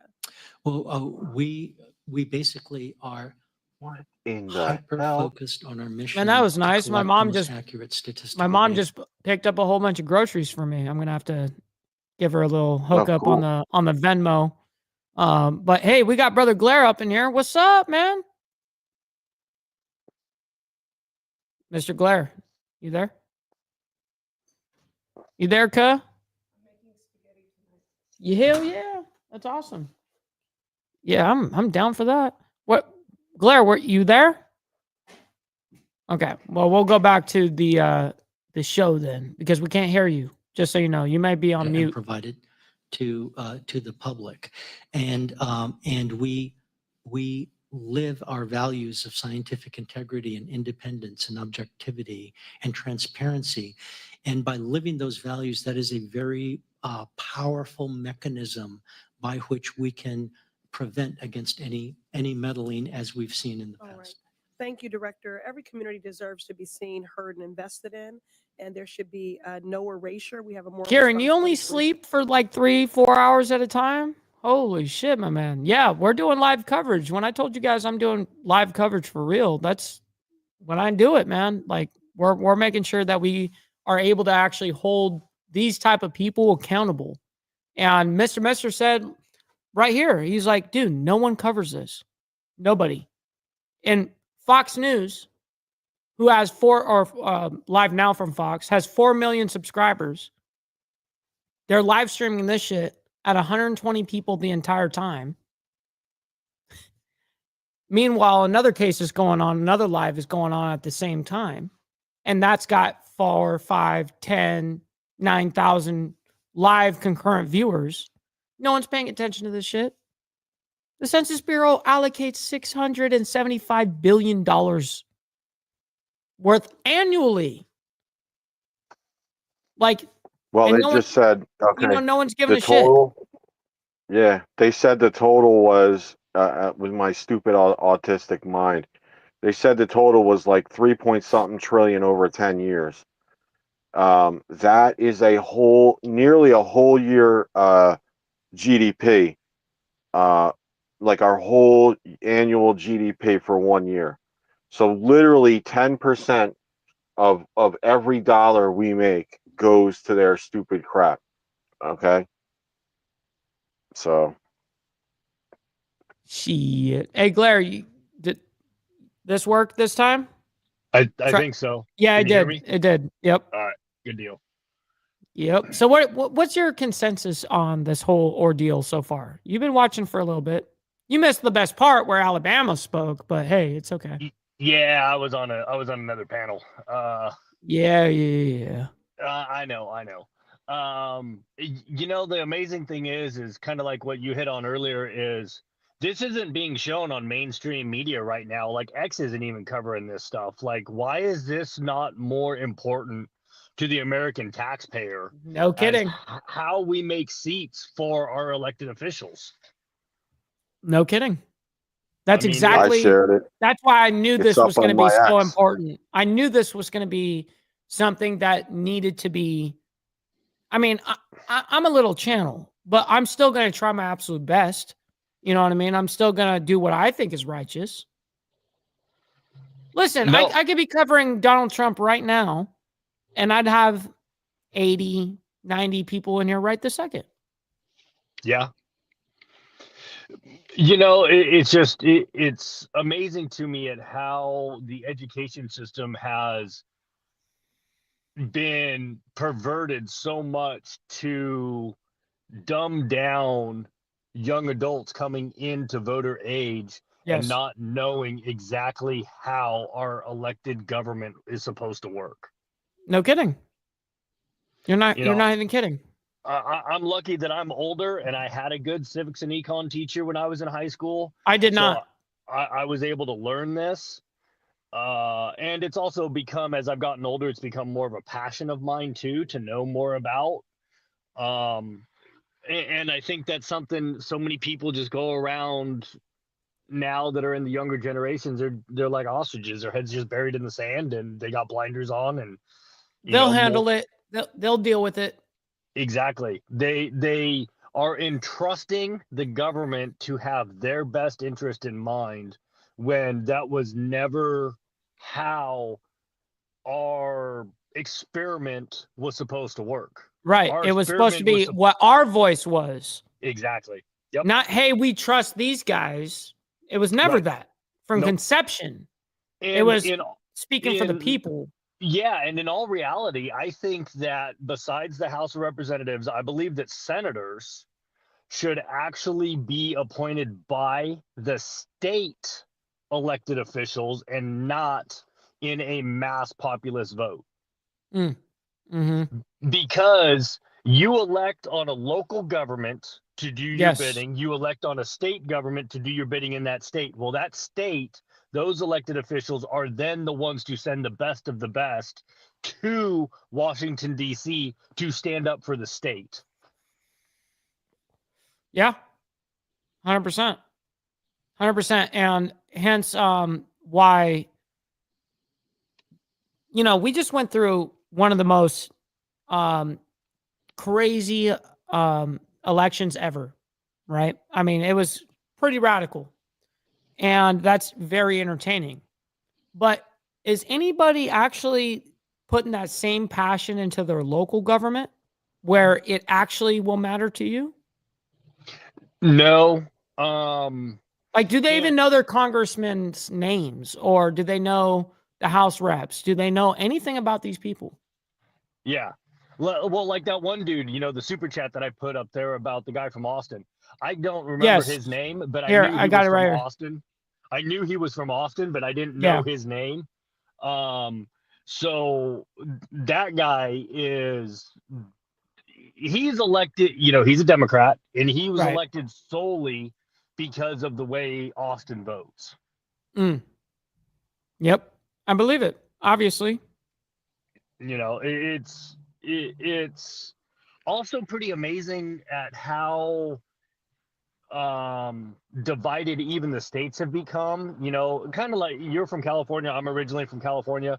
You know, you look Right. at LA County, San Diego County, San Jose area, you know, that whole Bay Area up there, Sacramento, San Francisco, all of that.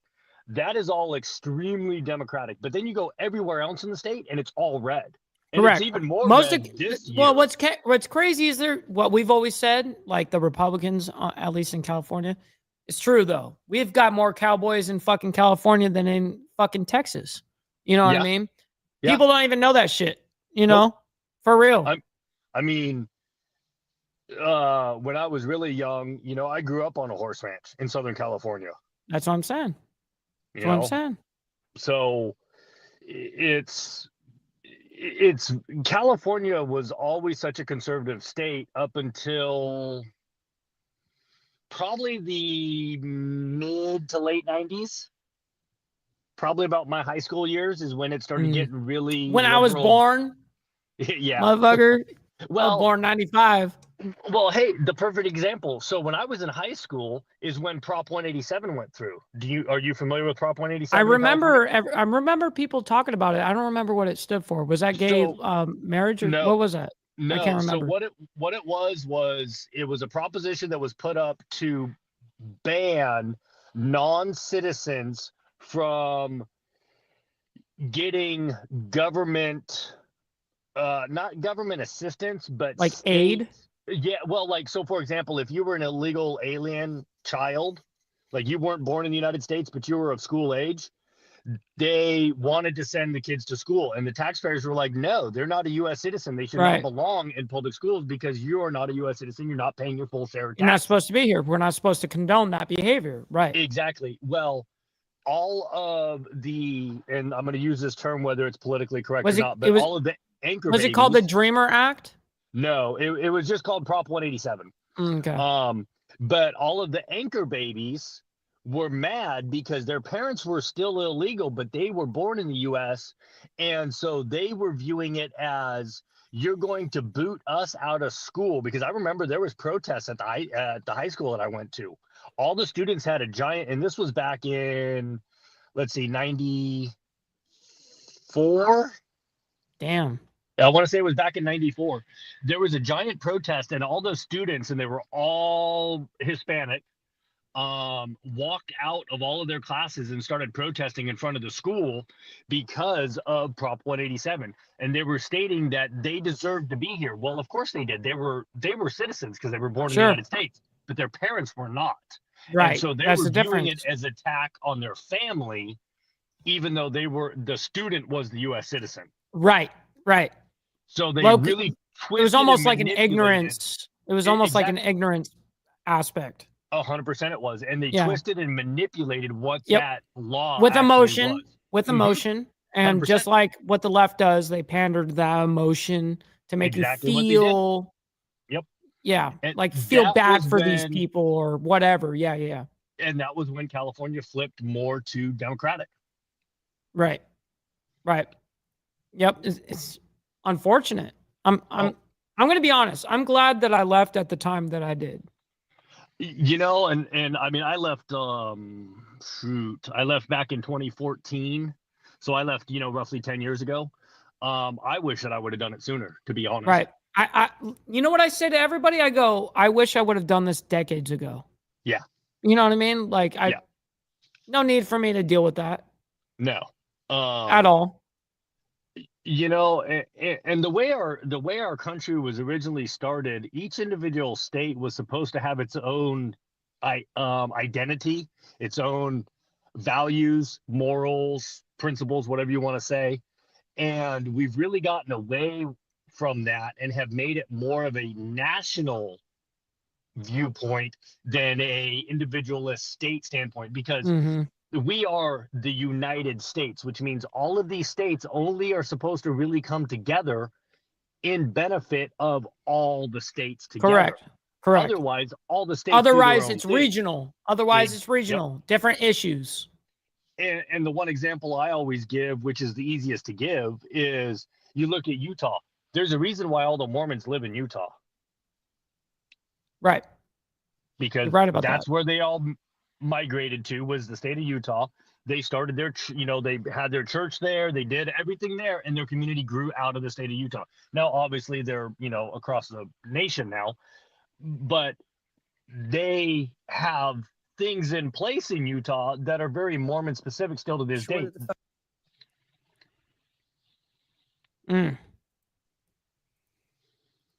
So Crazy. So you know what I'm going to do? Because I don't want to sit here and nonstop just, we get the liberal prattle and how they're just going to sit there and go, we'll make excuses for anything that you do. Just fact, right? We'll just make it some sort of excuse. We're going to skip past New York. We're going to move on to the next state. We don't need to sit here and keep listening to the same rhetoric over and over again from that. Yeah. We get what's happening here. You know what I mean? We're not dumb. So what we'll do here is we'll move on to the next senator, and we'll get a beginning statement of pretty much of everybody. There's only an hour left to go, but what I'm going to do is I'm actually going to kind of skip ahead to kind of hear what each one of these got to say, because we are on the last tail end of this. So I'll just skip through a little bit on this. I know it's kind of rough to go through a 5-hour live stream just for senators, but I appreciate everyone hanging out with us. Recognize myself for the purpose of making. I want to hear what state. Yeah, and I want to hear what state. This hearing of the Subcommittee of Economic Growth, Energy Policy, and Regulatory Affairs will come to order. I want to welcome everyone for joining us. Without objection, the chair may declare a recess at any time. I recognize myself for the purpose of making an opening statement. Today, we are here once again to examine the Biden-Harris administration's decision to effectively ban liquefied natural gas, or LNG. Appreciate you always, Papa. Much love, honor, respect. Appreciate you always. Exports to Be safe. non-free trade agreement countries. On January 26th this year, the administration announced that it would be pausing pending decisions on export permitting for LNG to non-FTA countries. This surprise decision was yet another example of this administration's efforts to kill American independence and American energy independence. This is, let's make no mistake about it, this is an effective ban. One person's ban is another person's pause. But this committee has been conducting oversight to understand what led to the administration's decision. Unfortunately, the administration has refused to be transparent. On April 18th of this year, the subcommittee held a hearing with Assistant Secretary Brad Crabtree. At our hearing, Mr. Crabtree testified that the new department analysis to evaluate whether additional exports were in the public interest was, and I quote, well underway, unquote. A few weeks later, on May 23rd, Secretary Granholm appeared before our full committee. Secretary assured the committee that the study would be completed and the ban would be lifted during the first quarter of 2025. Since the ban was instituted, energy companies investing in new LNG export projects have struggled to navigate an uncertain future. Because what they're looking for, as any business was looking for, is certainty and stability so they can invest and create, incidentally, high-paying American jobs.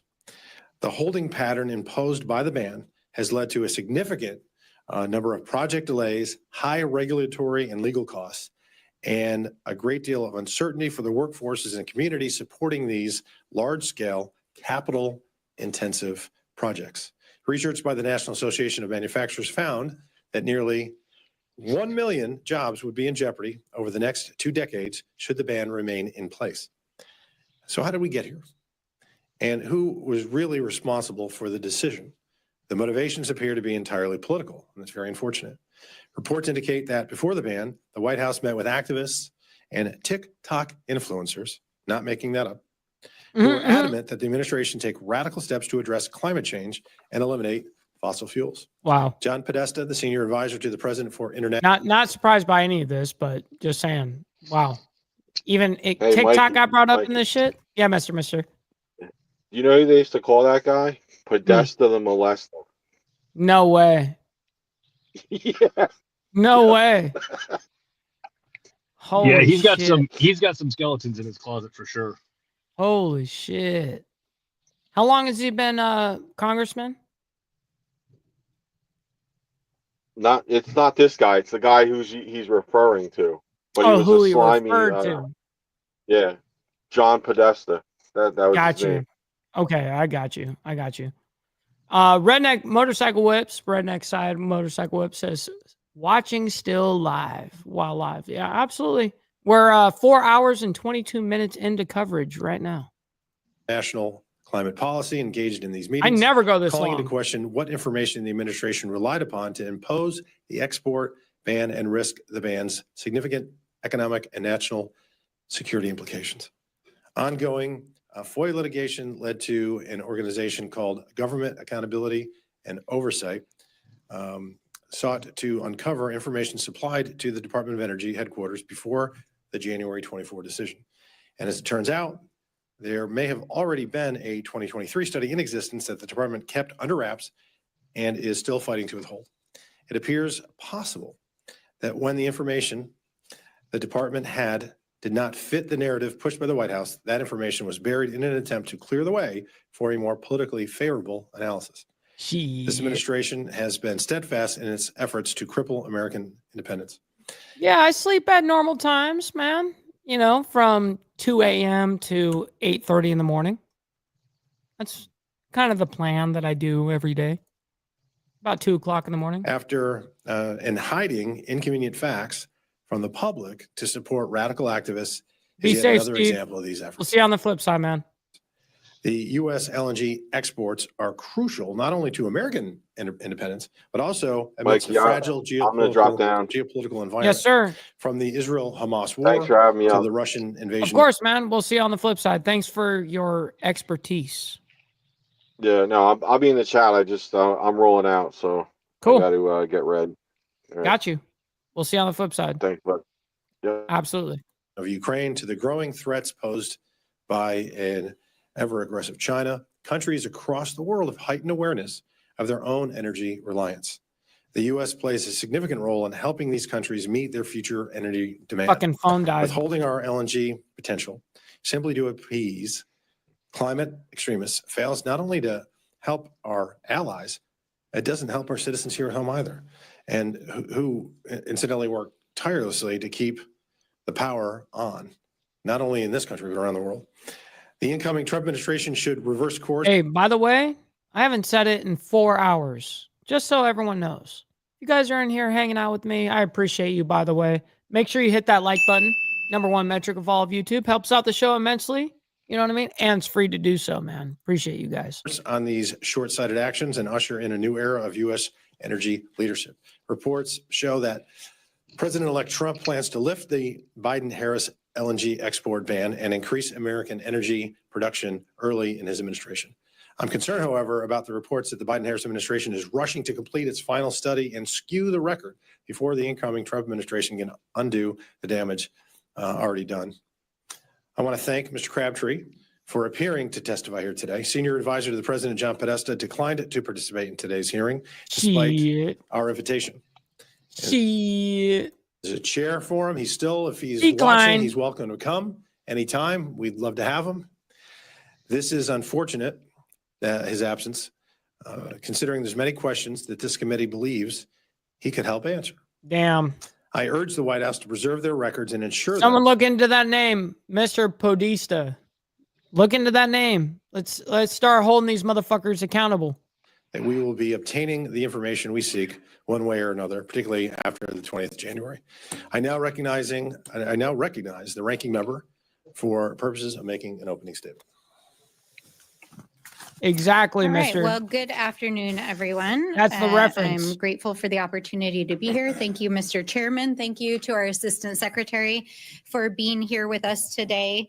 As was mentioned, this is a rehash of a topic that we've already covered in this subcommittee. And in fact, we've already had 2 hearings on gas stoves, 2 hearings on how the government has forced electric vehicles, and now a second hearing on this 1-year pause reviewing applications for LNG exports. This is a politically manufactured non-issue. This is actually not a ban. This is about using the best available economic analysis and science to understand how LNG exports affect American consumer markets, how they— Oh my fucking God. They affect the price of oil and gas here in the United States, how they affect prices. What does this have to do with the census right now, bro? Like, context. You know what we're talking about. Like, this is insane. For consumers here in the United States, and in light of supply and demand issues, especially with foreign wars, with constraints on gas exports in other countries, and other impacts, including climate change and social justice and environmental impacts, what the implications are for expanding our capacity. I think any good business would want a good, sound economic analysis. And if the United States is a business, as we know it is, it's in the business of making sure that the American taxpayers get a good return on any investment that we make or any sale that we get from America. Hey, real quick, got to give a special shout out to my brother Code TV. I appreciate you, man. I see you up in here. He sent over a $5 Cash App saying, "Fuck the man, no Diddy." I like that. I appreciate you, kind sir. I'm sorry, my phone died and I didn't notice. And then I had to put it on the charger and I just saw it right now. So I apologize. American resources, then it is who of us to do our due diligence to make sure that the energy that is being produced here in the United States, the infrastructure that the United States is investing in, and the places in which that infrastructure goes does not have an undue impact on our economy, on American families, on oil and gas prices, and on the environment and the global climate crisis. And that's really what this all comes down to. No. So this is about modernizing and understanding the state. Dummy. To play, especially after we've come out of a historic pandemic and global disturbances in international gas markets, to understand what's going on, which seems pretty reasonable. But oftentimes, in this committee, things get spun in a way that sounds like there's some vast conspiracy theory. Stupid. Okay. How many times? So every single Democrat, every single lefty that has spoke this morning has used the word conspiracy theory. Every single one of them. Unfucking real, dude. And I think it's important to just be real with the American people. You know, we are literally 2 weeks out from adjourning for the holidays. On January 20th, we'll have a new administration. They've made very clear, it was just stated in the opening statement, that their intention is to vastly expand LNG exports. And that has nothing to do with American energy security. That has everything to do with expanding opportunities to sell American oil and gas overseas so that American companies can profit from the pumping that they're doing here in the United States. We are energy secure. And in fact, as somebody who also comes from an oil and gas state, we have amongst the highest oil and gas pumping that we've ever seen in American history right now. In fact, just in our backyard. So this is not about energy security and pumping. I didn't know that you did that when you fracked and all that, and when you start actually drilling. Yeah, pumping. Got you. You know, before I came to Congress, I was actually a staffer on the Senate Energy Committee.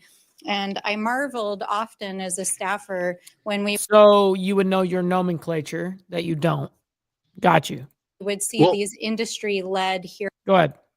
Mike, you know what's really amazing is I was listening to another show the other morning, and they had a ex-representative on. He's in a wheelchair. It's not, he was from, I forget what state. But anyways, he was talking about that the majority of the senators, or Congress people, I should say, to be more clear, they lawmakers they don't even know 90% of the time what they're truly voting on, because their chief of staff is the one that tells them how to vote on what.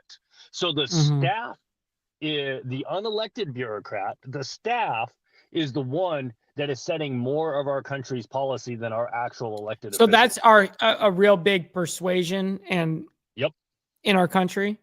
So when she just mentioned, when she was a staffer on the Energy Commission, she was setting energy policy even though she was a non-elected bureaucrat. Oh, interesting. How ridiculous is that? That's fucking crazy. And this is coming from an ex-representative who No spent kidding. 6 years in Washington, D.C. Unreal. Yeah. Unreal. Can you believe this type of prattle? Oh, well, and that's the other thing that blows me away. Like, All why of the why are we okay with allowing that? Well, that and all of the Democrats, if you noticed, in addition to using conspiracy theory, they have all prattled on for a minute to 2 minutes to ask a question. Yes. Just ask your question and get it done. I don't know why it's so hard to ask just a question and get just a response. Right. What happened to that? Like, it's a yes or no question. Yep. Don't fucking prattle on for 5 minutes. Give me a yes or no. It's simple. Exactly. Why are we allowing this in our country?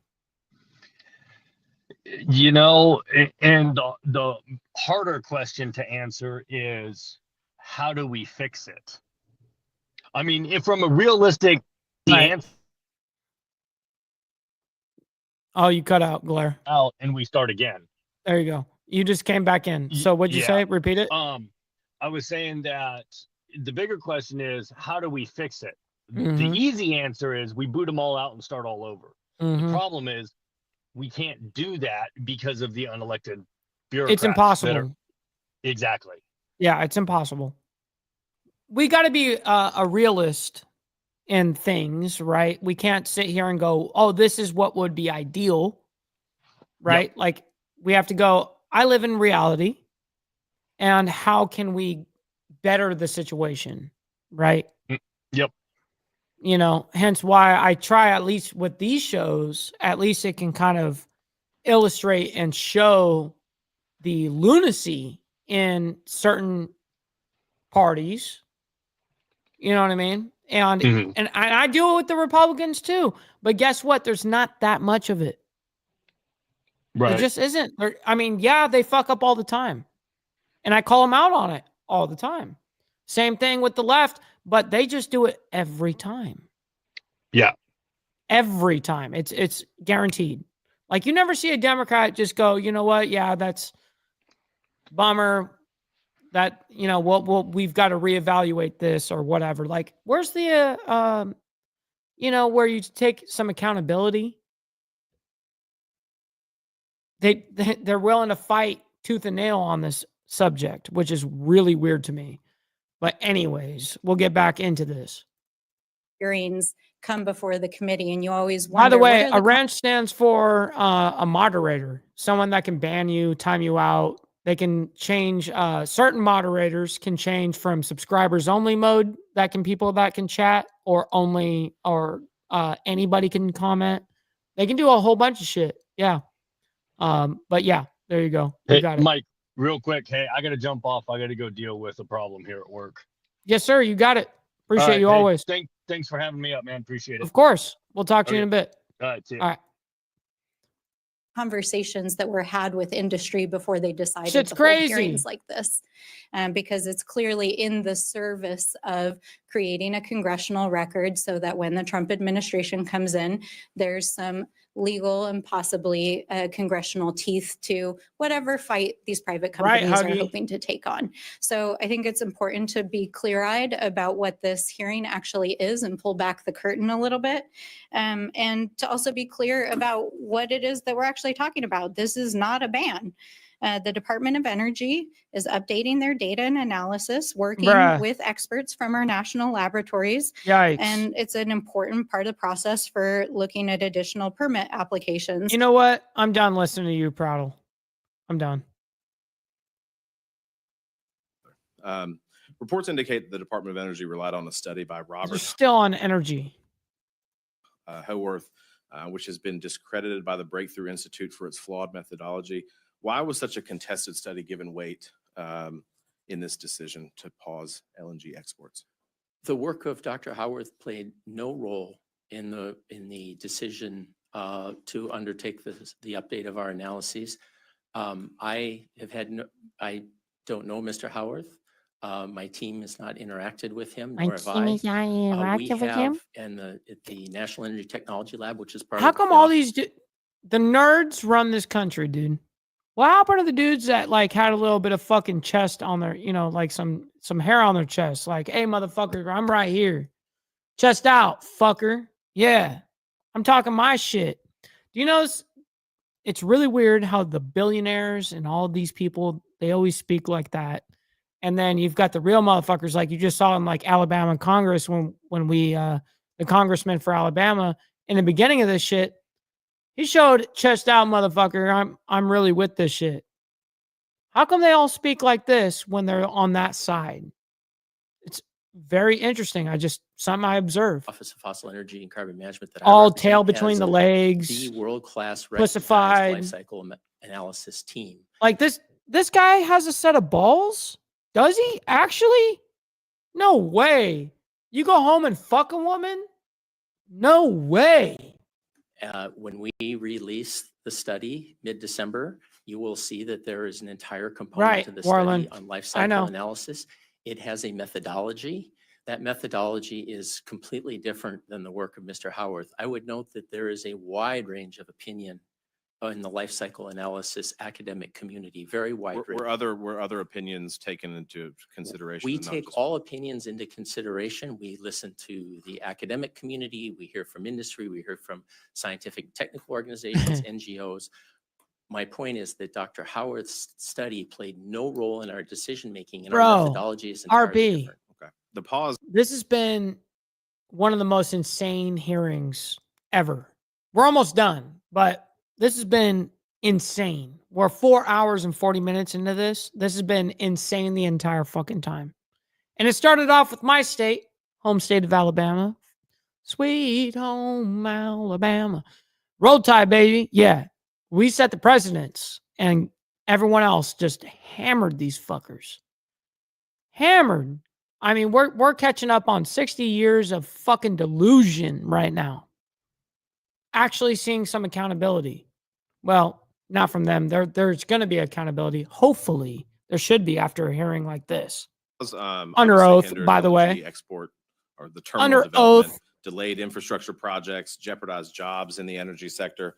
How does the Department of Energy justify these economic disruptions in light of the clear benefits? Dude, of I don't LNG? care about economic disruptions. We're talking about voting in 2020.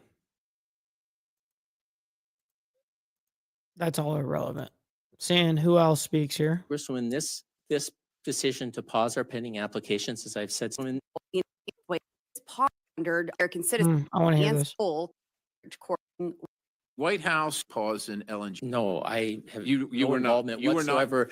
I don't even have a TikTok account. I've never I'm been not on asking if TikTok. you I do. know You don't aren't, have but to Oh have my an goodness. account. I've had zero meetings with a TikTok influencer on Zero, the issue, sir. right? Okay. And what about with Mr. Bill McKibben? Did you have any meetings with him? I have never met with Mr. Bill McKibben. I know who he is. Obviously, I have actually personally never met him, let alone in my time at DOE. All right. Ever. Thank you, Mr. Chair. I yield. Chair now recognizes our good friend from Colorado, Ms. Bobert. Thank you, Mr. Chairman. Mr. Crabtree, 16 states sued the Biden-Harris administration over the LNG pause, in response to which a federal district court judge Man, they're still on the LNG thing. Please get over that. Get in back onto real topic. issued a stay against the LNG pause going into effect. Why are DOE and the Biden-Harris regime continuing with the pause and defying the order issued by the federal district court? And I mean, it's valid. It's valid, but it's like time and a place kind of thing. You know, she's valid in the question, but we're specifically talking about a certain thing that happened in 2020, how we can help with 2030. And someone is being held accountable, which is the director. If you've answered this, but I've not received the answer to this. She in is this hearing hot. yet. Listen, she can get it too. Come on over, little mama. Come on, I'll show you a good time. What I said just previously with Congressman Perry is that we, I'll stop there. following the judge's order at the end of August, we issued a non-FTA authorization to New Fortress Energy Altamira. And I'm not going to speak to which further applications in the timing of them, but it is our intent to comply with any judge's order. If it is your intent, then why isn't it happening? I'm not going to Well, comment further on something that's finish So we're another. here as United States representatives in an oversight subcommittee, having a hearing, bringing you in from the administration. We have your salary is appropriated by Congress, and it is Mhm. our role to have oversight and accountability. Right. And for you to She's sit right. here and refuse to answer is really struggling. And in fact, it may be the reason why we have to create a commission now, the Department of Government Efficiency Commission, to have actual oversight and accountability on the administration, on bureaucrats. You know, we used to call that Congress, but when we bring you in here, we're just stonewalled. You have a federal court decision on this stay, and this decision is being defied by the administration, and you refuse to comment on why. Congresswoman, it is common practice for someone in my role not to comment on Someone in my something that role. is subject to pending litigation. Showing you my role. It's common that it's frustrating to the American citizens who pay your salary. She got more nuts than And, you do, fucking idiot. God damn, what is going on here? These tax dollars are squandered. Rules are defied. Fuck. Now, Mr. Crabtree, this LNG pause, it's clearly just more pandering to the Green New Deal extremists from this administration. Exporting LNG is actually great for job creation, our economy, and even emissions. No, listen, she can bust on my nuts. No, she ain't busting my nuts. She can bust on my nuts. Yeah. Reductions. No one produces It's correct energy that. cleaner in the entire world than we do here in America. The United States produces the cleanest energy in the world. And if the rest of the world isn't getting energy from us, where are they getting it from? They're getting it from Russia, China, Venezuela, from Iran. Our natural gas is 42% cleaner than Russia's gas. This pause is funding both sides of wars around the world. And we need to stop buying oil and gas from Russia, stop begging OPEC, Venezuela, and even Iran to produce energy for us. Fuck and start Iran. producing and exporting American energy and creating these American jobs. And I'm confident that the We next should cut off every American dollar to Iran. administration with President Trump's leadership will prioritize our natural security and our energy security. And the lack of transparency. Congresswoman, Yes, this, sir. Congresswoman, this decision to pause our pending applications, as I've said several times in this committee, have not led to Man, my stopping fucking one computer's BTU trying to of US natural restart gas right now. exports, God because damn we're it. currently exporting No, exit. 12 billion cubic feet. How many We're about jobs to- have let been me lost? finish. Keeps We're about to popping get up. to 14 billion cubic feet, and we have Why? How many authorized, jobs? we have authorized an Actually, the additional. I'm time gonna is mine. finish And the this. time is mine. We have and authorized an additional 12 billion cubic. How feet many that's under American jobs have construction, been lost? and there will be no impact. What the Tens fuck, of thousands man? of No, American they have jobs have been not. lost. Absolutely, they have. My district in Colorado has been regulated into poverty because of decisions like this, because of defying federal court rulings. This administration is Shit's costing losing- American computer's jobs losing and its shit. livelihood. Construction of Mothers are liquefaction forced to. This computer's losing its shit right now. Hold on. I got to show you guys this. Let me see if I can do it. Hold on. Give me a sec. It's going to do it. Entire screen. Share. Look at this. Look what it's doing right now. Dude, what the fuck is going on? Look, my hands are right here. The fuck is going on? Am I getting attacked? Bro, this is crazy. The fuck is going on, man? Is it done? Another time. No. Pick a time. Hold on, let me pick a time. Tomorrow. Schedule restart. Okay. It stopped. What the fuck was that? Dude. What the fuck? All right, back to this. Go to work and get a Sorry. second job. Mr. Crabtree, can you let the member finish? What a matrix. Now, the lack of transparency by DOE is demonstrated not only by the DOE's withholding Hey, no kidding, by the way. Call your congressman of the or FOIA woman. Documents that could answer legitimate requests, but also by DOE refusing to give members of Congress answers to their questions about the LNG. I'm going to use the head real quick. Pause. And that's what you're doing today. You're refusing to give us answers here that we are trying to seek. Why is the DOE not responding to questions asked by members of Congress? As I've already said, we have provided documents on 4 different occasions. We'll do so again on Friday to this committee. As far as the litigation, I am not going to speak to that. And I do have to respond to the issue of jobs. Right now on the Gulf Coast, the development of liquefaction terminals is proceeding at such a pace that they're having challenges the time has expired. I do want, did the Biden administration make the decision to institute a pause on LNG exports to appease climate activists? No. I believe they did. My time has expired. Thank you, Mr. Chairman. I yield. Chair now recognizes our good friend from Louisiana, Mr. Higgins.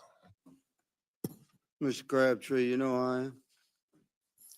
You know I am. Yes, sir, I do. And good to see you again. That's my district that's been most severely injured by this pause, which has in itself injured the planet because we most certainly produce the cleanest LNG and transportable, affordable energy for the entire world to consume. And the pause in permitting has created quite a crisis of continuity on massive projects that require international investment. You know these things. So I'm talking to you. Sorry, right now. I had to go use the head real quick. We back real quick. I've heard this BS already. Like, shit. Do we even listen to this bullshit? Oh, I don't want to hear her again. She's the worst. I do want to hear how this concludes. We're going to hear how this concludes, and then we'll call it a day. We've been going for a long time, y'all. Big W to the chat, by the way. Just want to give a big W to everybody here, by the way. You guys could be anywhere else but here, but you're here with me, man. So I thank you all. Make sure you hit that like button. It's free to do so. I appreciate you guys. We're putting a lot of hard work and time into this. This is 4 hours and 50 minutes. It's actually probably one of my records. But this was so fucking important. I mean, nobody in the mainstream media is covering this. Nobody. No one on X. Nobody's dealing with this. What? It ended? No, right? What the fuck happened? What's happening here? Oh, okay. No big deal. All right. I saved it. I was like, holy shit. Disappear. Listen, nobody is covering this. Mainstream media, aside from Fox, Live Now from Fox, they're covering it. No one else. Nobody on Twitter. No.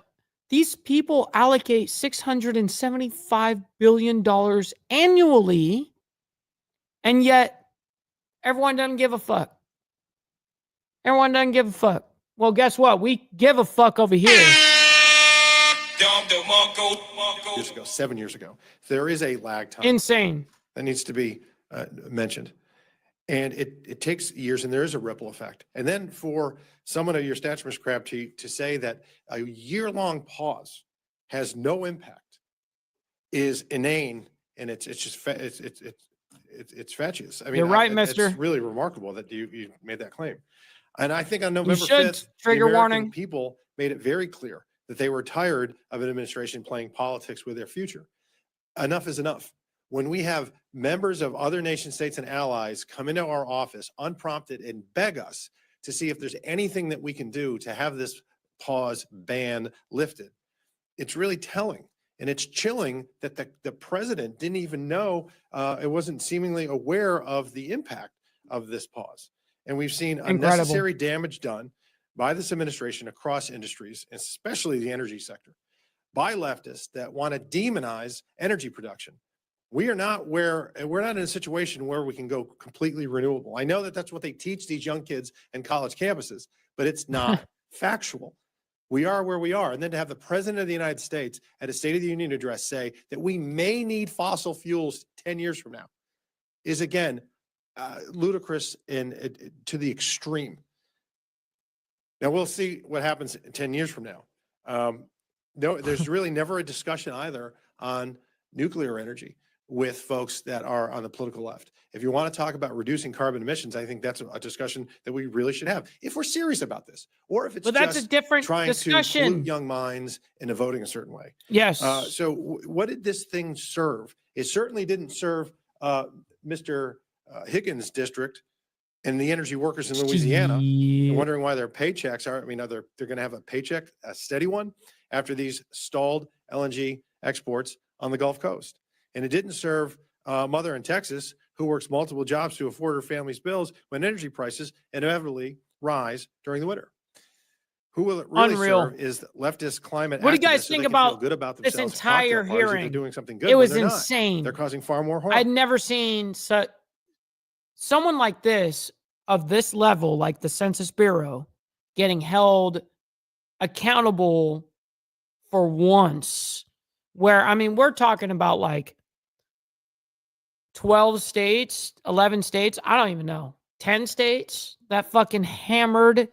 I mean, Alabama #1, by the way, Roll Tide, baby. But just saying, I'm very proud of Congress right now. Aside from the lefties, which we saw them filibustering, doing all their shit that they normally do.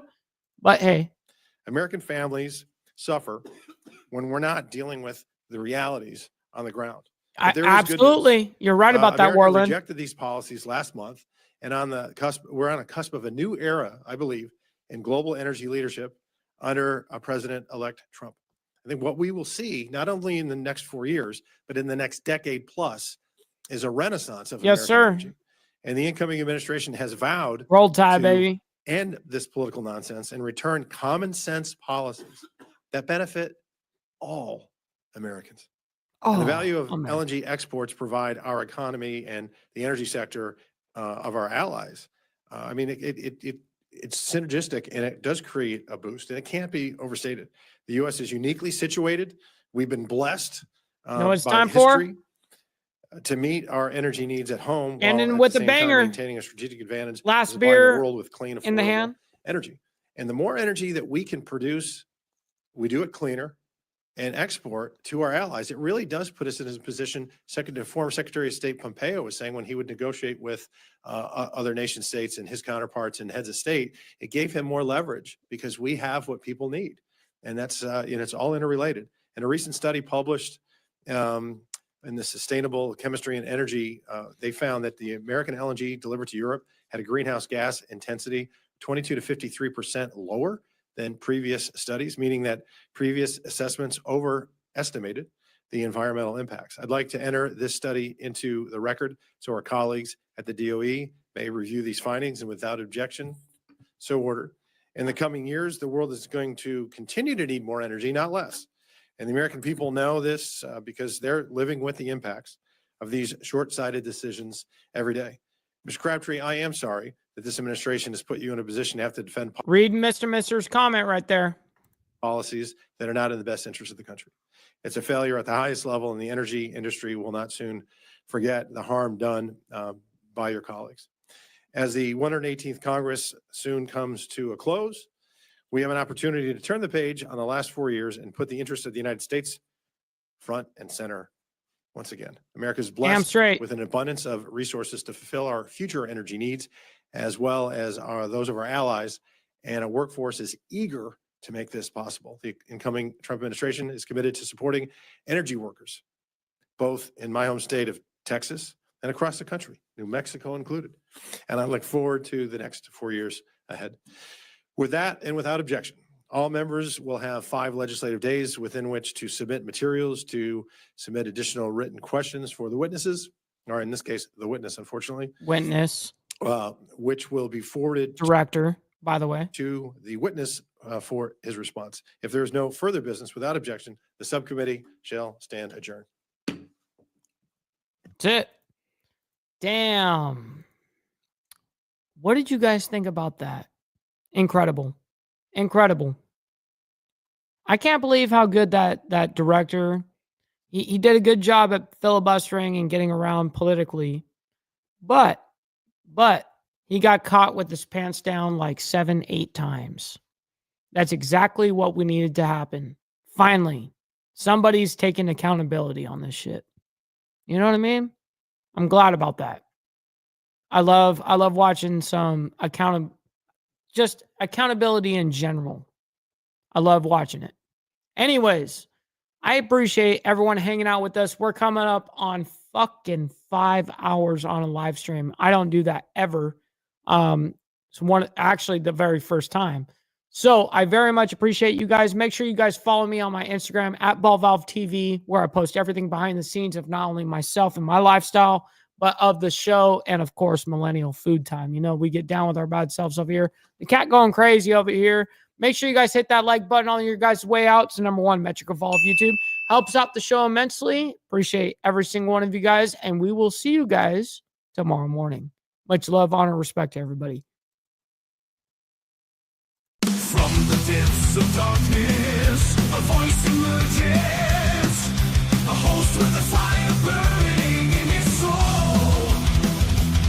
With a heart steel and a spirit unbroken, he rides on 2 wheels ready to claim his throne. Amidst the chaos and the thunderous roar, insane wheels rise as a force to be reckoned with. Fueled by the power that only metal can bestow, he takes his step, refusing to submit.